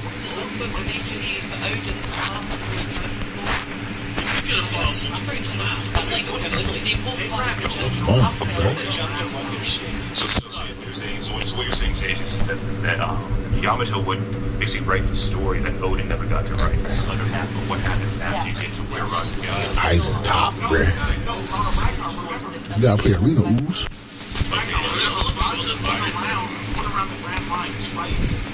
At the beginning of the second go around, that's when I picked up Odin. We're looking at a final montage of them going around the globe. Yeah, they get used to it. What Sage is saying, like, Roger, couldn't complete because he's gonna die, right? So, and then Odin died as well. So, I think what Sage is trying to say is they would, free the slaves, change the world, the whole, she would document everything. Although I feel like, again, as a historian, you have with Robin kind of doing the same thing in terms of writing about the history of the world, revealing it, and history is kind of, To me, Rob's plan is more to do with the past. Yamato is more about documenting the present and looking into the future. And then the other thing would probably be that Dragon Fist? Yamato. Oh, that would have been dope if it would have popped up in slow motion. And Momo doesn't seem to want to save his country. Monk shit. Bring Momo up. I think I was personally a fan of Yamato. If we're going strictly between Yamato and Karen, I would choose Yamato too. But I think the more I think something that's personally been interesting, personally, now also thinking that it would be actually cool to see Yamato actually stay behind at Wano as well, because it'd be quite ironic that Kaido wanted Yamato to be the ruler of Wano alongside him. And then what happens instead, it'll be, really ironic if Yamato actually does become, not necessarily the shogun or a ruler, but someone, in a very important role, maybe the advisor. And alongside the Suzuki family would be kind of getting his wish, but in just a very twisted way. And I think an interesting thing about Momo joining, which is something that I really didn't put a whole weight into earlier on, but what we see recently with what they read, whatever both Yamato and Momo read in the journals, saying that Momo is really important for some reason, and I think this could suggest that the fact that Momo needs to survive, Oh shit, Captain Weaver. as well, because whatever. You better play yourself. Shut up, Bob. In that buggy ass bush. Wow. Sorry, we're assuming that's Really Captain Born. have to be at some point. Or even if they need a member of the Kozuki clan to go to lab. What kind of topic would you want to talk about, Bart? Ain't you talking shit? Are you enjoying bum ass?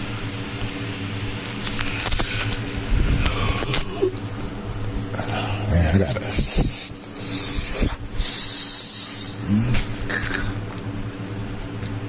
It's only 3 hours in or whatever, 2 a.m. now. What's the stream now? Udi. Shit.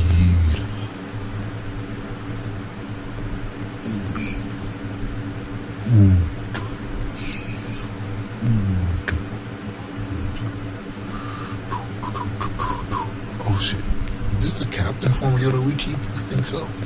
It's the past. She was a captain in the past. I mean, let's go back. If it is, I'm switching. If it's not, I'm staying. Let me see. Oh, I can't tell.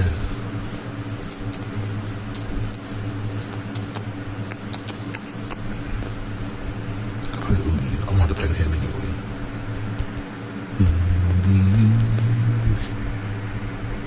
Yeah, he don't got killer though. I mean, attribute advantage. Fuck you. Kurosaki-kun.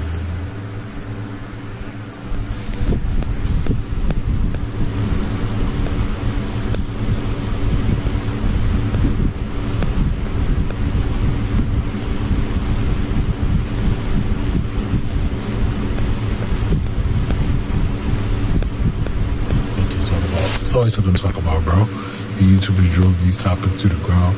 We wouldn't DB up with nobody. We at work or at home. I'm at home. Someone dropped the code. Bro, Trunks, bro. Cool out. I get mad. Let me see. I think the code is on Discord, though. Let me see.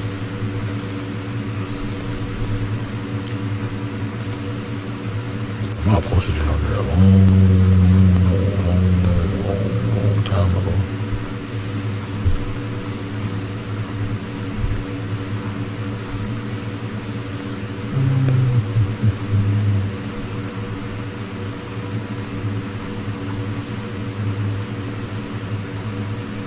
Swear to God. Yeah, dog. It's all good.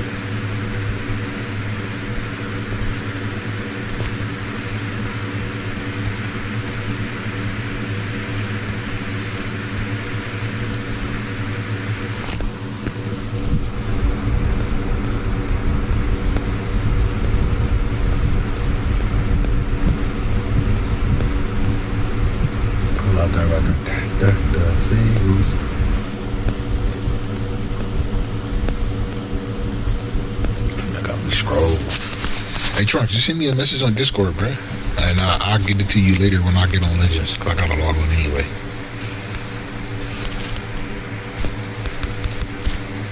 If you, yeah, Bar, you full of shit, bro. One Piece is a huge ass story. There's always something to talk about, and it's still going on. Come on, man. What we doing? What we doing? What we doing?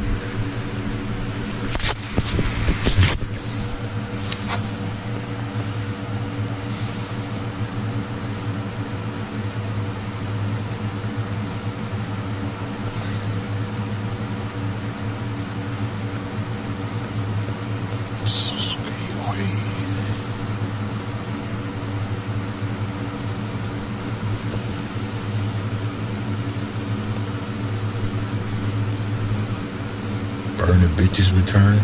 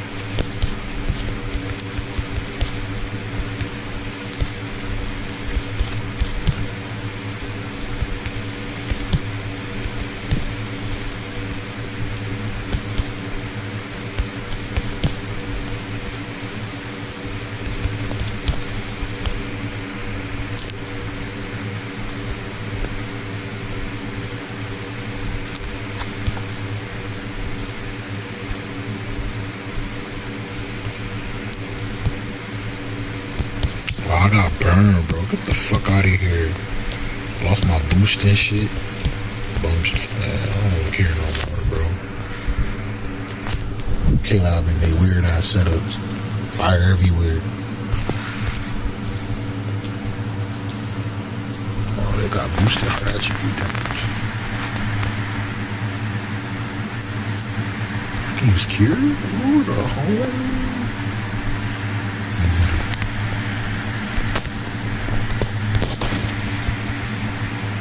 think this character sucked.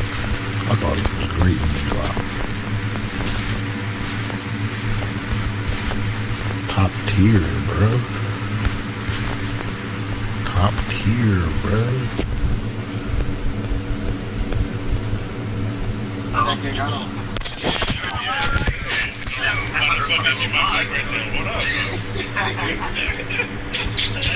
Alright guys, we're gonna talk super chats real quick. And first one I'm gonna hand off to Beatmon since he just arrived. How would the Sanji and Yamato crew dynamic go? Give some Yamato hypothetical. You know, I was thinking about that the other day. I was like, imagine that they get to a new island, right? And let's just say you see Yamato losing her mind, Luffy losing his mind, and the entire crew is just like, what's wrong with these two idiots? You know, because now Luffy's not going to be alone. Whenever he sees a new island, like Yamato's also going to be excited. But just imagine that same type of scenario where Yamato pops out and now Sanji has a third individual with Nami and Robin. That was weird. So it would increase the crew dynamic, Yamato and everybody. But specifically, I guarantee you, the next time that Sanji sees Yamato, or the first time Sanji sees Yamato, and like Rocco said earlier, side move is gonna hit, man. And my boy, the burgundy and black, he's gonna do his thing, yo. So just wait. Just wait. That was Chris Squire. Next one is on Kishka, and this question's for Tekken. So Tekken specifically. Yes, Tekken had any geography facts for the referee? Can you give us on the spot. There's the windiest place on the planet is in Antarctica. It's really, really fast winds. It can blow a truck. There you go. Geography fact. Yeah. There you go. They actually have a right to so real world geography facts. Ryan Brawler. Fuck, man. I'll tell you what, though, there's a water geography fact. It's fucking burned, bro.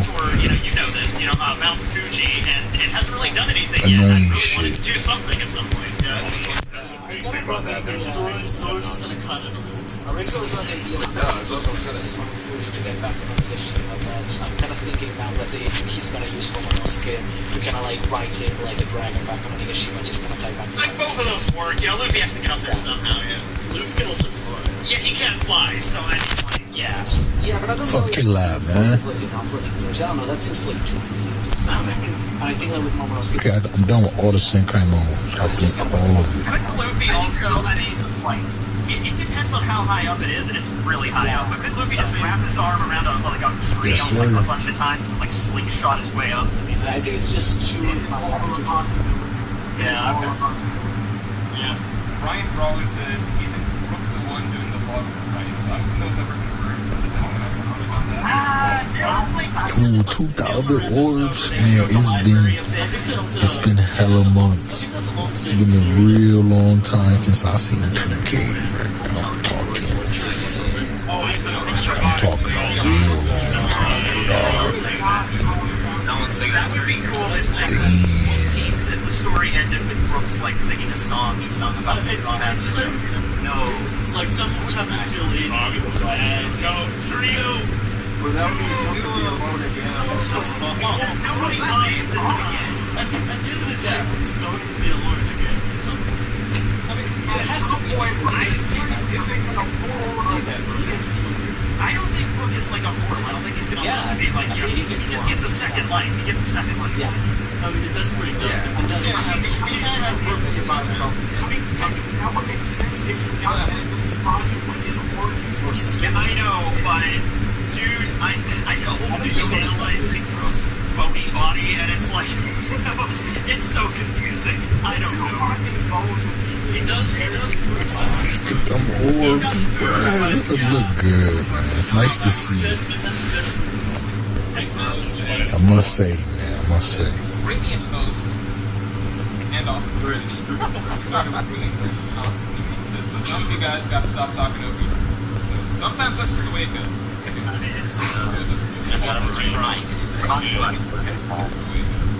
Talk about Revolution question mark says it's the same thing as green field. What did you think of Bankai Aizen? That ain't no damn Bankai Aizen. Hey, he look cool though, man. The design is real nice. Like, I like the design. His special, it was alright. His gameplay is real good. He's ranged too. one, Pedro had a suicide boner the entire arc. Oh, he did. He described that he was going to blow himself up against Toronto, and if you want to go back to the person who absolutely is responsible for Pedro dying, why aren't you going after Big Mom? Why are you going after the child who all he did was hold the ship in place, and Perospero and Pedro ran directly at him? Why not run at Big Mom? You know, the actual threat. Well, Pedro went there. Sanji. Yeah, Pedro went there already died one time and went back. But then he kind of says, No, it's Goldie Roger. Goldie Roger influenced Pedro when he was a child. What's your turn? Your time is coming.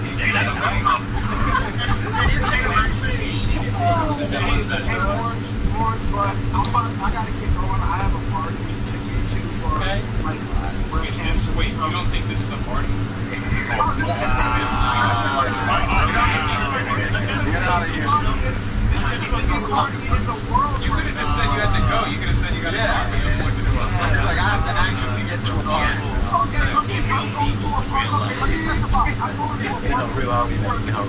Busted. I mean, the clickbait. Ichigo busted too. Busted too. Forget some nuggets in the way that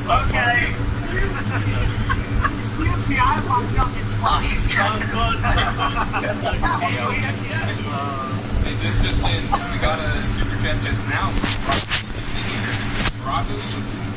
Ragu doesn't want Luffy to be anybody. I do not hate this shit lost the captain. Yes. Technically. I'm not, that's all.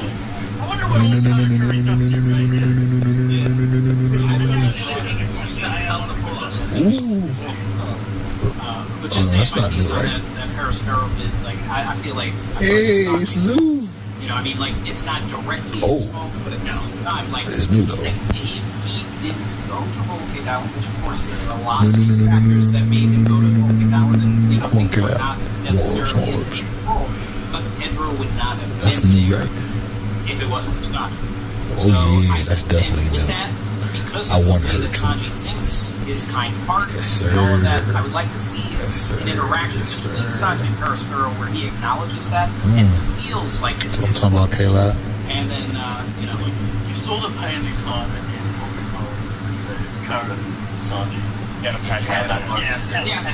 but I Say yummy. What the fuck? And I did get that a couple chapters ago where technically Sanji did, you know, using me in Perospero, but I want dialogue. Yeah, you want like a That's icing. like this is for me. I mean, honestly, Corn don't waste all your luck. Fuck it. It is what it is. It is what it is. Perospero and Sanji. Come on. No. Death and Brand cigarettes. The brand is literally named Death, so I guess there's a Death company somewhere in The underworld cigarette maker. No, but the thing is with Pedro, like, yeah, it's true, Pedro, he would not have went to Tottenham at that time if it wasn't for Sanji's situation. But Pedro did not have a lot of time left because of the soul roulette and everything. I don't know, and he already, like you said, he kind of wanted to have, like, even if he didn't go at that point, I feel like he would have went at one point just to go out and blaze at Glory, trying to take out, you know, Big Man. That's kind of better, but, you know, that's all Roger's fault. Yeah, the man went to TNT in his jacket. Yeah. A flashlight. No, that shit was TNT. That was like antimatter. That like blew up like a giant crater. I don't know what that was. Stop. Well, checking if you watch the anime, full sticks of dynamite to one. Long time no Yeah, see. I know, right? It's antimatter. I don't know. Alright, we're gonna move on. So, this one's a bit of a toxic one, but I feel like this would be fun. Rogue CX. What about Yamato Power? And he's stronger than Sanji and Zoro. Fake up. Come on, Kayla. Sanji get hit by the Yonko for this one. I think it's The power dynamic doesn't matter. One is at the same power dynamic anyway. Like, it doesn't really matter that. Why be God over? Fake out. But Odin was instantly the strongest on the crew when he joined. Like, it doesn't really matter who's stronger on the crew. And Zoro and Sanji surpassed Yamato quickly anyway. We're almost near the, It's a fake out, right? Triple butterflies. There we go. I mean, we're gonna move on from this one. I like. Hey, that's Ichigo. Yeah. Nice. No, I didn't summon yet. I'm not against it, but I'd rather have some. I want to touch up different stuff completely. And I've been a big proponent of, and I mean, years ago, ever since I saw Shanks and Red Lightning in Cosmos 3, I'm like, yeah, here we go. So I've been a big proponent of this whole thing of being able to eat time slower through your observation. I want something that's action. That's what I'm. So it's like he slows down time. It's like Shanks could do it in the video game. So like Matrix, basically. Kind of, yeah. This one's from Lunar 23. He said, ESA like dragon, have no fear. People always forget about the loader. This is a declaration. Hashtag loader for next referee. Hashtag good loaders. Shout out to Loader. That's my guy. Shout out to Loader. Big up Loader. This one's from Edward Santiago. Shanks is Come on, 5-shot kill. Orbs. Fake out. The crew also calls him boss. Last multi. Yeah, boss. Yeah. There's actually a cover page. The item what? I'm Gucci, bro.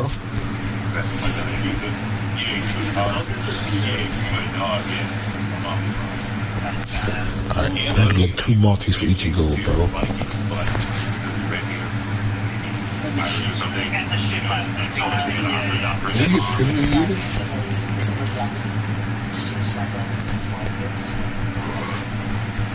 Maybe that's maybe an overall theme of One Piece or something. Every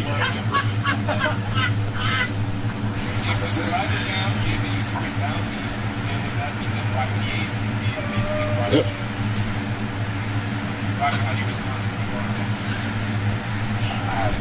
One multi. 2 and we out. 5-star, come on. Ichigo.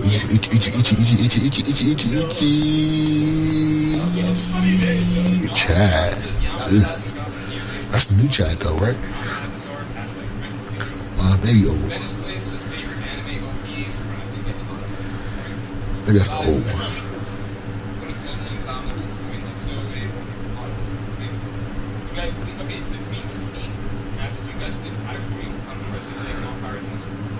There you go. Yep. Oh boy. That's 200. Oh well. Almost real. Look at our last chance. 2 butterflies. Pick up. What do we think like the Big Mom Pirates? No, I'm Gucci, bro. I think you might have talked about this earlier. The Ivan cool. I ain't hype. He cool though. Big Mom man. It's a guy. I just want I just want Usopp versus Flampe. Oh no. Let's go. Listen, if the Big Mom Pirates were actually participating in this war, it wouldn't make sense. Okay. Sanji fighting Superman. I did one more co-op thing and I did. And also, like, imagine how embarrassing it is. 4.5 hours. Pretty good, man. Pretty good. Like again?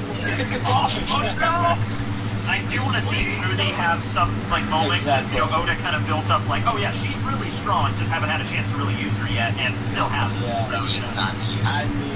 Proceeds not to use her as one of them. She should have would have been. Maybe Oda should have kind of tracked the number of kids that Big Mom had. I don't know, they did 85.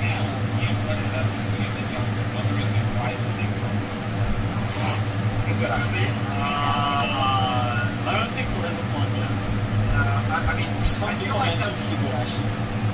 feel like that should be mentioned, but I don't think it's a you know. For the hair. Yeah, right. I'm not against it, but it's just like, I don't think so. But we bought a season and respect it. I respect it. I respect it. Absolutely. And then last gen is we get to fight out it's a double crossing.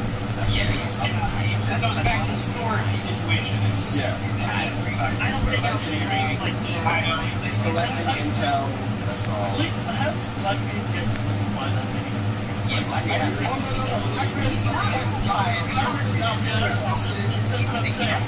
He knows what's going on. Blackbeard knows what's going on. Yeah, but he's so popular. Yeah, he's like, oh, You think Blackbeard just wants to clip and so he's like, absolutely. Blackbeard is smarter than I think people give him credit for. You know, he's very short-sighted sometimes too. He's very lucky to get away with that. He is very lucky. He's a very lucky individual, yes. I like the phrase of this sort of Blackbeard is a really smart gambler. So he takes his gambles and knows both his plans are set fire. Yeah, he takes his gambles that are high risk, high reward, so he play out too. I mean, yeah. Some of the gambles, like going to Marineford to get Pipers or in the middle of Walking into the challenge, the giant, how do you respond? He's going to win left, man. The extra reward, it worked out for him. Yeah, I guess so. I mean, he went Magellan thing. I'm not sure. He almost died, but he came out with Magellan thing is one. Yeah. Nathan Smith makes lots of performance safe, but he did not give us a bunch of flashback in this person. Not bad.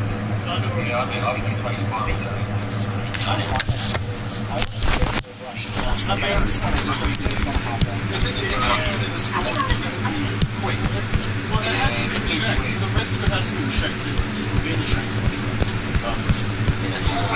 I feel that should be a really on that issue. It'll be in that next flashback.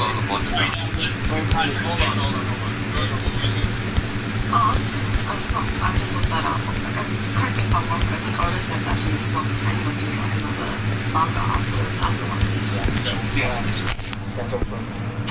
They definitely will. Well, it would kind of be like the, didn't somebody else do the Ace stuff? Yeah, somebody else did that.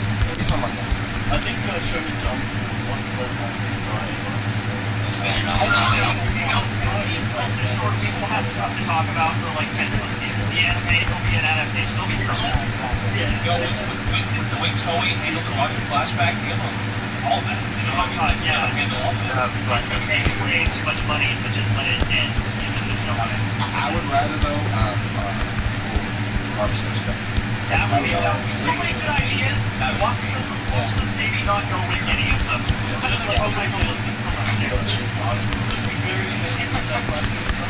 The story of Cavendish and all of his. The story of Kevin Fraud. Morris, before the next topic, I think I'm going to dip, so I'd like to say my goodbyes because I'm not going to jump back.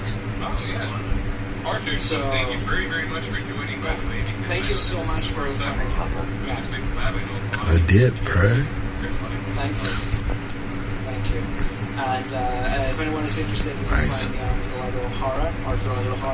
I've been working on a One Piece theory project for the past few months. That's like 5 hours long, and a lot of the stuff that I mentioned about Skypea and that stuff is going to tie into that if anyone is interested. I hope to get it out by the end of this summer once I finally heal up. But that aside, thank you so much for having me. And if Liam turns to stuff that Hamlet is the best visitor, I'm going to go to the shop. Okay, bye. Great. Okay, guys. I think I'm gonna dip now. I still got shit to do. It's been a long stream. I can do this shit another stream.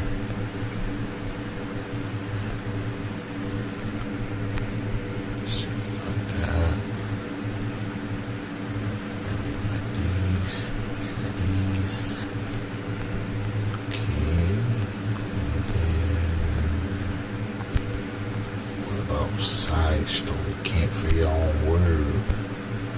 Your own word.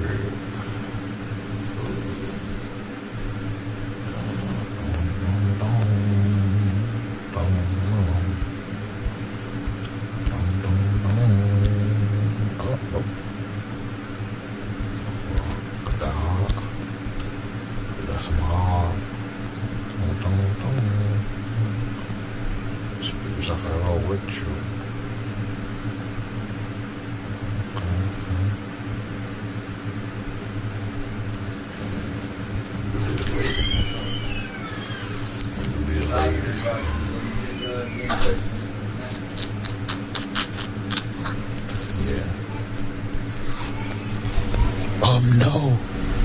Later. No, what are you? I kind of did. It's been long, long, long, long, long, long, long, long, long.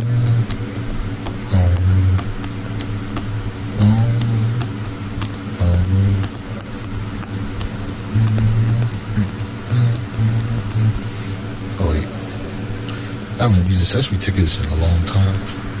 Can I get a gold? Excuse me.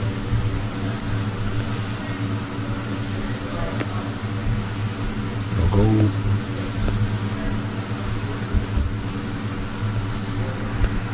Got a punching bag.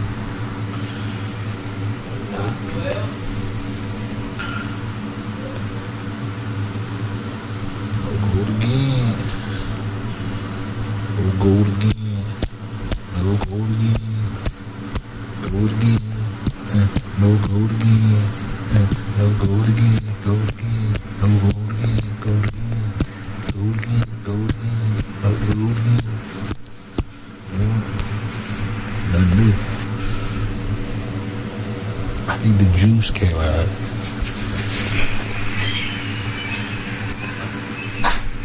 What's this? Okay. Nope, I don't play Guild Quest, so don't matter to me.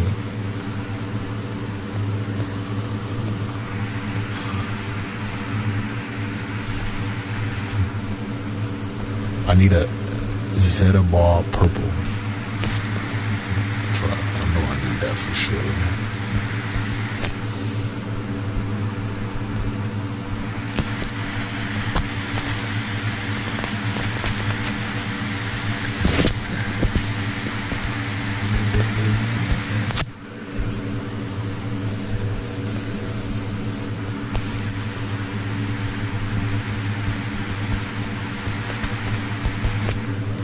Got 90 more tickets.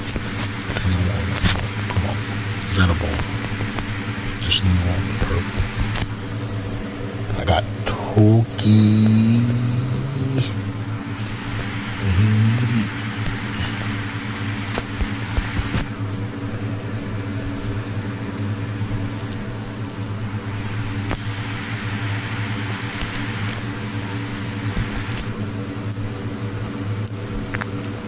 Bruh.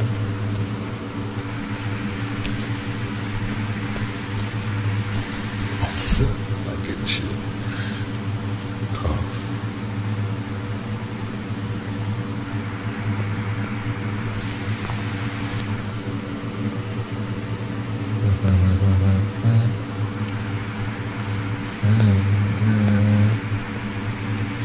Wow. All those purple items.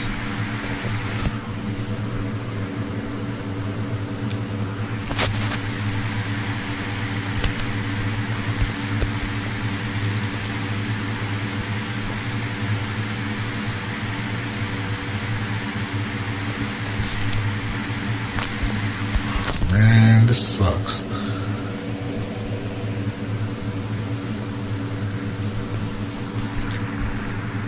Yes, I got one. Yay, it's a miracle. Thank you, K-Lab. Oh, shit, that's great. Yes, sir. man, I was just giving up hope too, man. I was like, man, it sucked, man. I ain't gonna get one. Hell yeah. Back to back too. It's great. I accomplished my goal. Got us at a ball. Now I'm gone. Peace out, guys. I gotta go.